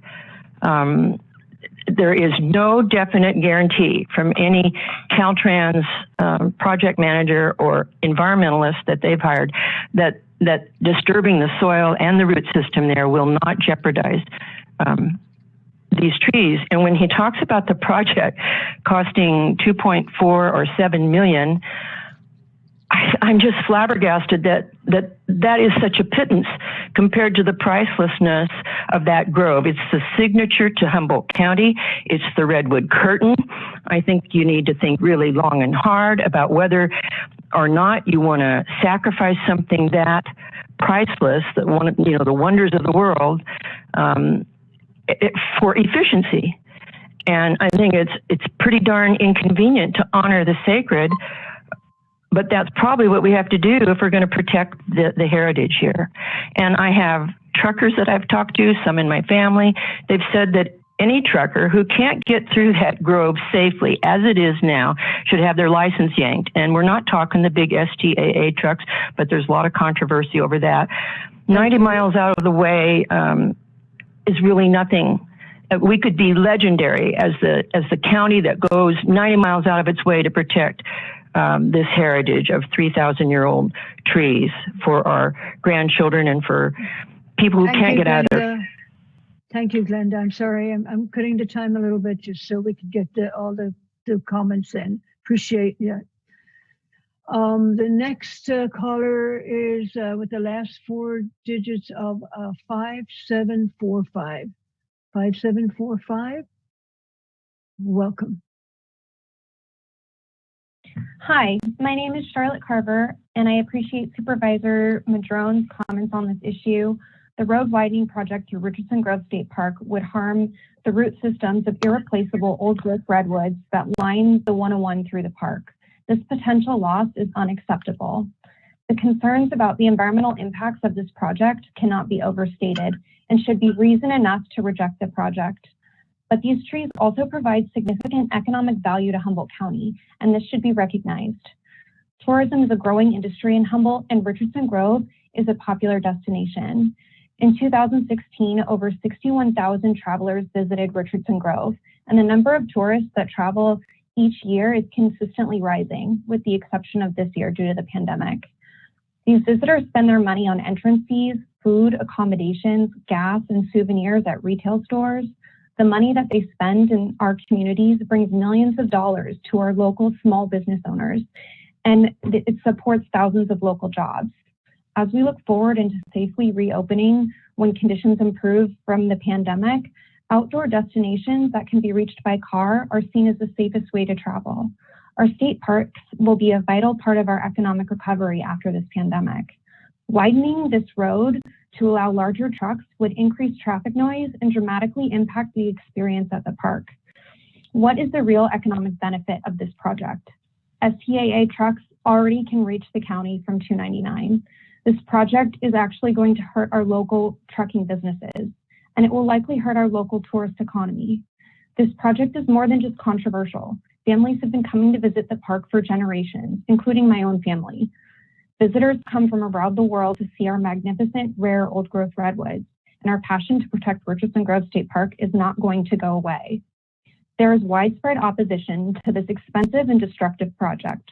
Let's move on and spend resources and energy on projects to fix and improve our existing roads and look for alternative solutions to improve shipping options. I urge you to once and for all reject the Richardson Grove Road Widening Project. Thank you for the opportunity to speak. Thank you, Charlotte. Okay, the next caller is, let's see, I think it's 8689. 8689. You could press *6. Welcome. Thank you, Chairwoman Fennell. This is Tom Wheeler from EPIC. First, this case has been in litigation for 10 years because there are factual issues in dispute, and one of those is the amount of dieback of the old growth redwood trees. Another is the impact on truck traffic. So I would like to suggest that these issues are not resolved, and that they're not going to be resolved until we get through litigation, which could cost us a lot of time. In that time, there is an opportunity cost. So Caltrans is pushing forward this project, but is not considering other alternatives to allow for our local business community to be able to move goods through Richardson Grove State Park. So, for example, we have, as Supervisor Bohn pointed out, an exemption that allows cattle trucks and moving vans already through Richardson Grove State Park. The California Highway Patrol has studied whether or not this is a safety risk, having these STAA trucks be able to go through the grove, and found that there have been no accidents responsible because of the overlength size of the trucks. So it's possible that we could come up with a creative solution that both protects the redwoods and allows for some measure of local STAA access to support local businesses. But we can't do that as long as we're pursuing this project, because Caltrans is going to fight us. So before you is part of a legislative agenda. I would suggest that this is not something that is inherently legislative. So you are asked to support or reject a project that is currently in litigation.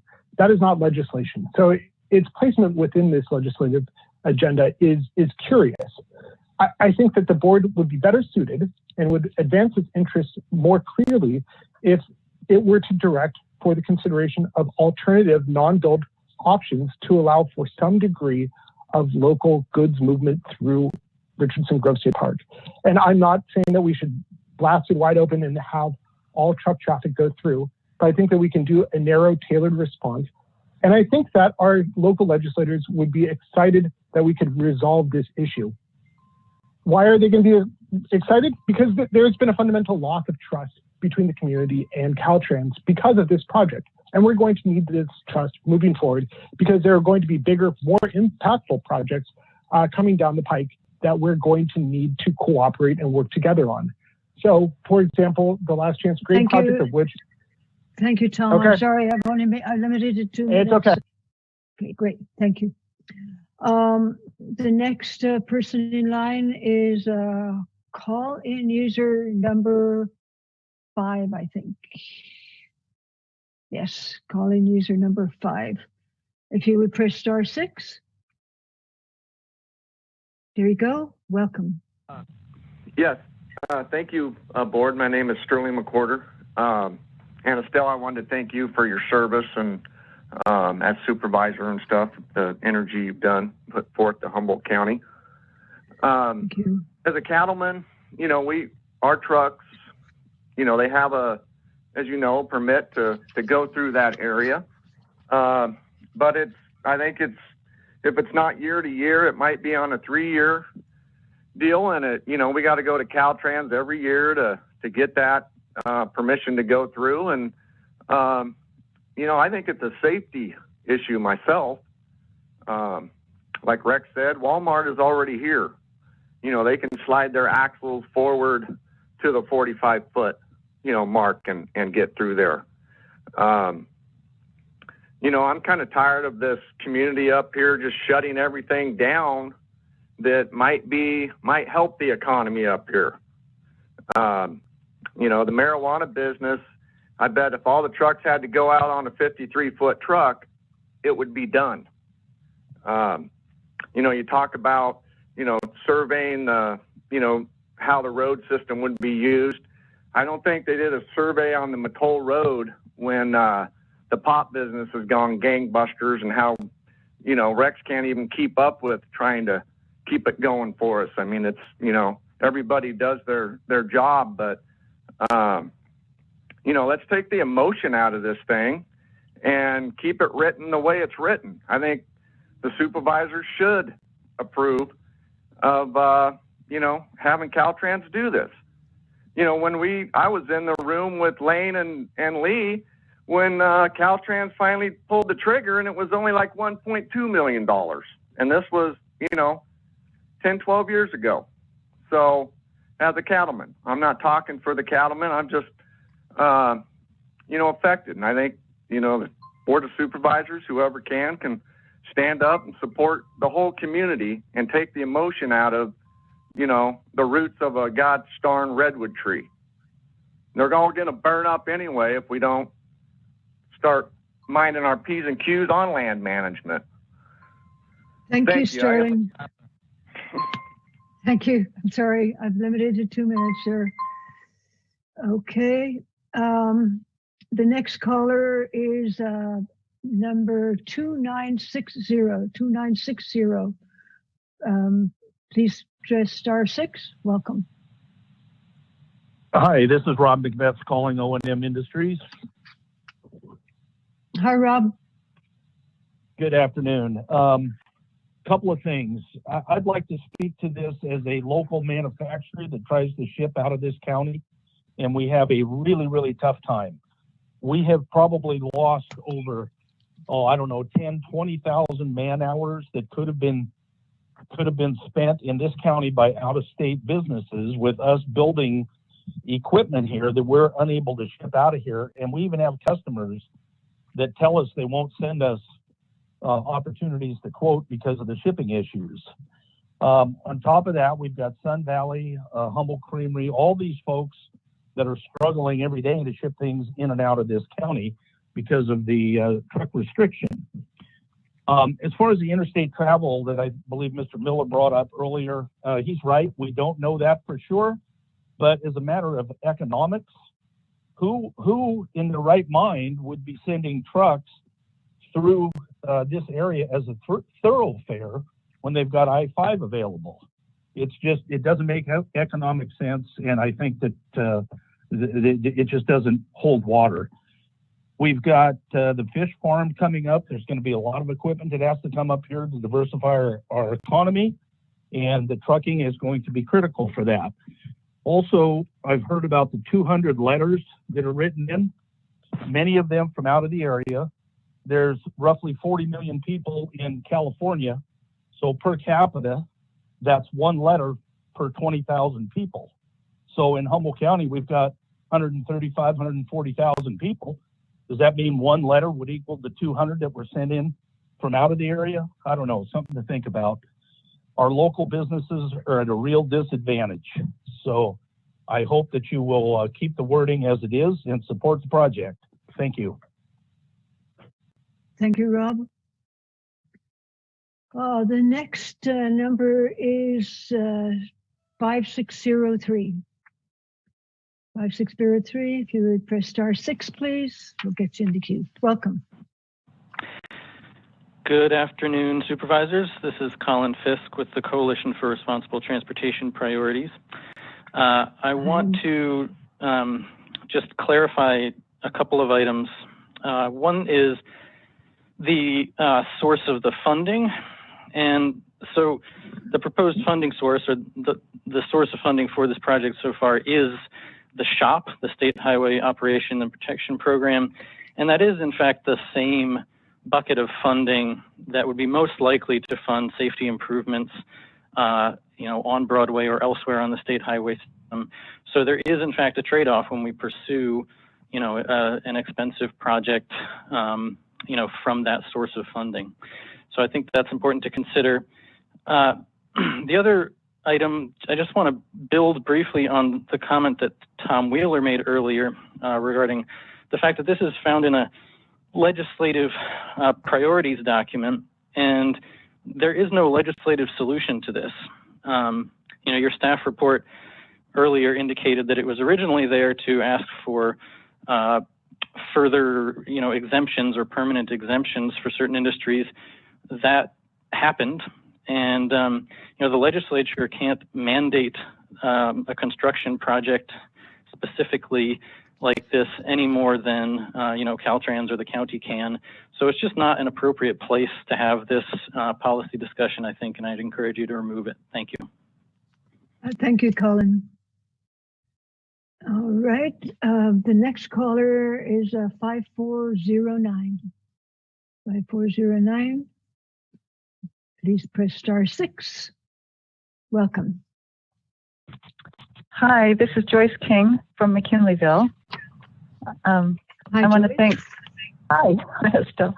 I first want to thank you for your service, and then support Supervisor Madrone for his, again, careful attention to the complexities of this project. In particular, his recognition that the community is really divided on this issue on many different levels, that Caltrans has not provided data on traffic impact passing through Humboldt, and that a more thorough and updated weighing of the economic benefits and liabilities is needed, especially in the light of changes in economies everywhere brought by this and probable future pandemics.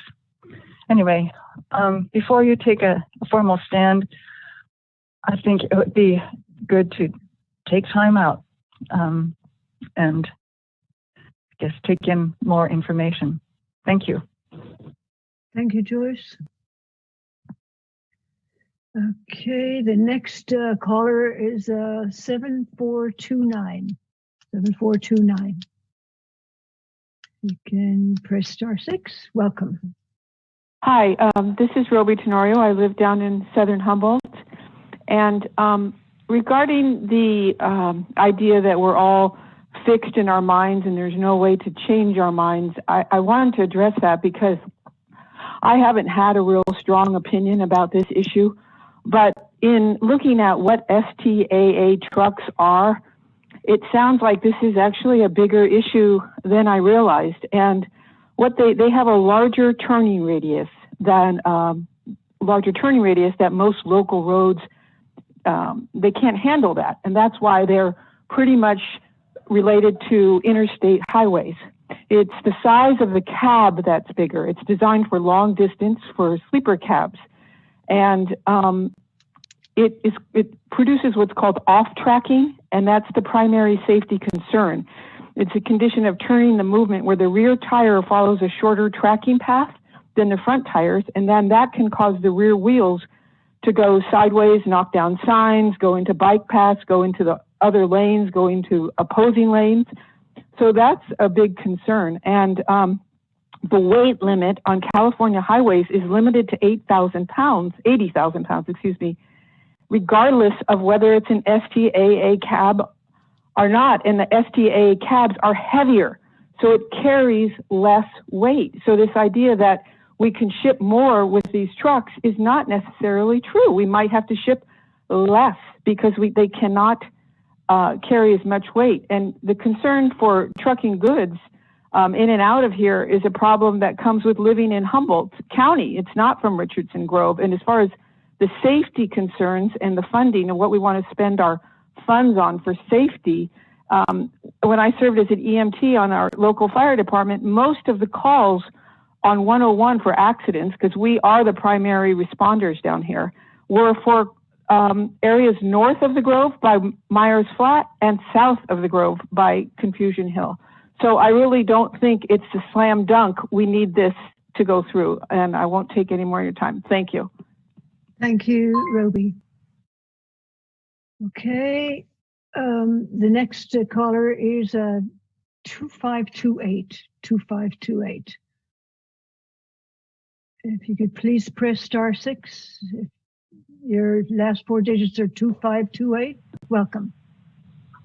Hi, my name is Alex Childers. I'm a member of HCTC's Youth Advocacy Board. I actually want to speak about a different portion of the legislative platform, which addresses our local juvenile justice system under the public safety portion. This is affected by Senate Bill 823, which moves responsibility for youth under the State Department of Juvenile Justice, DJJ, to their own counties. One of the intentions of that Senate bill is that rehabilitation for youth in the system is more effective when they stay locally. So I'm personally concerned about the sentences stating, quote, responsibility for the care and custody of the most complex juvenile cases should return to the state, end quote, and that evidence-based efforts to reduce such transfers, quote, should not reduce local flexibility or create unfunded costs, end quote. So because the Senate bill actually provides state funds to counties who engage community-based organizations, I have two suggestions. First, local youth serving programs like HCTC, the Raven Project, and Teen Court will probably be willing to work with you to help youth in the system stay in the community by suggesting evidence-based practices that can be used. Second, please consider removing the two sentences I referenced, so a bit about transferring care and custody back to the state and a bit about allowing youth to be transferred to the adult system should funds fall short. I'd like you to consider removing those two sentences to close those loopholes that allow youthful offenders to be transferred back to adult systems or back to the state, because keeping youth local is A, the most effective avenue for rehabilitation, and B, that's the whole point of the Senate bill. Thank you. Thank you very much, Alex.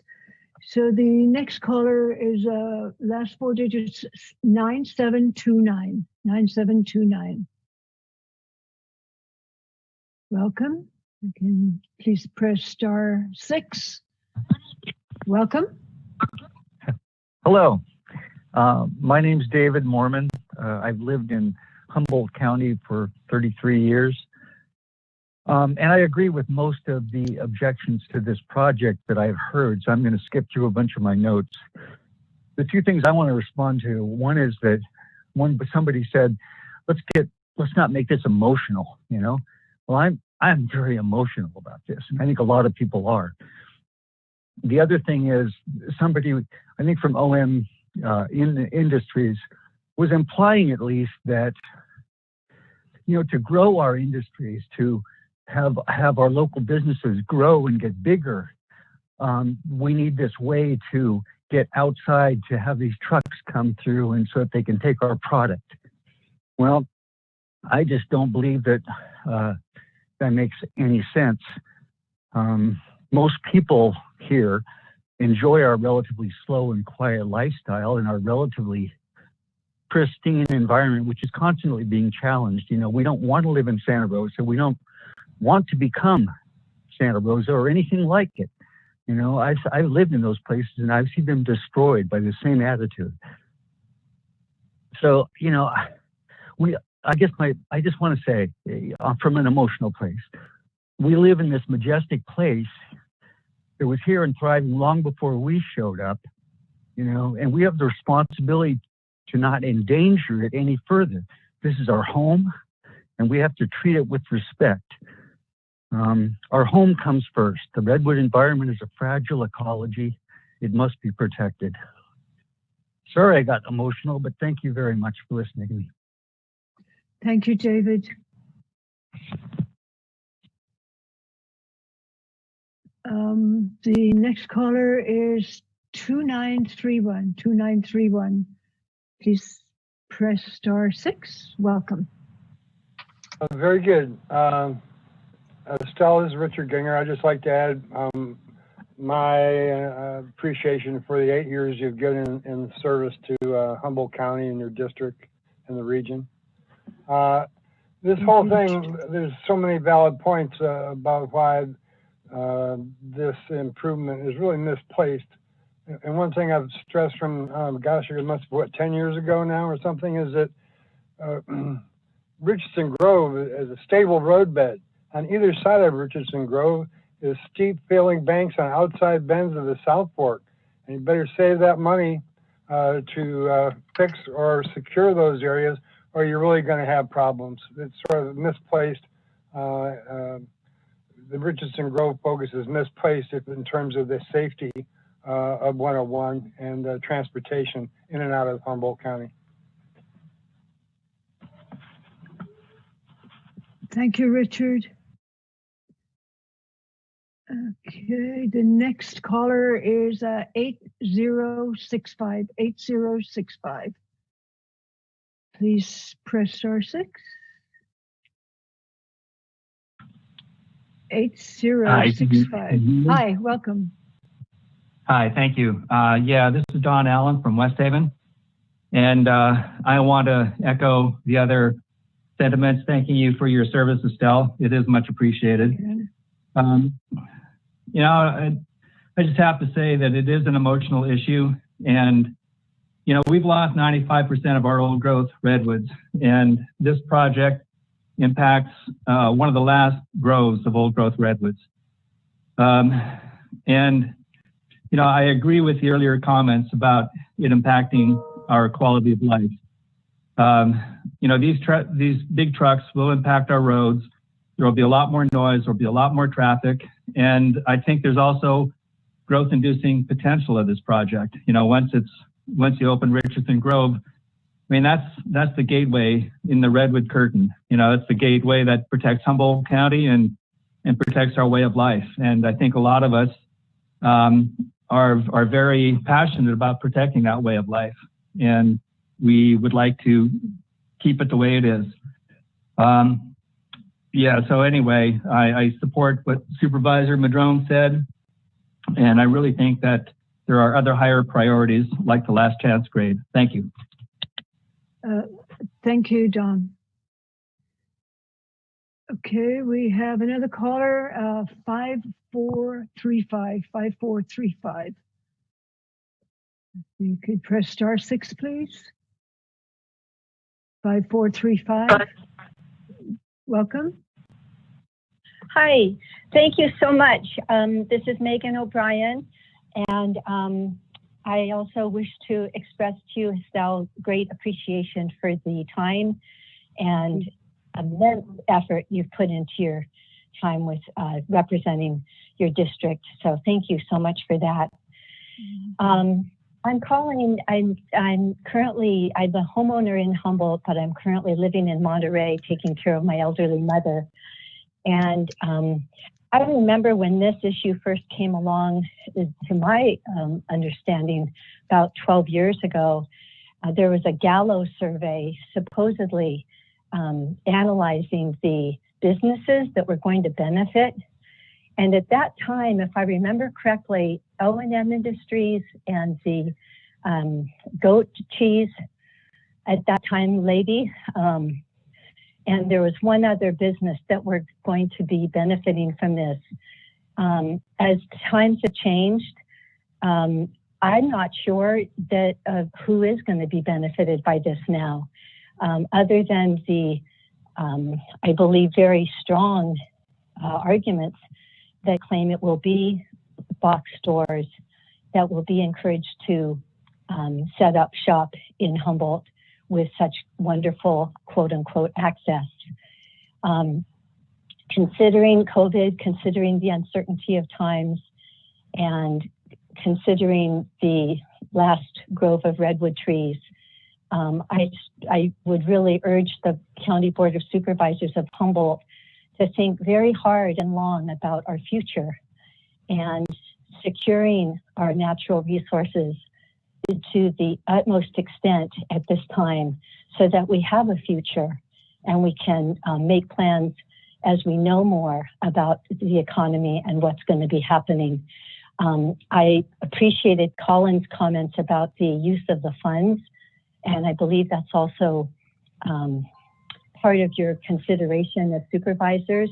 You always have to keep an eye on how are we going to pay for these things, and the safety of our roads, the ones that are currently used by all the community members, do deserve, I believe, first use of those funds. Anyway, thank you. Appreciate it. Okay, we have one more caller here. The last four digits of 9805. 9805. If you could please press *6. Welcome. Hi, my name is Lauren Kurth, and I live in McKinleyville, and I just want to voice support for Steve Madrone. Thank you for speaking out on, a lot of people feel the same way. It is emotional. This fight's been going on for a long time, and I feel like there's a lot of people that feel that, those redwoods are special. There's not very many left. Only 3% of old growth remain, and we need to do all we can to protect what we still have. And that's all I want to say. Thank you. Thank you, Lauren. Okay, I do not see any further hands up. I'll go to Tracy. Tracy, can you tell me if we have any further public comment?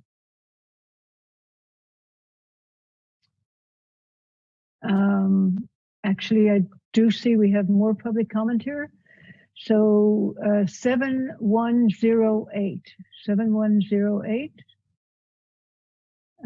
Please press *6. And remember, we have 2 minutes. Yes. Hi. Okay. Try to be short.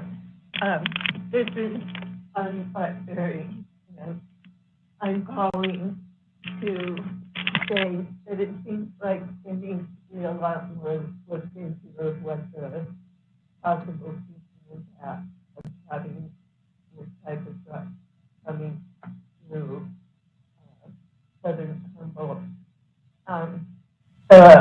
Issue with off tracking, I think is a really big deal. And the accidents that I've read about are south of the Richardson Road, so I don't know if you're going to straighten that out and how you're going to deal with all the problems with the truck currently having problems.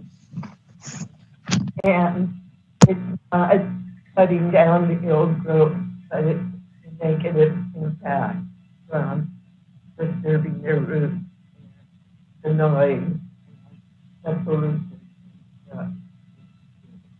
So I support what Supervisor Madrone.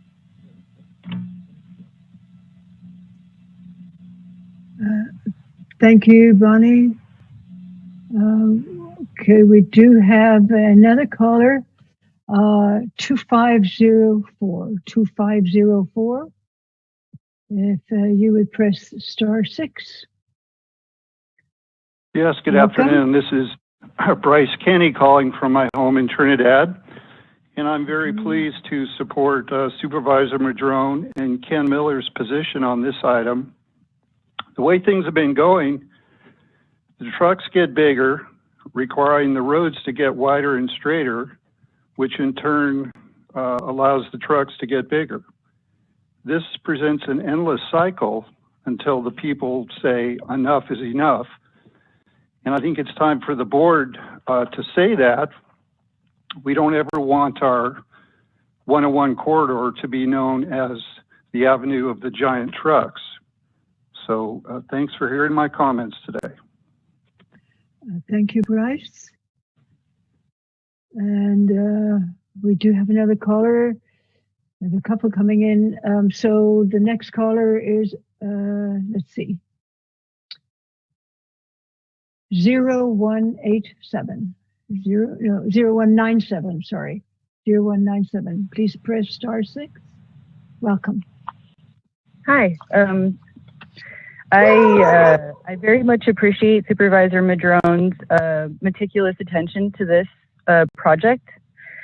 And I think the way that the 200 letters were talked about by some of the supervisors was very calloused and condescending.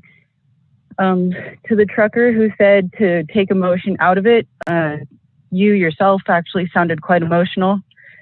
And then I would like to bring to light the fact that we are entering into a depression. 800 businesses across the country are shutting down every day. And of those businesses, it said that 50% of them are permanent closures. So with the loss of all these small businesses, you have to wonder who is really going to benefit from this project. And it is going to be the big business, because Target, Walmart, Amazon are still up and running while all our small businesses are getting shut down.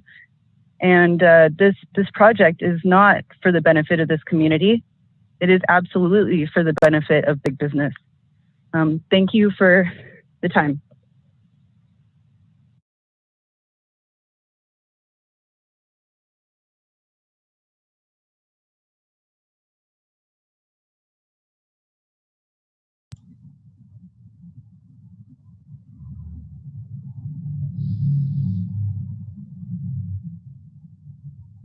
Estelle, your mic's off.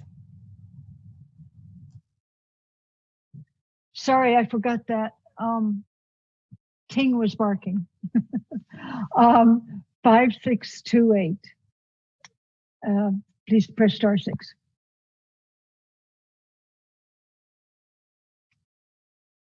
If the last 4 digits of your phone number are 5628, could you please press *6?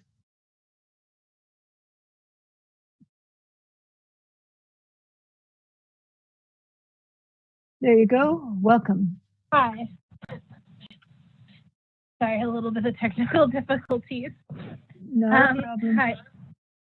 Hi, my name is Lindsay, and I am reading for Lucius, and we work with the Humboldt County Transition Age Youth Collaboration, also known as HTAC, as a Youth Advocacy Board member. I would like to comment on the public safety topic regarding the juvenile justice portion. As a youth in Humboldt County, I am disappointed to hear the statement provided focuses primarily on funding. Quote, to the extent the state does not provide adequate funding for the counties to be successful with youthful offenders, responsibilities for the care and custody of the most complex juvenile cases should return to the state, end quote. Humboldt County uses $15.3 million to build an entirely new juvenile system starting in 2017, not to be opened in 2021. It is with this that I ask, why do you find it necessary to focus for more funding? Have you considered that it may reflect badly on the county to write a legislative proposal pertaining to funding rather than rehabilitation? HTAC asks you to rewrite or remove this portion of the proposal to allow for what the county for the county to have an out if they don't feel like they have enough funding to help a small parenthesis 8% of all detained people in the county, and parenthesis percentage of youth. From the research we have done, we found that the recent standing juvenile hall has never once reached its max capacity, nor has the county had to ship out more than one young person per year in the state juvenile prison. Regarding that as well, Humboldt County houses the majority of tribal Native youth. Why would you find it necessary to add a systemic racism by shipping children away from their families and support systems rather than give them the rehabilitation they need to grow away from violence? And Thank why you, do Lindsay. I'm sorry, we've had this public comments to 2 minutes. Thank you for your comments. The next caller is 2532. 2532. If you could please press *6, welcome. Hello, can you hear me? Yes, we can. Okay, my name is Gordy Anderson, and I'm a longtime resident, 48 years living here in Humboldt, and I, because of the 2 minutes, you asked not to repeat, so I will just say I am very much for all the folks that are speaking for you to dismiss this situation that we're in, and hopefully you are able to hear the points that Steve Madrone and Ken Miller and most of the other speakers, and we definitely hope you can hear the valid points against this and follow through with supporting the community, the smaller folks in the community, not just a few businesses. Thank you very much. Thank you, Gordy. All right, we'll do a last call here. Any further public comment? If there's, okay. Okay, 7454. Please press *6. Welcome. Estelle, yeah, I thought I was in the queue once or twice there. Finally made it at the end here, possibly. Okay. I did want to say this has always been an interesting topic. I'm a realist in the world, and our method of distribution of goods is changing quite rapidly. I don't know. There seems to be no problem bringing these trucks over 299. The only problem seems to be a choke point down at Richardson's Grove regarding coming this way. I can't see them going over Last Chance Grade. I don't even know if we can take those trucks through Humboldt County that way. I don't see any reason to, basically. But the main solution to this problem is some people have told me sometimes they shut down traffic, two-way traffic on the road, giving the trucks enough room to move larger vehicles through there. So it just, a metered shutdown between, 3 and 3:30 in the morning, allow people to go north or south, maybe have another 4 or 4:30 or something like that for the people who missed the first thing. This should be able to be doable without widening or changing the road any way, shape, or form. Maybe I'm wrong. Maybe this has been studied. Don't know. But I think maybe your platform needs to study all options possibly and encourage an option that everybody agrees upon to move forward. And you of course, this platform, you can pull this one off, kind of like consent, and vote for your whole other thing, and then just put this to a vote and see whether you have 3 votes to go ahead and keep it on there or modify it as you feel appropriate. Thank you for my 2 minutes to speak. Thank you, Kent. All right, I do believe that is the last caller. So we'll bring it back to the board, and we're going to take a brief break now of Supervisor Madrone. Yeah, thank you, Madam Chair. I do recognize we haven't had a break all day, but not just ourselves, the public who might have thought this might be coming on at 10 or 11. They've spent, 4 hours, almost 5 hours with us here today. And if we do take a break and we're going to come back and continue to try and convince each other one way or another, we're looking at them waiting for our break and having to stay in there and then come back after the break and hang in to see, what the board does. So out of respect for the public, I recognize it's hard on us, but I would suggest I could make a series of motions right now that I think might resolve all of this. and get this thing wrapped up right now while the public is still in attendance. So I would like to see if that, well, I'll just go ahead and do that then. Excuse me, So the first Supervisor motion Bass. would be. Sorry, Supervisor Madrone. Supervisor Bass has her hand up, and we did agree on the break. I'm so sorry. So, I mean, nothing else. I mean, I don't think this is going to be a real quick conversation necessarily. So even just a 5-minute bathroom break could be, if you don't want to do a lunch break. But my brain is feeling like I need to fire on all pistons for this. Okay. I get it. Okay, I'm going to do a 15, actually more like a 14-minute break. We're going to come back at 2:45. And I'm sorry we couldn't do them longer, you guys, but it's a long day.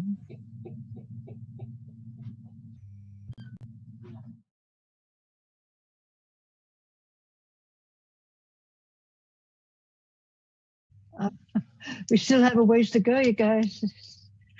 All right, let's see. Yeah, the gang's all here. Supervisor Madrone. Thank you, Madam Chair. In the interest of trying to move this along, because we do have a large agenda still in front of us, I wanted to offer a couple of motions in kind of segmenting things to try and see where we have agreement with the board. I mean, that's what we usually do, is try and figure out where we have agreement and then move forward on those items in particular.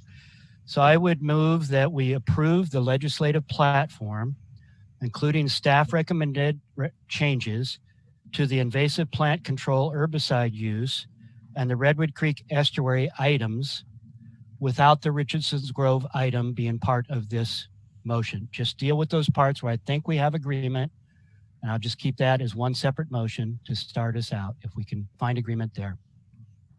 I'll second that motion. Okay. Excuse me. Any further discussion on this particular item? Supervisor Bohn? Well, it came to us in a trilogy. I don't know why we're breaking it up, because I think, you know, Supervisor Madrone wanted Redwood Creek, and that's a good thing. And he wanted the spraying, and Jeff Dolph wrote a nice one on that. But I think the only thing controversial on here is the Richardson's Grove. So I don't know why we don't just address all three. Through the chair. So first of all, Supervisor Bass and then Supervisor Madrone.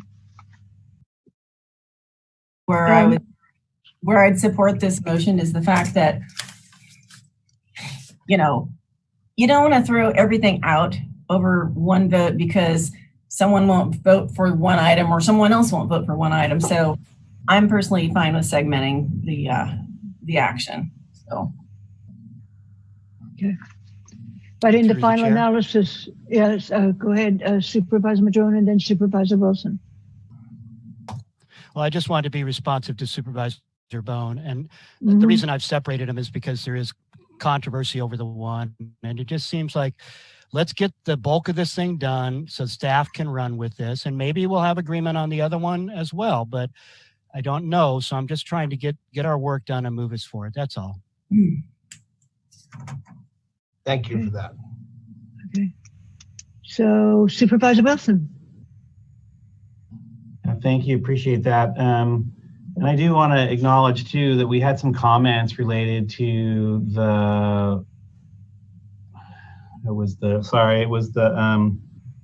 juvenile justice. Yeah, juvenile justice. Sorry, the defender stuff. And of course, you know, the Richardson's Grove thing has kind of consumed the oxygen of this, of all of this. And so I feel kind of bad that we don't have a chance to either hear from staff with relationship to that. And so I want to just, for those commenters, I want to ask that they, you know, that if this moves forward without getting into that particular issue, that we come back to that at a later date. And I would ask that Supervisor Madrone reach out maybe through behavioral health or through the juvenile Justice committee that you're on to maybe bring something back that's maybe a little more robust at a later time. I just want to make sure that just doesn't get lost in the wash, and we're respectful of that in this time and space.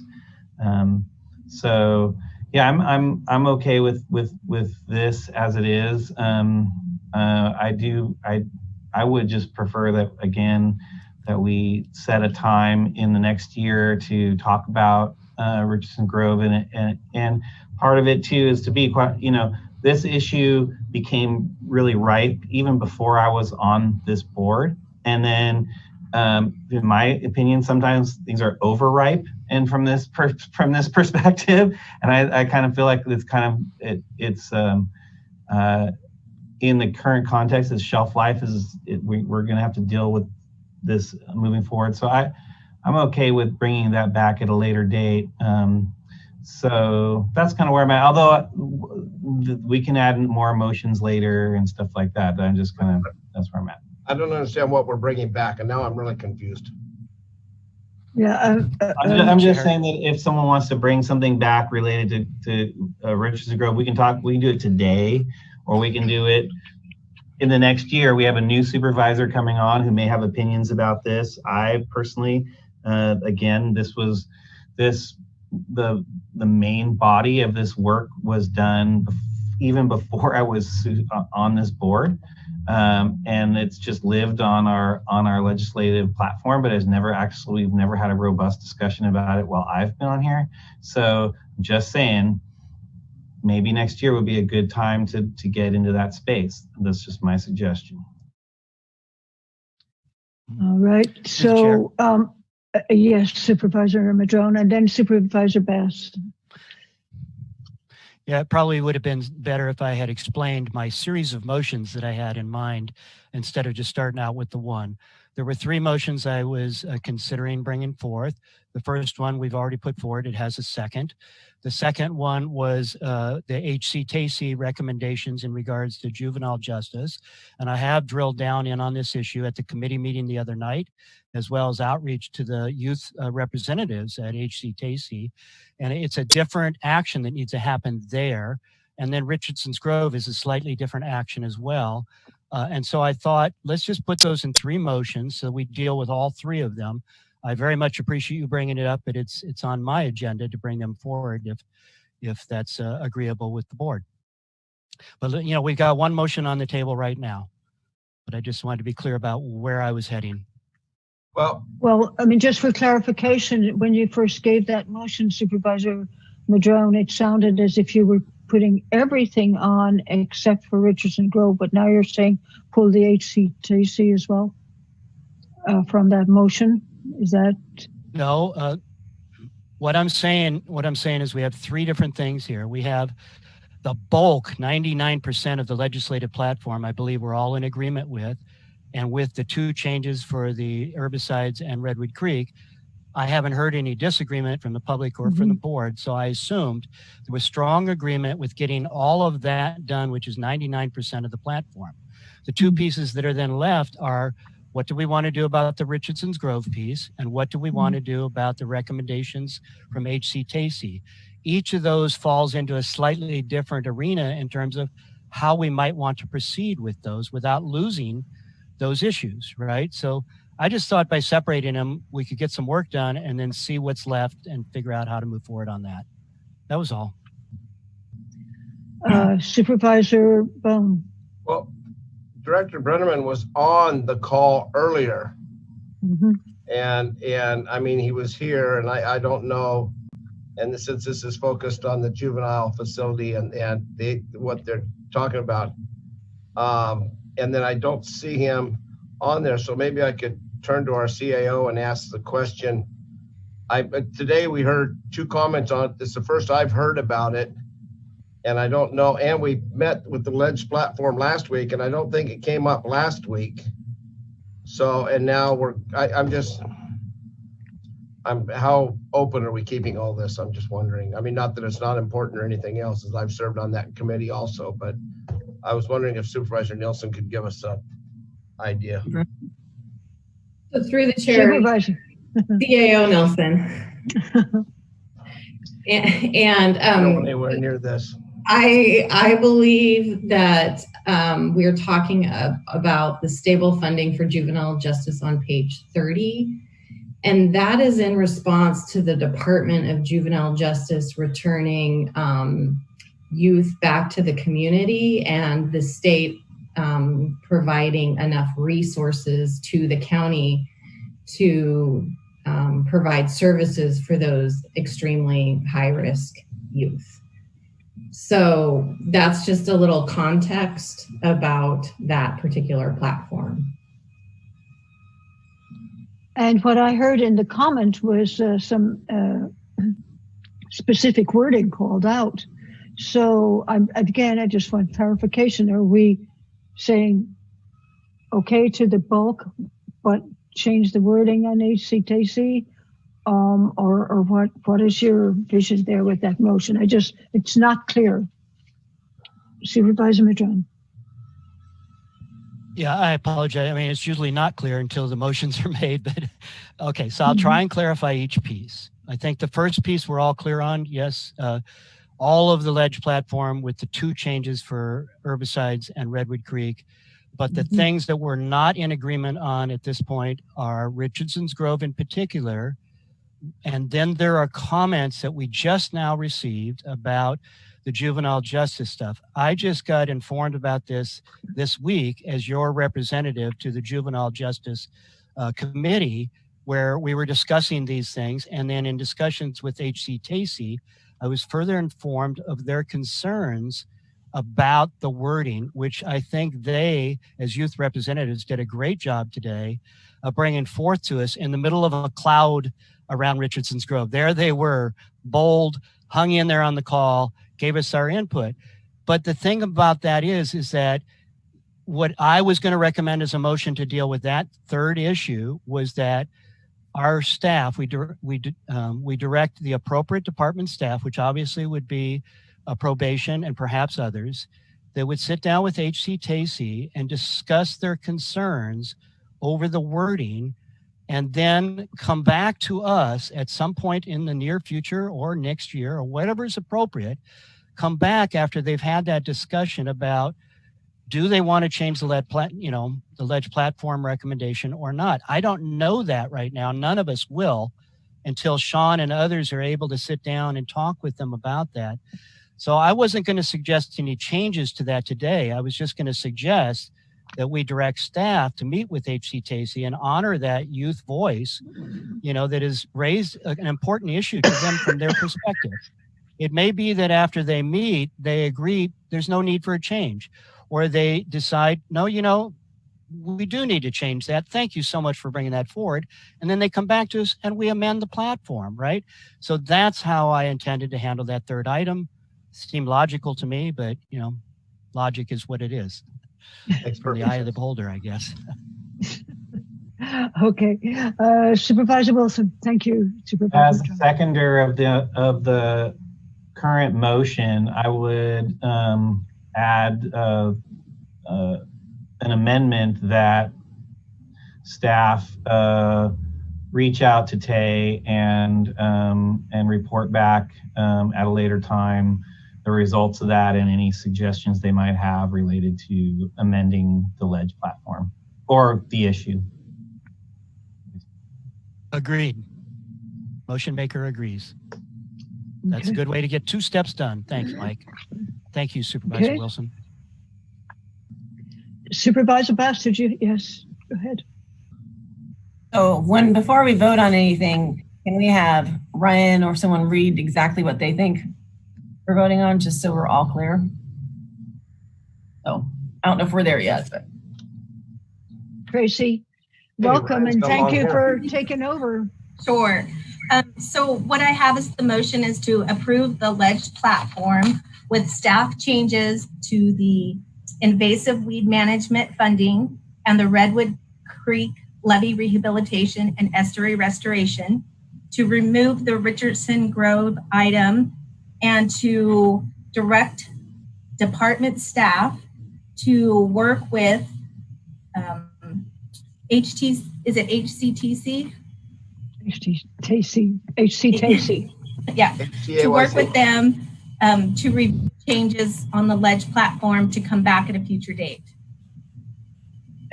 So that's it. Sounds good. Well, Thank you. I have one question on that, please. Removing the Richardson Grove item, I'm assuming we're removing it to have further discussion if No. Yeah.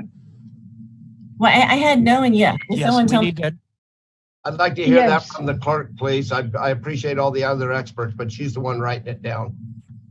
I had remove it from the ledge platform. Remove it from this motion, I would be supportive of. But. How can we remove it from the ledge platform? And then the next motion would have a discussion and put it back in. Is that kind of the idea? If the vote is that way.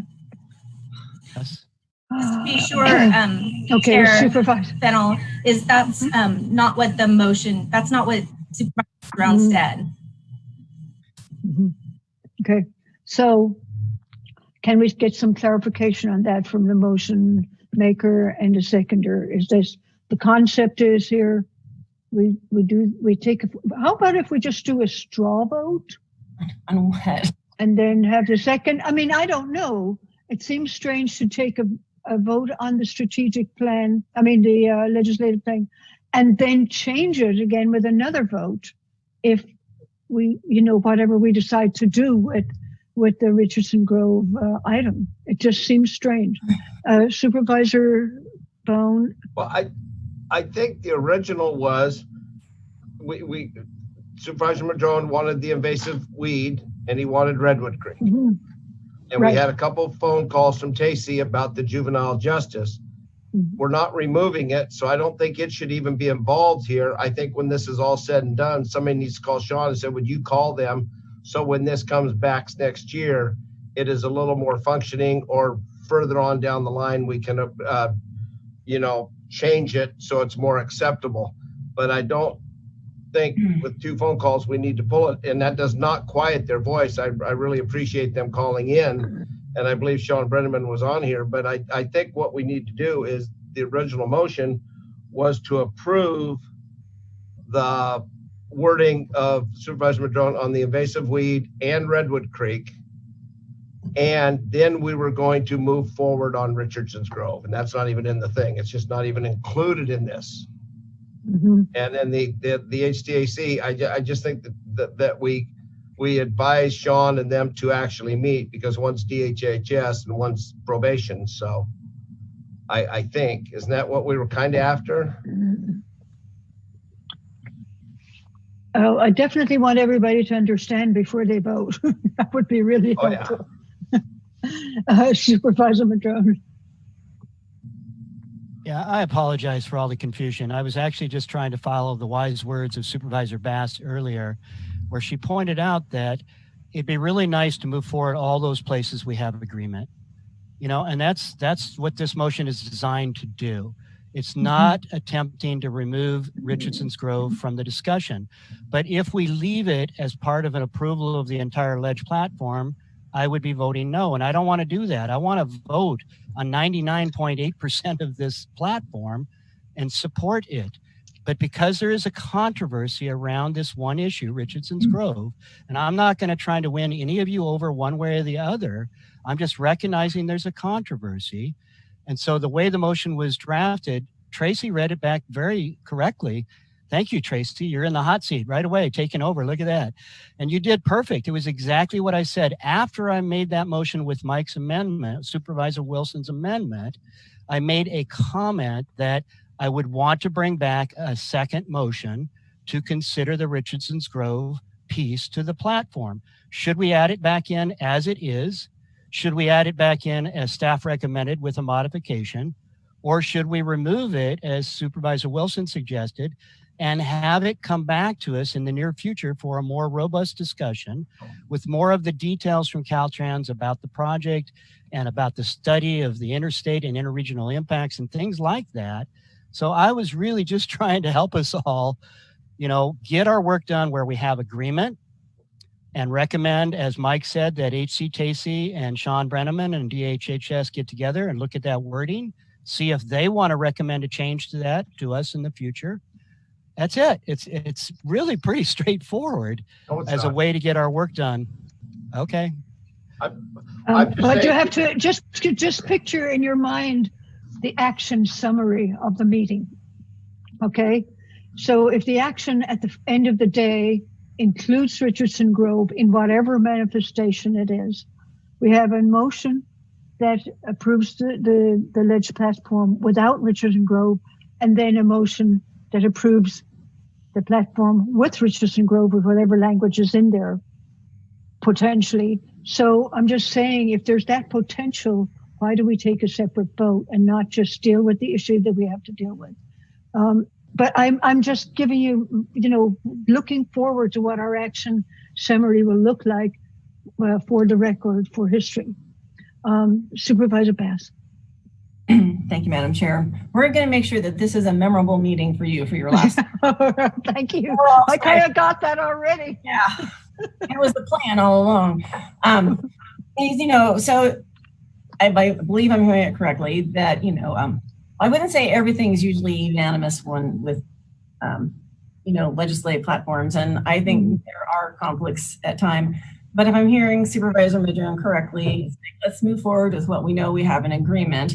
And then there will be a second action on the item that's hanging on the edge. Because, it's not going to do staff any good if the, people vote against the ledge platform parts that they agree with, right? I mean, so I believe I understand the motion, and let's get this over with so we can have that other conversation. That's kind of what I'm thinking.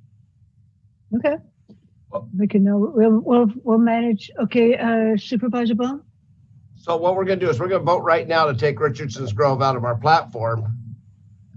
And you just said what the minutes are going to read. And then we're going to come back in and vote it back in, or maybe not.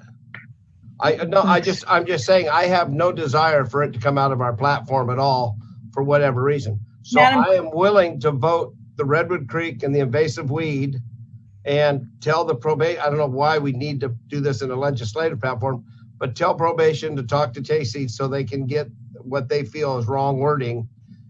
And I'm willing to do that. And then we go on to Richardson's Grove. But I am not going to vote on an item that takes Richardson's Grove out of the platform and then vote to put it back in, even for a minute or two or three or four. Just because we're all so good at this, I'd like to ask Jefferson Billingsley, maybe I'm 100% wrong, but how should we word this so it stays consistently in our legislative platform?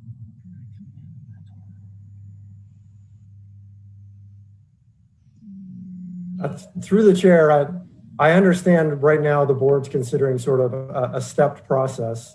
And I agree that could create some potential confusion in the minutes, but I think as long as all the motions are considered as part of this one agenda item, it can be done that way. I guess the question is that second step going to happen now or at some future date? I was understood it to happen now. Immediately. Yeah.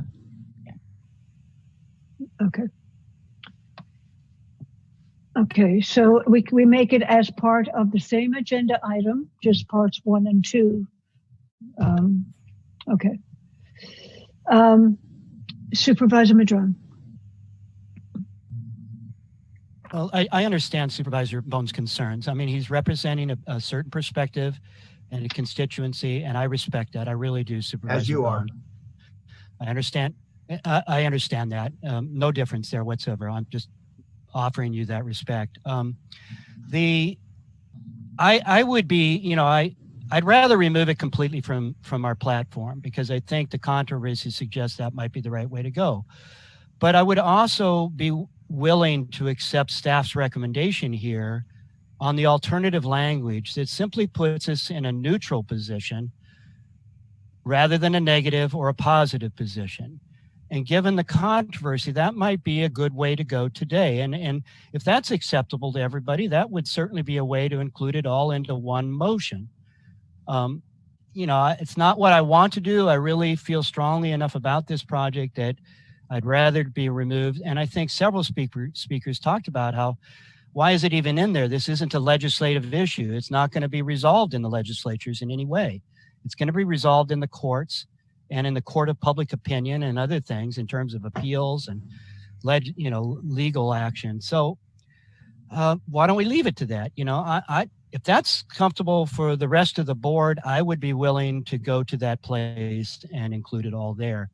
I'm just trying to get us to move forward on where we have agreement, and where we don't, figure out a process to come back and discuss it some more and see if we can come to agreement. I think that's what we're elected to do. Okay, well, just fair notice here that if we are going to go in and talk about changing the wording, I have thought of different wording. So just so you know, just to extend the conversation a little longer. But anyway, so let's take the vote on the first motion. Supervisor Wilson? Well, I mean, as a seconder, what I heard from the motion maker is the willingness to amend that motion to include the amended version of the Richardson's Grove position. Sorry, it's a little bit late. And I was wondering, that would be a good thing to straw vote on, because that would we would be done if we could get 3 votes to get to that place. So either one of those, I'm okay. If there's a third vote to get to either one of those spaces, then I'd be okay. And I'm not clear if the chair, Fennell, if the amending language that you might be talking about is Richardson's Grove related, and you wouldn't want to put that on the table right now, because this would be it. No, it's Richardson Grove related. And so if we were going to vote for changing the language in there, I couldn't support the language as proposed, but I might propose something different. I haven't given any thought at all or addressed it at all today. Listened to everybody, seen all the emails that everybody saw. And I do think the biggest concern for everybody is the old growth redwoods. So making a statement in there, to recognize the importance of addressing the environmental concerns raised by the public. The county could affirm that no old growth redwoods would be removed from the grove as part of this project. I think that this is what I've heard over and over. Despite other pieces of input that we've gotten about traffic studies, this, that, or the other, that's all to be a part of the project. The whole concept behind this being on the ledge platform was to show that the county was in support of the request from certain industries in the county to have the ability to get through Richardson Grove, which had a robust discussion. I haven't weighed in, but I just think that if you were to put in the proposed language in the ledge platform, it would be almost like an opposing legislation rather than supportive. And so, I don't think there's going to be support. So anyway, I just wanted to let you know that if we get to the point of talking about alternate language, I do have some proposals. But anyway, so let's go to the first motion and clear the deck with that. And so Tracy, can you do a roll call on that motion, please? Supervisor Madrone? Yes. Supervisor Wilson? Yes. Supervisor Bass? Yes. Supervisor Bohn? Nope. Supervisor Fennell? Yes. Passes 4-1.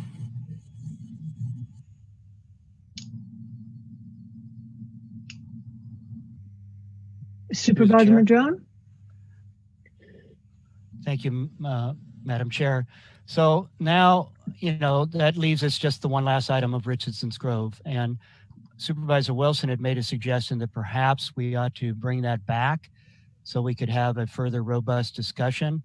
I'm willing to consider it right now or come back. I mean, the options are, there was the original platform, there's the amended platform as recommended by staff. And to be fair, I was the one that drafted that alternate language and gave it to staff. So let's be clear, it's not staff's fault if this wasn't what you all wanted. It was what I asked to bring forward from last meeting. Or we could have Estelle, and others weigh in on suggested language. But any of those, anything other than, it seems to me that we ought to bring it back soon, maybe in January. But, Estelle, if you want to weigh in right now, we could continue this. We still got a long agenda, but we could try and see if we can come to 3 votes or more on recommended language for the platform for Richardson's Grove. Supervisor Bohn? Yeah. I'd like to make a motion that we accept the platform for Richardson's Grove as stated, with a condition that there will be no old growth redwood affected in the construction of this project. I'll second for conversation. Yeah. Point. Yeah. Okay, Supervisor Wilson and then Supervisor Madrone. And when you say affected, I suppose we're implying that it's a direct or indirect impacts, correct? Because some people are not talking about cutting down trees, they're talking about, damage to the roots that would then kill a tree in some time. Through the chair, yes, I am fully aware, and that's one of the reasons they're using all hand tools and air tools, and fully aware that all those roots were cut back in the 70s because they were coming up through the pavement. They've already been cut and came back rather strongly. So I know they're rather resilient. So I have no problem. And I think it's stated in the ER that they believe that the roots will be fine. So if maybe you wanted to throw 2 more inches of asphalt over the top so the roots are snug as a bug in a rug, that would be fine. But I don't think there's any issue, and it's in the EIR. So yeah, I'm just, and incidental, yes. And through the chair, I have a question. Yes, of course. And then Supervisor Madrone. So there was discussion about, what impacts this may have related to road safety beyond this in terms of the geometry of the trucks and as it pertains to the rest of Humboldt County. And I'm just kind of wondering if that is, again, for me, this is not I haven't had the same into this as everyone else has before I came onto the board. And so again, this seems like a weird space to have that in-depth discussion. I would really prefer to have that and have the source materials to be able to review and all those things, because I didn't have that the way the rest of the board maybe went on tours and those sorts of things. I know Mark Lovelace before me had spent quite a bit of time in this realm. And so that's why I'm saying I feel like this is, a bit overripe for me anyway at this point. And I would really want more information. So that's where I'm at. So I just want to clarify, where I came from with this idea of just reiterating, as the Board of Supervisors, we agree with the vast majority of people who wrote to us over the last week. We do not want old growth removed from Richardson Grove, which, by the way, is 2,000 acres. This is a strip right through.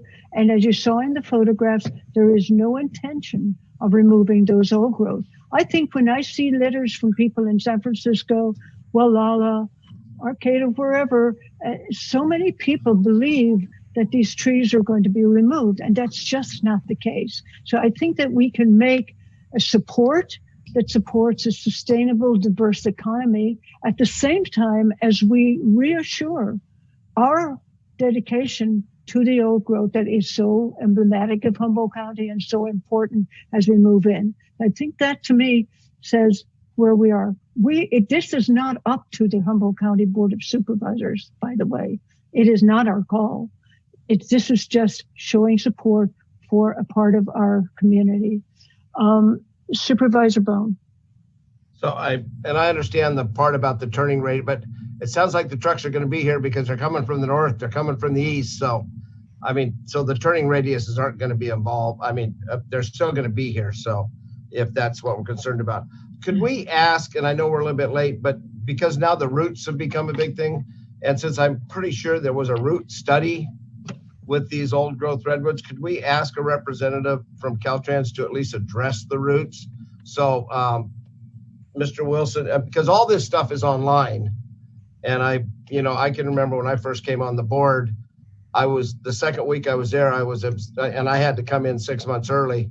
It was right in the middle of the general plan, and I was yelled at because I didn't know everything in the general plan, because I asked for 2 to 3 months to at least get myself caught up, because I actually had another job at the same time. So, but this is all online, but can we ask somebody from Caltrans about the routes, and so we could feel a little more comfortable on the routes, since now we've gone to the root of the subject? Maybe Brandon, would you be the person, or Kim? Yeah, so Julie East is with us today, and she is the senior environmental planner in charge of Richardson's Grove, and she can give us a quick rundown on the impacts to the routes associated with the project. So Julie, are you available?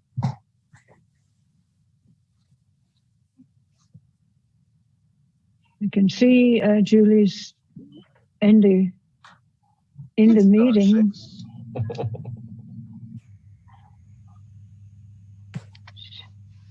You there, Julie?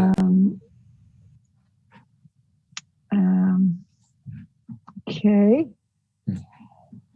Brandon, it might be up to you to give us at least some information. Oh, I'm sorry. This is Kim. Okay. So yes, we did hire an independent certified arborist, which would be the person that you would hire to look at tree roots. And he did a very in-depth study of all the trees through the grove where we were working. And his conclusion was the limited root disturbance would be inconsequential to the appearance, stability, and continued health of the old growth redwoods in Richardson Grove. Good. Yeah. All right. Supervisor Madrone.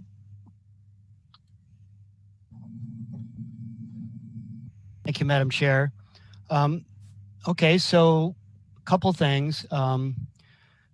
Richardson's Grove State Park is 2,000 acres, but there's only 200 acres of old growth. So it's not 2,000 acres of old growth. So we just need to be real clear about that. Mostly it's a second growth forest. The campground on the other side of the river, where there's a lot of land, and above the old growth you see along the highway is also second growth. So there's a couple hundred acres of old growth there.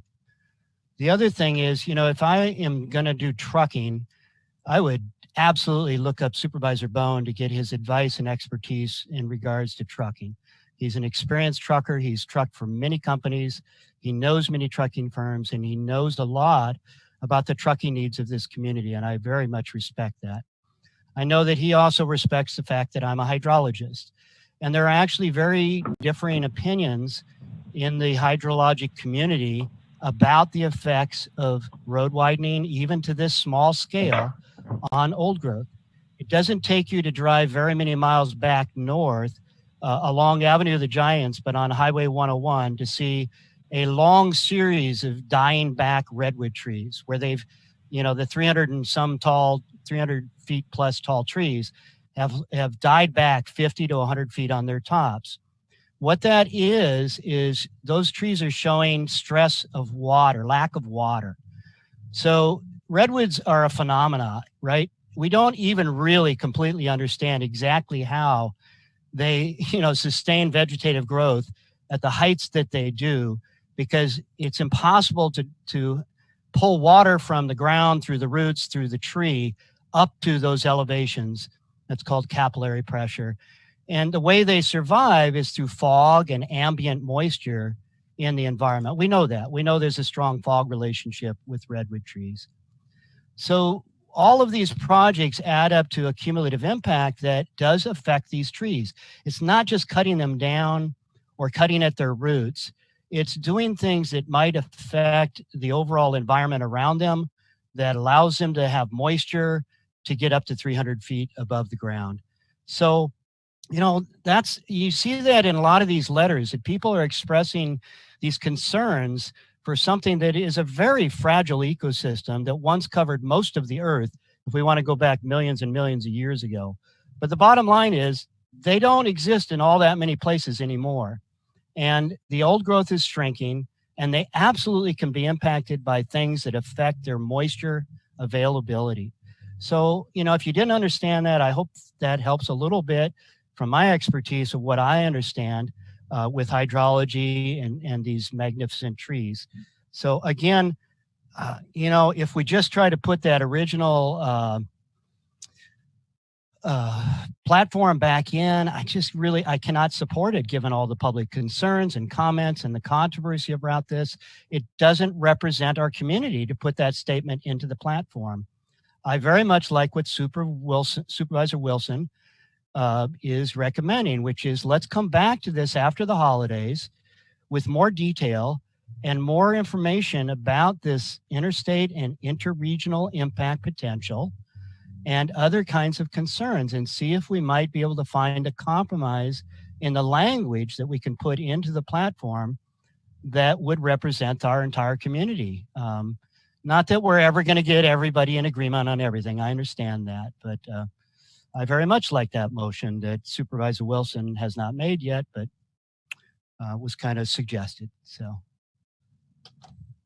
Supervisor Bohn and then Supervisor Bass. The question was asked, and I appreciate, and I'll tell you what, if it was I'm just talking at basics. I know how to drive a truck. I can back her up and I can get her wherever you want. I don't know flows and regional, international transportation, whatever you guys are talking about. I do know trucks aren't going to drive over here to I-5, drive 101 and go back to I-5. Ray Charles could see that. So, I just know it's not going to happen. So my whole aspect here is because EIR has been accepted, and I know it's been turned over in another court, and it's been stretched on since 2010. And I'm going to put a little faith in the Caltrans biological experts because they have a lot of them, and they have hydrology experts. They've got experts on everything, and so they have been working along. They said EIR is passed. They've got a root study. We're all asking this. And then we're asking, well, let's bring it back. We brought it back from last week, and let's bring it back to this week. Let's bring it back another week. Let's bring it back another week. No, I've got a motion, and if it fails, it fails. But I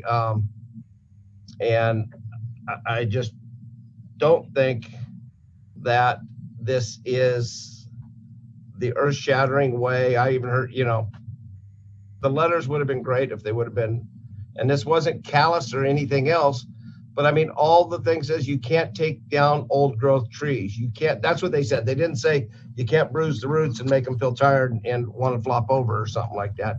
They said you can't take old growth trees, and it still has never said they were going to take an old growth tree for 11 years now. So there's a motion on the floor. Supervisor Bass? Thank you, Madam Chair. Yeah, this reminds me an awful lot of 1 year and 2 days ago, or actually almost 1 year ago when we were talking Terra-Gen. Like we're talking, unfortunately, winners and losers, and where you take it out, someone wins. You leave it in, someone wins. And it's like, and perceive, right? It's like, and we're villainizing, and it will continue, and I find that really unfortunate. No matter which way it goes, that's what this is. That's what the job is. When I think of Richardson Grove, I have a lot of things I think about. I've traveled through there for years. I have memories from it. It does elicit emotions. The other day, I did get an email from a friend who reminded me that she met my older brother when they were 10 years old while both families were camping, and he was her first kiss, He died last month, so, to me, I really enjoy that memory that she shared. But also to me, as much as I've been driving through there, I'm like what Supervisor Bohn suggested that someone else did. It's like, I am almost frozen driving through there at times where you've got an RV that has no idea what they're doing on that road. You've got a bicyclist on one side, and you're trying to thread the needle. And does this solve that? Probably not all of it. But for me, it is a safety issue. So that's how I feel on that one. And, you know, I wanted to respond to, we have heard about, you know, big boxes, and, you know, they are here to some extent. But what a lot of people don't realize is where they could actually go is really limited, at least within the city of Eureka. And I don't know about the entire county, but to get one somewhere where they're actually principally permitted is nearly impossible unless they find a building that's empty and they keep that same footprint. I mean, there's challenges there, so I'm less concerned about that. What I would like to do is to use, I guess it's the motion, the language that Supervisor Fennell said. I don't want to take this out in the interim, but I'd like to send something that shifts a bit, and then, you know, any dog or supervisor can bring this back, you know? So, I mean, literally, or we could choose to have it come back in 3 months. And that way our new supervisor who's on board by then will, you know, who actually lives there will also have an opportunity to weigh in on it. So, you know, I'm not ready to just completely strike it. I'm happy to take a middle step. And I'm also, you know, I could revisit it. I would suggest, however, at least giving 3 months for the new supervisor to kind of get kind of a little ramped up. But anyway, so I can vote on the motion as it is right now, but I'd have an intention that it would be coming back for further review. Or to court. Yeah. Supervisor Wilson? I still think that the language proposed by Supervisor Madrone is the neutral position from that perspective. And I would say that I just have always found, so, you know,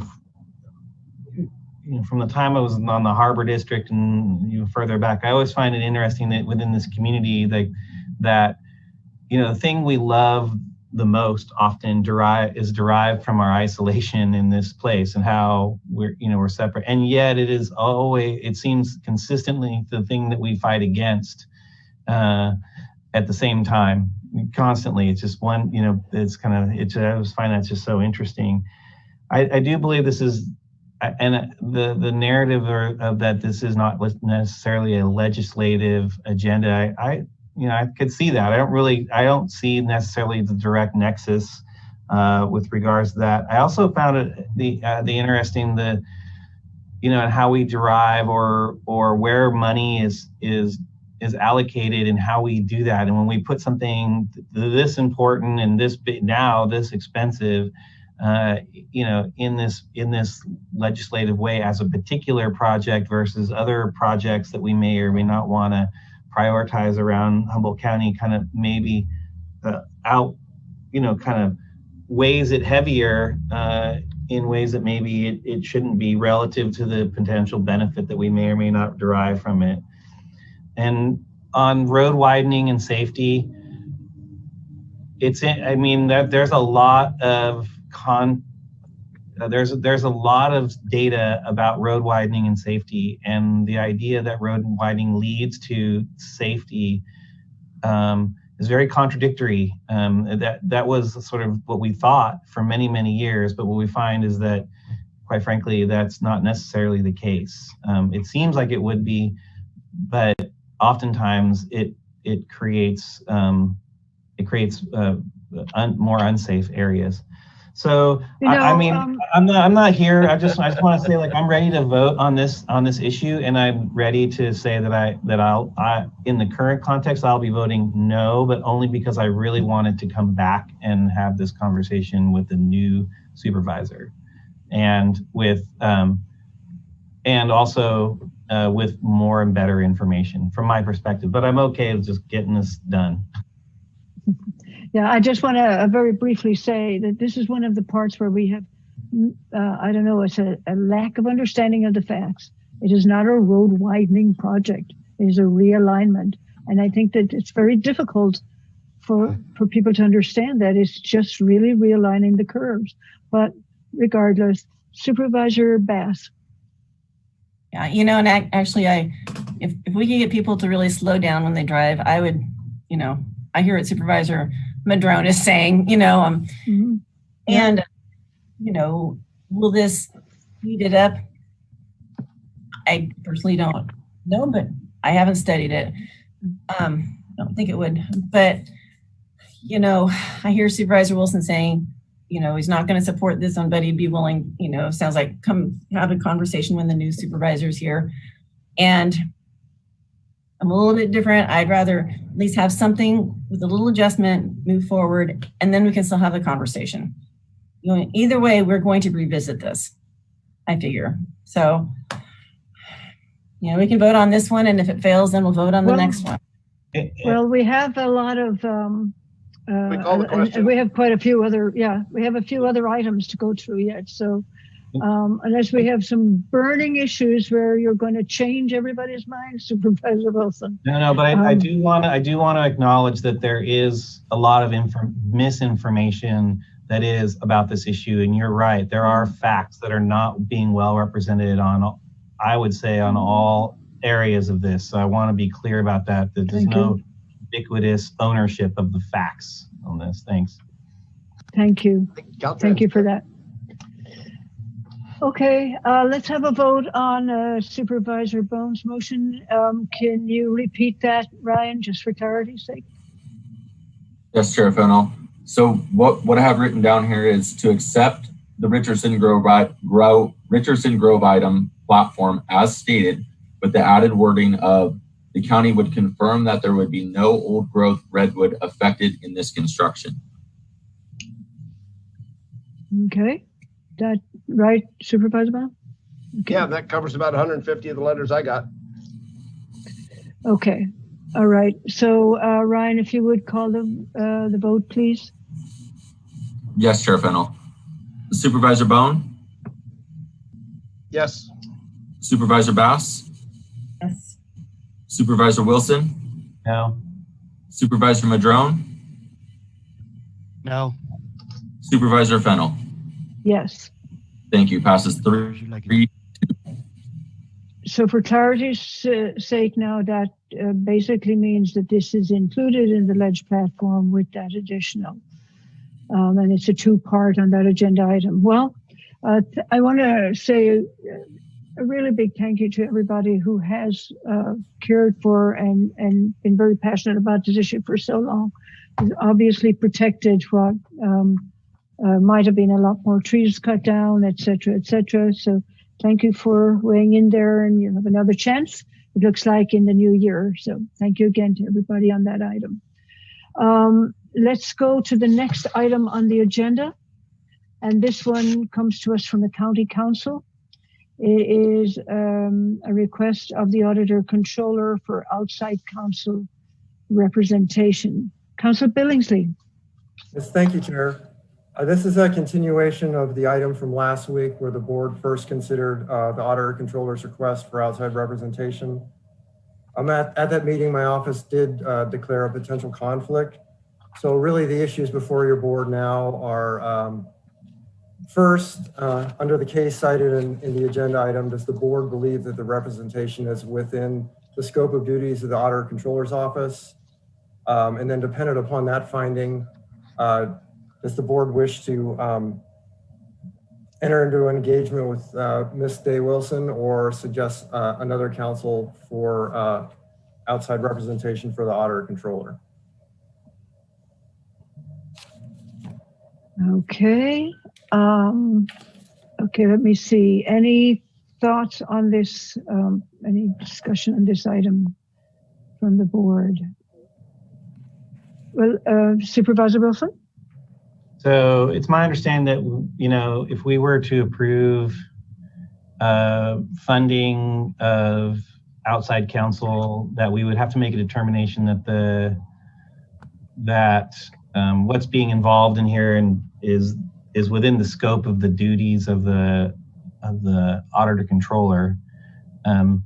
And so it appears to me that that is the case. Do we have an opinion on that? Supervisor Bass? Actually, I agree with Supervisor Wilson going that, with that question. So I'm looking forward to the answer. Thank you. I'm wondering, so what is the interpretation there? Can you give us a little bit more light on that? Do you tend to agree, in other words, Council Billingsley, with Supervisor Wilson and Supervisor Bass, that it is within the scope? Through the chair, it's a bit of a difficult question because it's sort of an issue of first impression. I sort of scoured for legal guidance, and there really isn't any guidance in this type of situation. This is different from what you would normally see.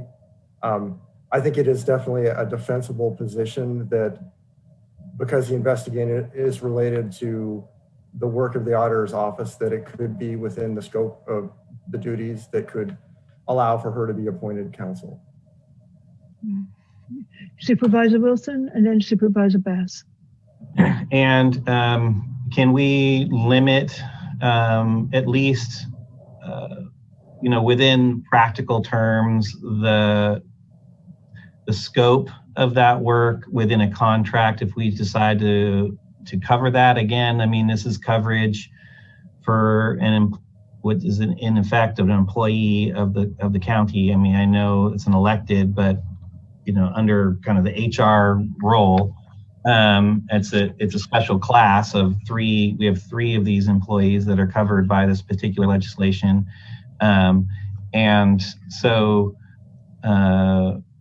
within an expected limits of what that duty might be, can we say limited to $15,000 or something so that we understand what our potential liability is in that from a fiduciary perspective? If I may, through the chair, there's sort of 2 questions there. The statute regarding appointment of counsel is definitely discrete to a certain matter. So in this case, the representation is regarding the interview notice that the auditor controller received. That would be the scope of work that would be part of the agreement. I don't think there's a problem with having a not to exceed in a contract like that, with the stipulation that if that money runs out and then within that scope of duty, more money is needed, that would need to come back to the board for a further determination.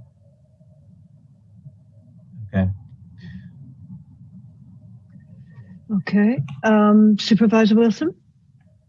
So I mean, from my perspective, again, we went into closed session to talk about basically the threat of litigation and the potential liabilities that come within that space and within that place. And that's what we should be doing in terms of, we have a responsibility to the taxpayers and the voters in these issues, always with all of our litigations. And and some may question whether we make good decisions or bad decisions. I get that. There's nothing wrong with having those, those discussions, other than we can't talk about them in public. What goes into that. So from my perspective, I would be comfortable with basically what I just kind of threw out on the table, and I'm willing to hear what other people want to think about that. Okay, Councilor Billingsley? I would just say, after the board discusses this item, if there's interest in what Supervisor Wilson is proposing, I have some draft language that could probably accomplish what you're looking for. Okay, and this is with specific regard to just making the determination that it is within the scope of work and that we would accept the responsibility to provide counsel. And then we go to the next part of it would be, who would that counsel be, I'm assuming? Yes, I think the question would be, would you be willing to accept Ms. Day Wilson, or would you prefer that my office find appropriate counsel for the auditor control? Okay. Supervisor Wilson? Well, I would prefer to find other counsel. I mean, just from the perspective of well, I just think it would be most appropriate to do that. Yeah. Okay. Any other thoughts on that? I agree with you, Supervisor Wilson. That's the route we're going. If we make that finding, I definitely think that I would prefer to direct county council to find appropriate counsel. Yes, Councilor Billingsley. If it's the will of the board, I could offer up the potential motion for discussion. Okay, sounds good. I would suggest authorize the chair of the board to sign a legal services agreement for individual representation of the elected auditor controller, Karen Paz Dominguez, regarding the investigation discussed in the agenda items of December 8th and 15th in an amount not to exceed $15,000 upon selection of appropriate representation for the services in agreement review by the Office of County Counsel. I'll so move that. I'll second it. Okay. Any further discussion about that? Okay, I'll go to Supervisor Bohn. Are we then, since we're paying, are we then hiring the counsel? Did I understand that right? Yeah. My office would select appropriate counsel for the auditor controller, and then I would work up the agreement and the chair would be authorized to sign it. Perfect. Thank you. Thank you. Supervisor Wilson. And just as a reminder, there's only three folks that work for the county. That's the auditor, the sheriff, and the DA that has this, I guess, newly created right via legislation, recent legislation, to have the taxpayers foot this type of representation for them. Everybody else is kind of on their own. So, but I'm ready to move forward. Yeah. Okay. All right. Let's go then with public comment on this item. We do have one. Again, if you wish to comment on this item, you can press *9. And then if I call your number, you can press *6. So with that, the last four digits of 7454, familiar number indeed. Welcome, Kent. Well, this has been a very interesting discussion. I guess you just admitted through the comment of one supervisor that you did not go and do what you agendized for your time certain at 10. I found that interesting. So here's a question for you. Do you think that Maggie, the DA, or Sheriff Hansel would be willing to accept an appointed representative that was not acceptable to them? You're wasting your time. I guess my opinion is you're wasting time, not a legal opinion, but you were instructed there that basically all to do is you were going to go to the judge. In other words, we're not going to the judge, but I would assume the counsel currently who is acceptable to Karen. I've never heard of a limit on appointing somebody's counsel. You have all kinds of counsels. I brought one forward before. There was no limit placed on that. So again, and part of my angst here is, as Amy Nielsen's pointed out, a top quality attorney makes $700 an hour. This should have been time certain. So do you think the auditor controller should have paid an attorney for 7 hours or how? I don't even know what time it is, getting close to 4 o'clock. At $700 an hour, what's that come to? $4,900 to wait for this to come up? This should have been agendized. I really think you're wasting your time doing this motion. I don't think it adheres to the statute that was specifically drawn up to protect these three people. And I know there's a bunch of angst regarding this, but I don't think any of you even understand some of the basic principles of law and the ability of someone to have representative of their choice. Have you ever heard that term before? I just really don't get this at all. Well, so be it. You're going to waste a whole bunch more of the taxpayers' money. Maybe we're going down the same route as Jeffrey Blank's lawsuit, another Amy Gate 2.0 on steroids. The advice you're getting, legal advice here, and I hate to have to say it, is I think you need to upgrade your advice you get on these matters. That's my opinion on this. Looks like probably another I told you so, but I guess we'll all find out. Maybe some of you ought to go to law school. It doesn't take that much, I understand, or at least talk to competent lawyers such as we all have access to from outside of County Counsel's office. Thank you for my opportunity to speak. Thank you, Ken. We have no further comment on this item. Bring it back to the board. I want to, yes, Supervisor Bass. Go ahead and clarify, Madam Chair. No, I just wanted to clarify. I mean, you know, people can't make statements based on what we've done in closed session.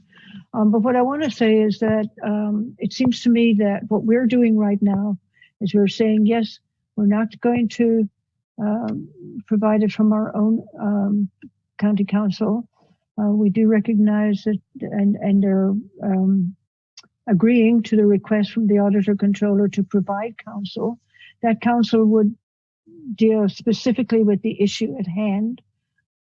This meeting, while it might be interesting to somebody who was interested in representing the auditor controller, is not a part of the issue at hand. So no cost is incurred at this time. And I'm just curious as to, you know, how much cost there would be in an internal investigation like this. I mean, we're talking about something we normally don't talk about, which is an internal investigation. So I guess for clarification, I want it to be clear that that's what we're paying for, is somebody, I'm not sure what they're needed for, but it would be part of this internal investigation. Okay. Do I have concurrence, Councilor Billingsley? And I would just note for the record, it's difficult to have these discussions when the requester doesn't participate. Yeah, exactly. That's a very good point. Okay, Supervisor Bass. Thank you, Madam Chair. Now, you know, I think the word investigation also really kind of throws everybody's hackles in the air. This is just basically asking questions, and it's not limited. And it's just trying to get information from what I can understand. But my question is, because you know, the auditor couldn't be here because she has multiple other commitments today. When we talk appropriate representation, is there some way that perhaps, I don't know how many people fit into that type of, because I suspect this is kind of a specialist kind of attorney, but is there maybe a list, or could we bring a couple names forward that we would be comfortable with, and then the auditor could choose from that? I mean, I'm trying to figure out how do you put a little bit of choice into the situation. But through the chair, that wasn't part of the motion, but the motion could be modified. I do see we have one more commenter, so perhaps someone is going to weigh in on this. I'm not sure. Sorry about that. Yeah, thank you. Thank you for noticing that, Councilor Billingsley. Yes, we do. We had brought it back to the board, but I will go back out for public comment. And the number is 0260. Welcome. Hello, Thomas Mulder here, calling from my other phone as the *9 on my traditional phone was not working. I support you as a board to protect as many tax dollars as possible. I think if the auditor controller wants to pick their own representation, they pay for that representation, as they make well over 6 figures a year. Like I said last week, if there's something to hide from the auditor controller that's worried about running out and getting legal counsel, well, then she definitely should be paying for it out of her own pocket. I support you protecting as many tax dollars as possible, and do not authorize her choice pick. I believe the government code, you can put out a list of maybe competent but less expensive attorneys. So I support you in not giving her choice pick with taxpayer dollars, as she makes well over $100,000 a year. Thank you for the opportunity to speak. Thank you, Thomas. And we actually have another public comment right now, so we'll stay in the public comment period. We have a couple. So the next number is 5025. If your last four digits of your phone number are 5025, you can press *6 and give your input to the board. Welcome. Hi, I just wanted to say that if it was me, if you have gone to the trouble of granting me my own counsel instead of county counsel, then I would prefer to have my choice of attorneys at least give me the pick of a couple rather than just someone that county counsel has picked. Thank you for the opportunity to speak. Thank you. Right, and we have another public commenter, 3493. 3493. If you could please press *6, you can speak with the board. The last four digits of your number are 3493. Please press *6. Thank you. Welcome. Hello? Hello. Can you hear me? Yes, we can. Thank you. I just wanted to comment on this item and say that to agree with the other speakers that I think it would be good for the auditor controller to have a choice. And in particular, since county council is representing the other side, it doesn't make sense to have the people, representing the investigation picking the attorney. So although I understand your point about the particular attorney. So yes, I think if there could be a choice or a list and a stipulation that the auditor controller agrees with the choice. Thank you. Thank you for your comment. All right. Okay, I'm going to put out a call right now. Any further comment on this item? Please press *9. Okay, I'm going to close public comment and bring it back to the board and go to Council Billingsley. Yes, Chair. I reread the motion, and I think there is language in there that I could select 2 or 3 and offer those to the auditor controller. I did want to respond, and this was in the first agenda item. An investigation is not an adversarial proceeding. Because there's a potential conflict declared does not mean that my office is adversarial to the auditor controller. But I hear what Supervisor Bass said in the commenters. I will reach out, try to select 2 or 3 competent local counsel and offer those to the auditor controller. Thank you, Council Billingsley. Any further comment on this item? Okay, let's go to a roll call vote. And Ryan, there you are. Thank you, Chair. Supervisor Madrone? No. Supervisor Bass? Yes. Supervisor Bohn? Yes. Supervisor Wilson? Yes. And Supervisor Fennell? Yes. Thank you. Passes 4-1. Thank you. All right. So now we're going on to public hearings. We have a couple of those to round off the day. Actually, only one probably, really. So this is from the Planning and Building Department. Welcome, Director Ford, and to introduce the item. Thank you, Chair Fennell. This is a request for a rezone. We are bringing forward the recommendation of the Planning Commission. And Trevor Estelle will give you the specifics on it. But before we do that, I think County Council needs to read the ordinance in. That's correct. Thank you. Before your board is an ordinance amending section 311-7 of the Humboldt County Code by rezoning. There's somewhere, somebody's got voices in the background. Okay, sorry, Council Billingsley, we'll go back to you. Chair, would you like me to read it again? Yes, please. Before the board is an ordinance amending section 311-7 of the Humboldt County Code by rezoning property in the McKinleyville area, a ZR 17-008. Thank you. Back to you, Trevor.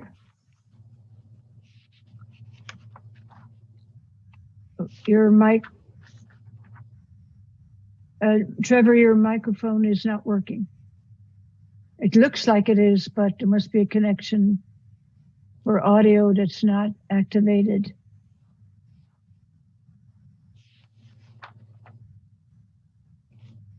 It's funny, yeah. Sign language. Mm-hmm. Yeah, it's funny because, I mean, you must have a separate audio connection, Trevor, or maybe it's your computer audio you have to activate. I'm not sure. Because it does say you, are you there? No. Turn your volume up, maybe.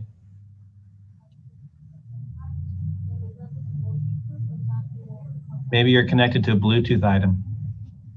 Ooh, that happens. Oh, I think he's seen it and he's correcting it.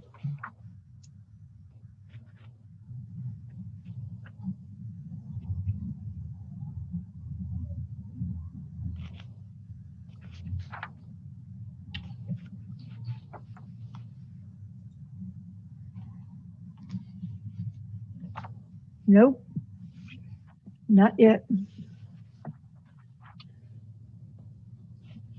Can you hear us? Well, yeah.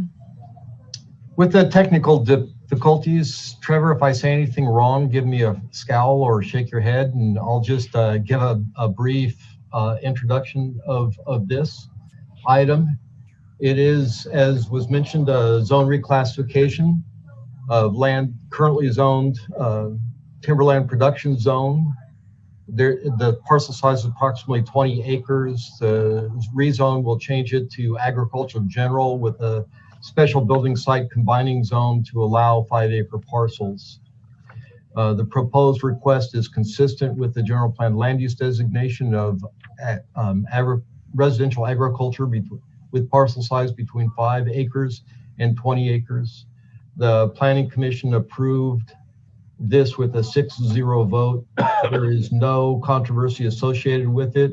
And if I could share my screen real quick, I would just simply point out that really what it does is changes this parcel here in the orange to be the same color as all of the AG property around it. Be happy to answer any questions that you might have. Thank you. Is there? Okay, Supervisor Bohn? I mean, the main thing to ask is there any, I don't see anything, there's no neighbor conflicts, no, seems fairly simple. It's fairly simple, yep. Okay, Supervisor Best? Here's staff recommendation. Second. I have a motion and a second. Any further comment or discussion? Okay, Public comment. Yep, I'm on my way over there. Okay, we've got one hand up so far. If you wish to make a comment on this item, you can press, call the numbers on the phone, on the screen, and press *9 to be invited into the queue. We do have one public comment, 7454, very familiar number. Welcome, Kent. Yeah, you know, some people might call this sprawl. I don't have a problem with the sprawl. The mapping was a little, is this a single different parcel that it said was surrounded by something, but it was green? Are those the same ownership? Is there a TPZ plan on this? And how according to the staff report, it looked like it was changed during the general plan, and now it's being changed different. It's a little hard to tell. I just had a couple seconds there to read the process there. I'm not having a problem with the people seem to do nice work out there and stuff, but I would just not quite understanding, you know, why it was TPZ only being 20 acres, unless it was combined with some other acres the general plan should have fixed that. Those 20-acre TPZs were supposed to be reclassified back during the general plan. So it befuddles me why this would have to be coming forward at this time, probably with a significant cost to the applicant.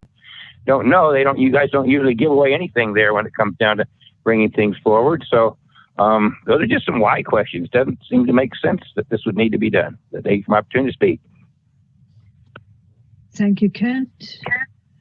I believe that's the only public comment we have.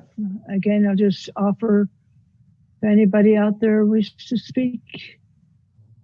Okay, we're going back to the board. Director Ford.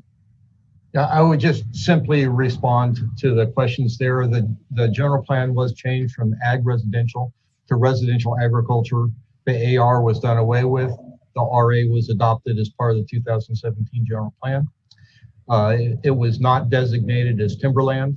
The TPZ is kind of remnant at this location, as you could see in the map that I put up there, that everything else around it is already AG. So it's really just following a trend that began a long, long time ago. And the underlying land use does provide for this zoning at this location. It is consistent with the general plan. Okay. By the way, just on the official side of things, the public hearing has been closed. Supervisor Madrone. Thank you, Madam Chair. First of all, I want to thank Hooven and Company for all the things they do in our community. They're a great company, always donating and helping, and particularly with the community service district. So thank you for all of that. I just had a couple quick questions for John. I support this project in particular because I'm not hearing about any neighborhood or public controversy surrounding it whatsoever. But the first question, John, is, the MCMAC's responsibilities. Am I correct in that, they're not supposed to weigh in on specific projects, but they can weigh in on zoning changes, general plan changes, and other types of land use planning, stuff like the town center ordinance, et cetera. Is that correct? Is that your understanding of what that is the correct? MCMAC, some of the, yeah. And so when this project came forward, so I just wanted to discuss process here because I've heard concerns at the MCMAC about them being able to do their jobs. So when this first came, it already came before the Planning Commission, and now it's coming to us. And one of the things we don't want to do is create redundancy that slows, that adds a lot of burden to development. Where we need to check our boxes to make sure things are being done right, that's great. But, the reason MCMAC was set up the way it was, not being able to speak on specific projects, was because we didn't want to add that additional layer onto development, which would have created a significant time extension and other hearings and such. But if I am understanding correct, if there is zoning or land use changes, general plan changes, it's our responsibility at the county to bring those to the MCMAC in a timely fashion so that they can review the considerations and provide feedback to the county on that. That's one of their primary responsibilities. And I will say that hasn't really worked all that well over the years. And this perhaps is one of those examples. I'm not aware of this project ever being brought before the MCMAC for their input. And again, I support the project. So it's not about that, it's about process. So, when you do see projects that the MCMAC does have purview over, I know they would appreciate being given an opportunity to comment because that is their responsibility. We've given them as a county. The other thing is that when the county's general plan update happened, it did change things in McKinleyville. It changed some of the McKinleyville community plan that the community had spent, years, if not decades, working on, that was adopted in 2002. And this project is a good example of that. In the staff report, you point out that under the McKinleyville community plan, this area would be zone 10-acre minimums. Whereas under the updated general plan, it allows for 5-acre minimums. So that change in the county general plan doubled the density on this parcel, and it created similar changes around the community. And I have heard the community express often at MCMAC and other places that, they feel like when the county general plan update happened, they weren't really consulted and brought to the MCMAC to discuss the changes that were going to occur in the county general plan update in comparison to the community plan that the community had weighed in heavily on. I realized the community had an opportunity to engage in the general plan update. It went on for quite a few years. There were many opportunities there, but so really all I'm doing is informational here, Director Ford. I just wanted to share with you that those concerns have been expressed in the community. This project provides a good example of those concerns. And so I want to talk with you more in our weekly meetings about how we can improve on that process without burdening development in a significant way. So with that, I again want to thank the Hoovens for the work in their community, and I do support this project. Thank you. Thank you, Supervisor Madrone. Any further discussion at the board? Okay, we'll go back to Ryan. Ryan, if we could have a roll call vote on this, please. Thank you, Chair Fennell. Supervisor Bass? Yes. Supervisor Bohn? Yep. Supervisor Fennell? Yes. Supervisor Wilson? Yes. And Supervisor Madrone? Yes. Thank you. Passes 5-0. Thank you very much, Director Ford and Trevor. Sorry we couldn't hear from you.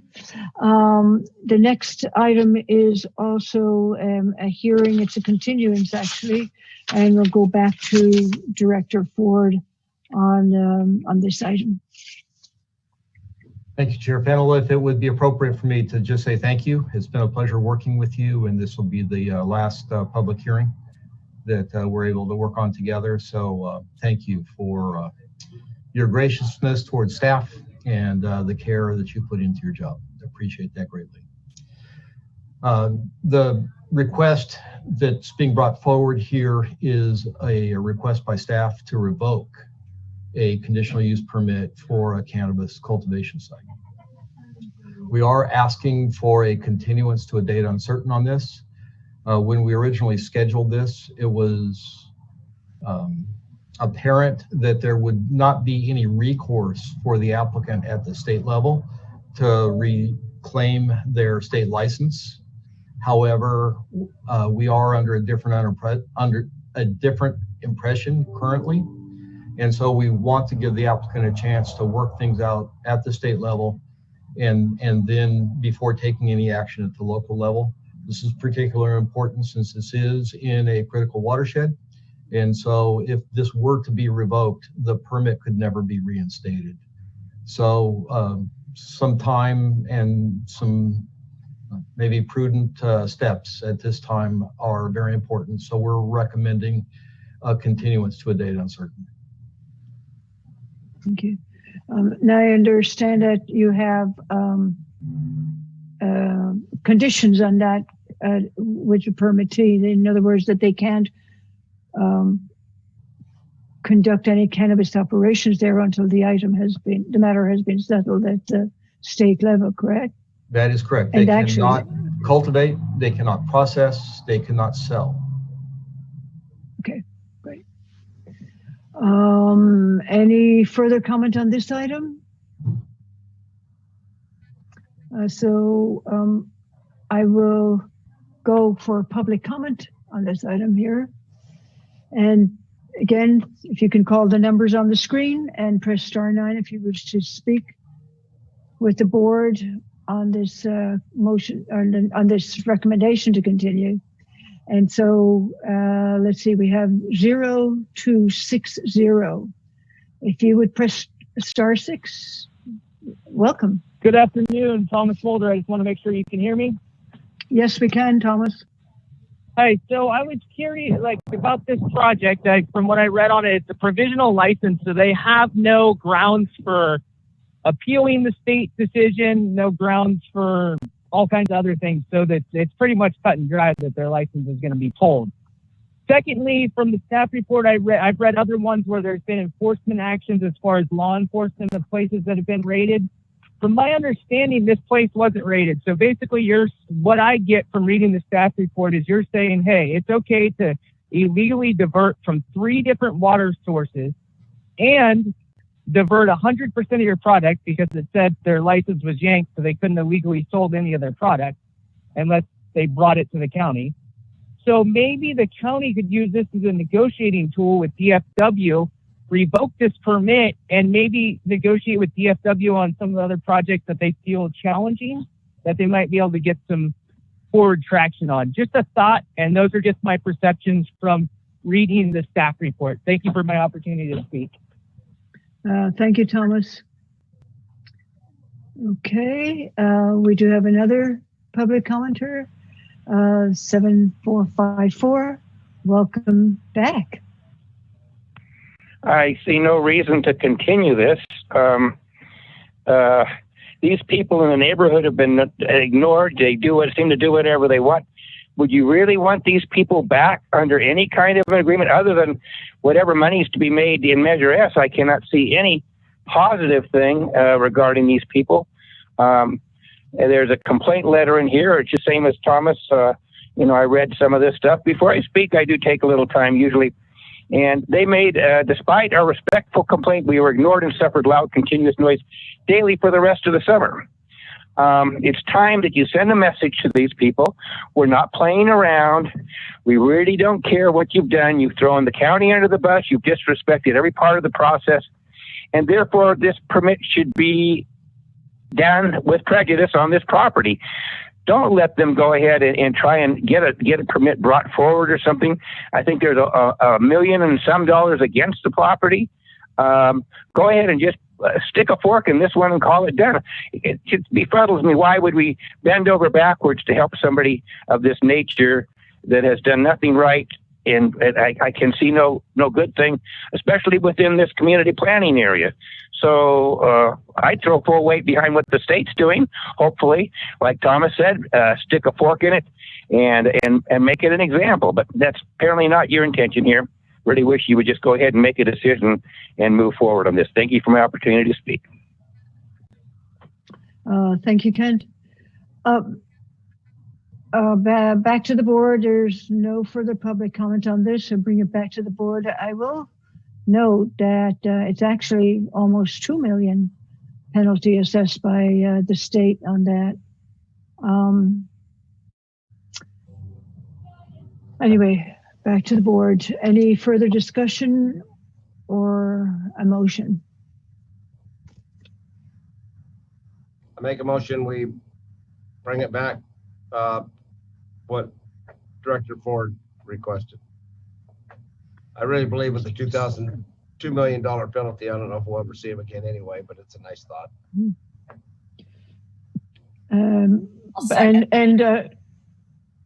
May I ask Director Ford, is it necessary to add in that language where, as a condition of not going forward with the revocation, there should not be any commercial cultivation? Should that be part of the motion, or is it enough that that's in the record? Well, it's in the record, but it's also law. If you don't have a license, you don't get to cultivate. Okay, all righty. Okie doke. Ryan, Supervisor Madrone? Yeah, Director Ford, could you explain a little bit more about your concern that if we were to act right now, that because this is in a critical watershed, what exactly were you describing there, the concern that why you're making this recommendation?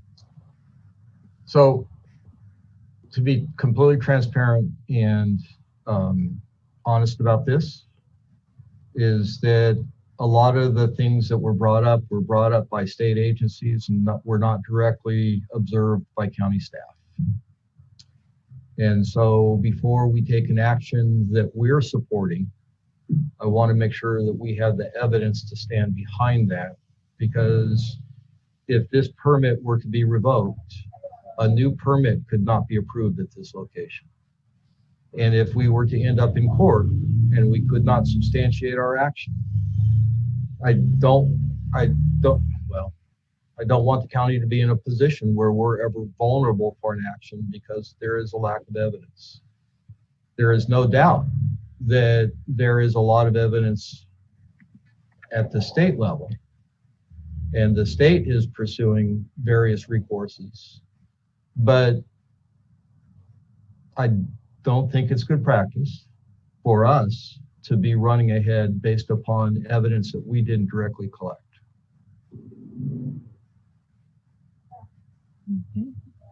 So, and if I didn't answer your question directly, the critical watershed does not allow new applications under 2.0.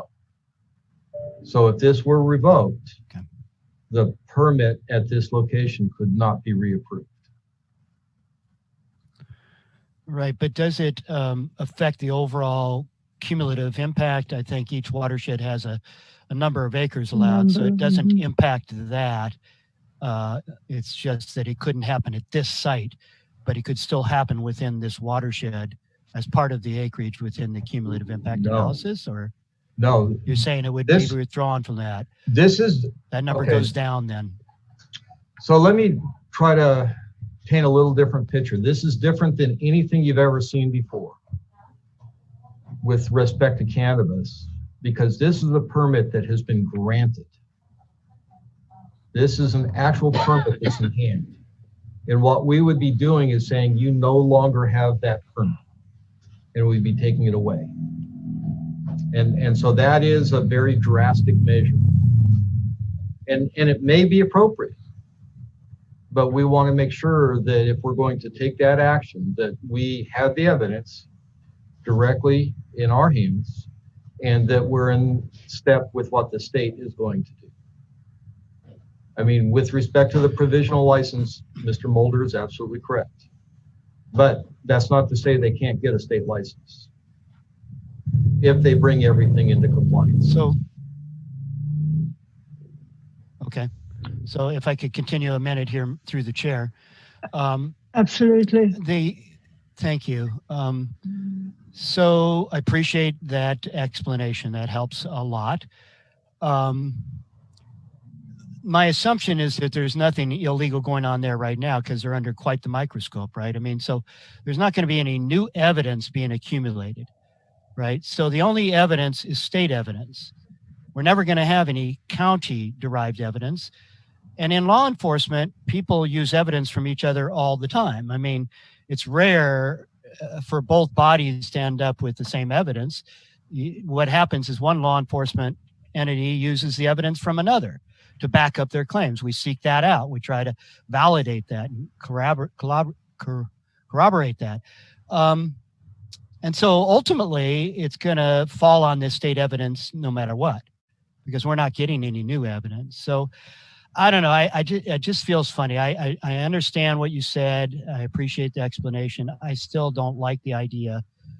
I mean, I agree with some of the commenters that we really need to start sending a stronger message, in particular to people that are permitted, that, hey, if you're not just because you got permitted, we're not looking the other way, and you did that last summer. You sent all those letters out to people saying, hey, we didn't contact you this year, but we're aware you're out of compliance and we are coming. So you'd better get it into compliance. And I suspect that had some good results, but anyway, I'm just struggling with that part of it, I guess. Well, actually, if I could, not to be argumentative, Supervisor Madrone, but actually what it did is made me the most hated person in Southern Humboldt doing that. And people did not interpret our encouragement to get a permit. They interpreted it as being a dictate. And it was not that. And so I completely am sympathetic when, and in terms of the facts, it's like, yes, we can get the facts from the state, but I want to have the pictures and I want to have the evidence. And we had references to things that we don't have the actual state documentation in our hands.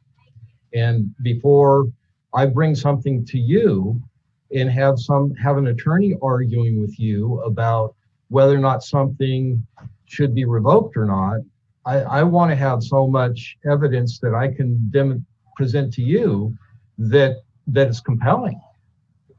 And when we get into a he said, she said in a revocation hearing, that's not a good place to be.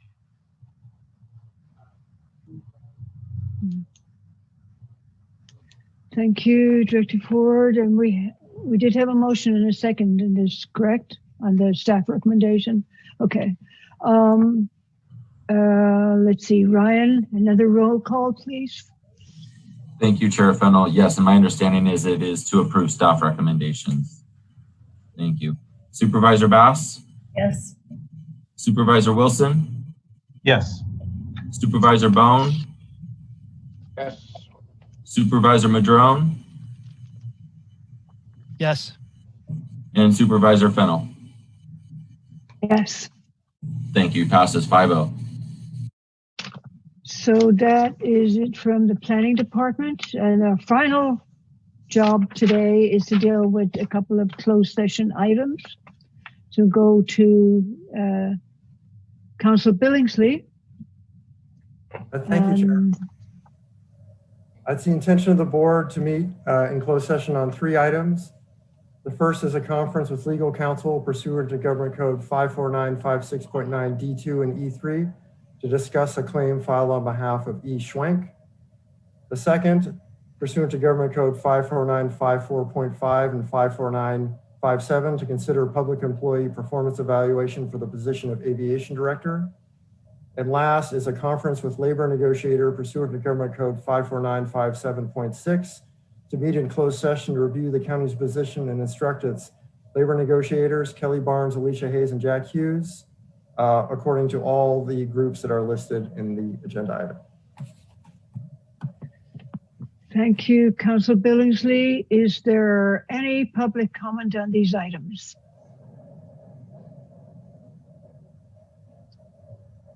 Seeing none, any idea of how long this might take us?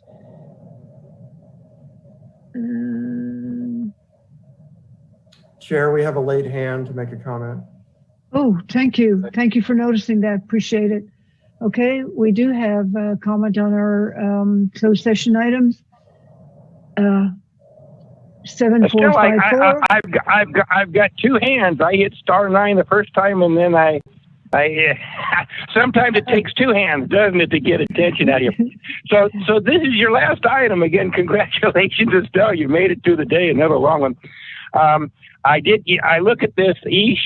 Schwenk, and that's not a lawsuit. That's just a claim. So I'm guessing you'll refer that to your insurance company.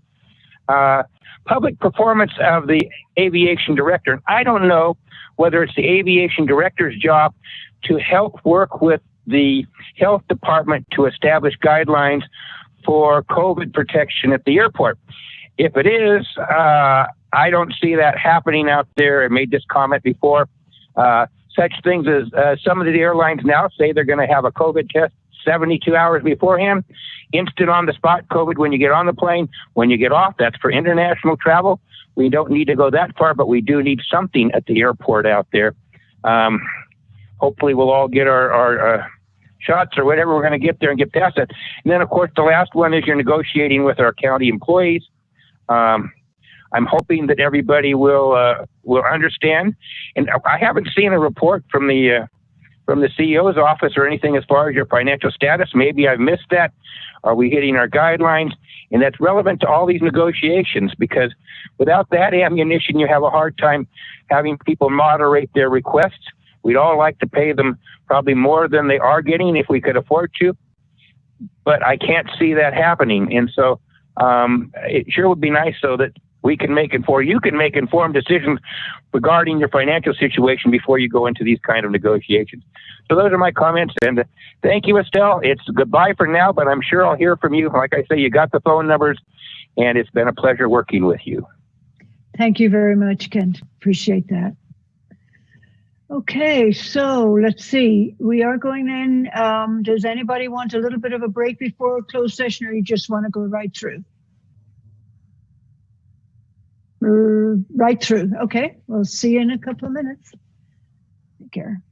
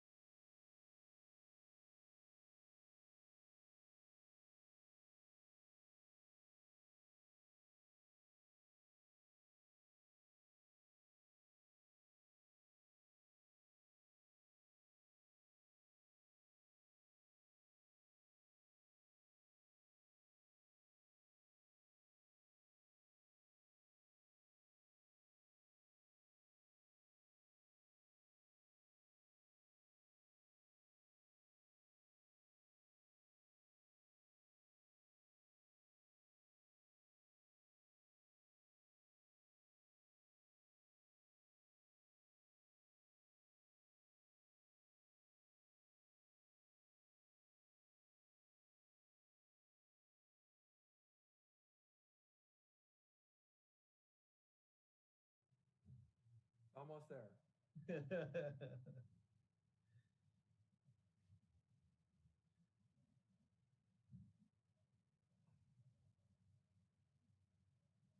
Where is the landscape in your picture? What wave is that?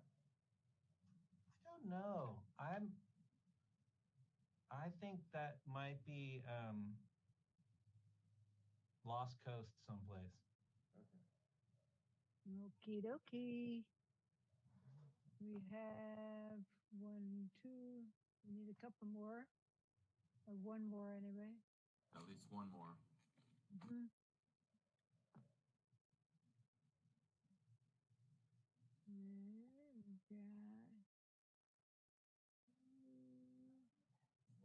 Alrighty, I think we're good. We got his computer through the wall, so don't worry. He threw his computer to the wall. No, it's complaining. I hear it through the wall. Oh yeah. Okay. Okay. Great. All right. Well, we're back in open session, and Councilor Billingsley, anything to report out? Yes, Chair. On item L1, the board voted unanimously to deny the claim as untimely. And on items L2 and L3, there's no reportable action. And just to add to everyone's voices, I want to add here at the end of the meeting how much I've enjoyed working with you, Chair. Very much. Thank you very much, Jefferson. Thank you all. Have a wonderful, wonderful Christmas holiday season, and we'll see you around.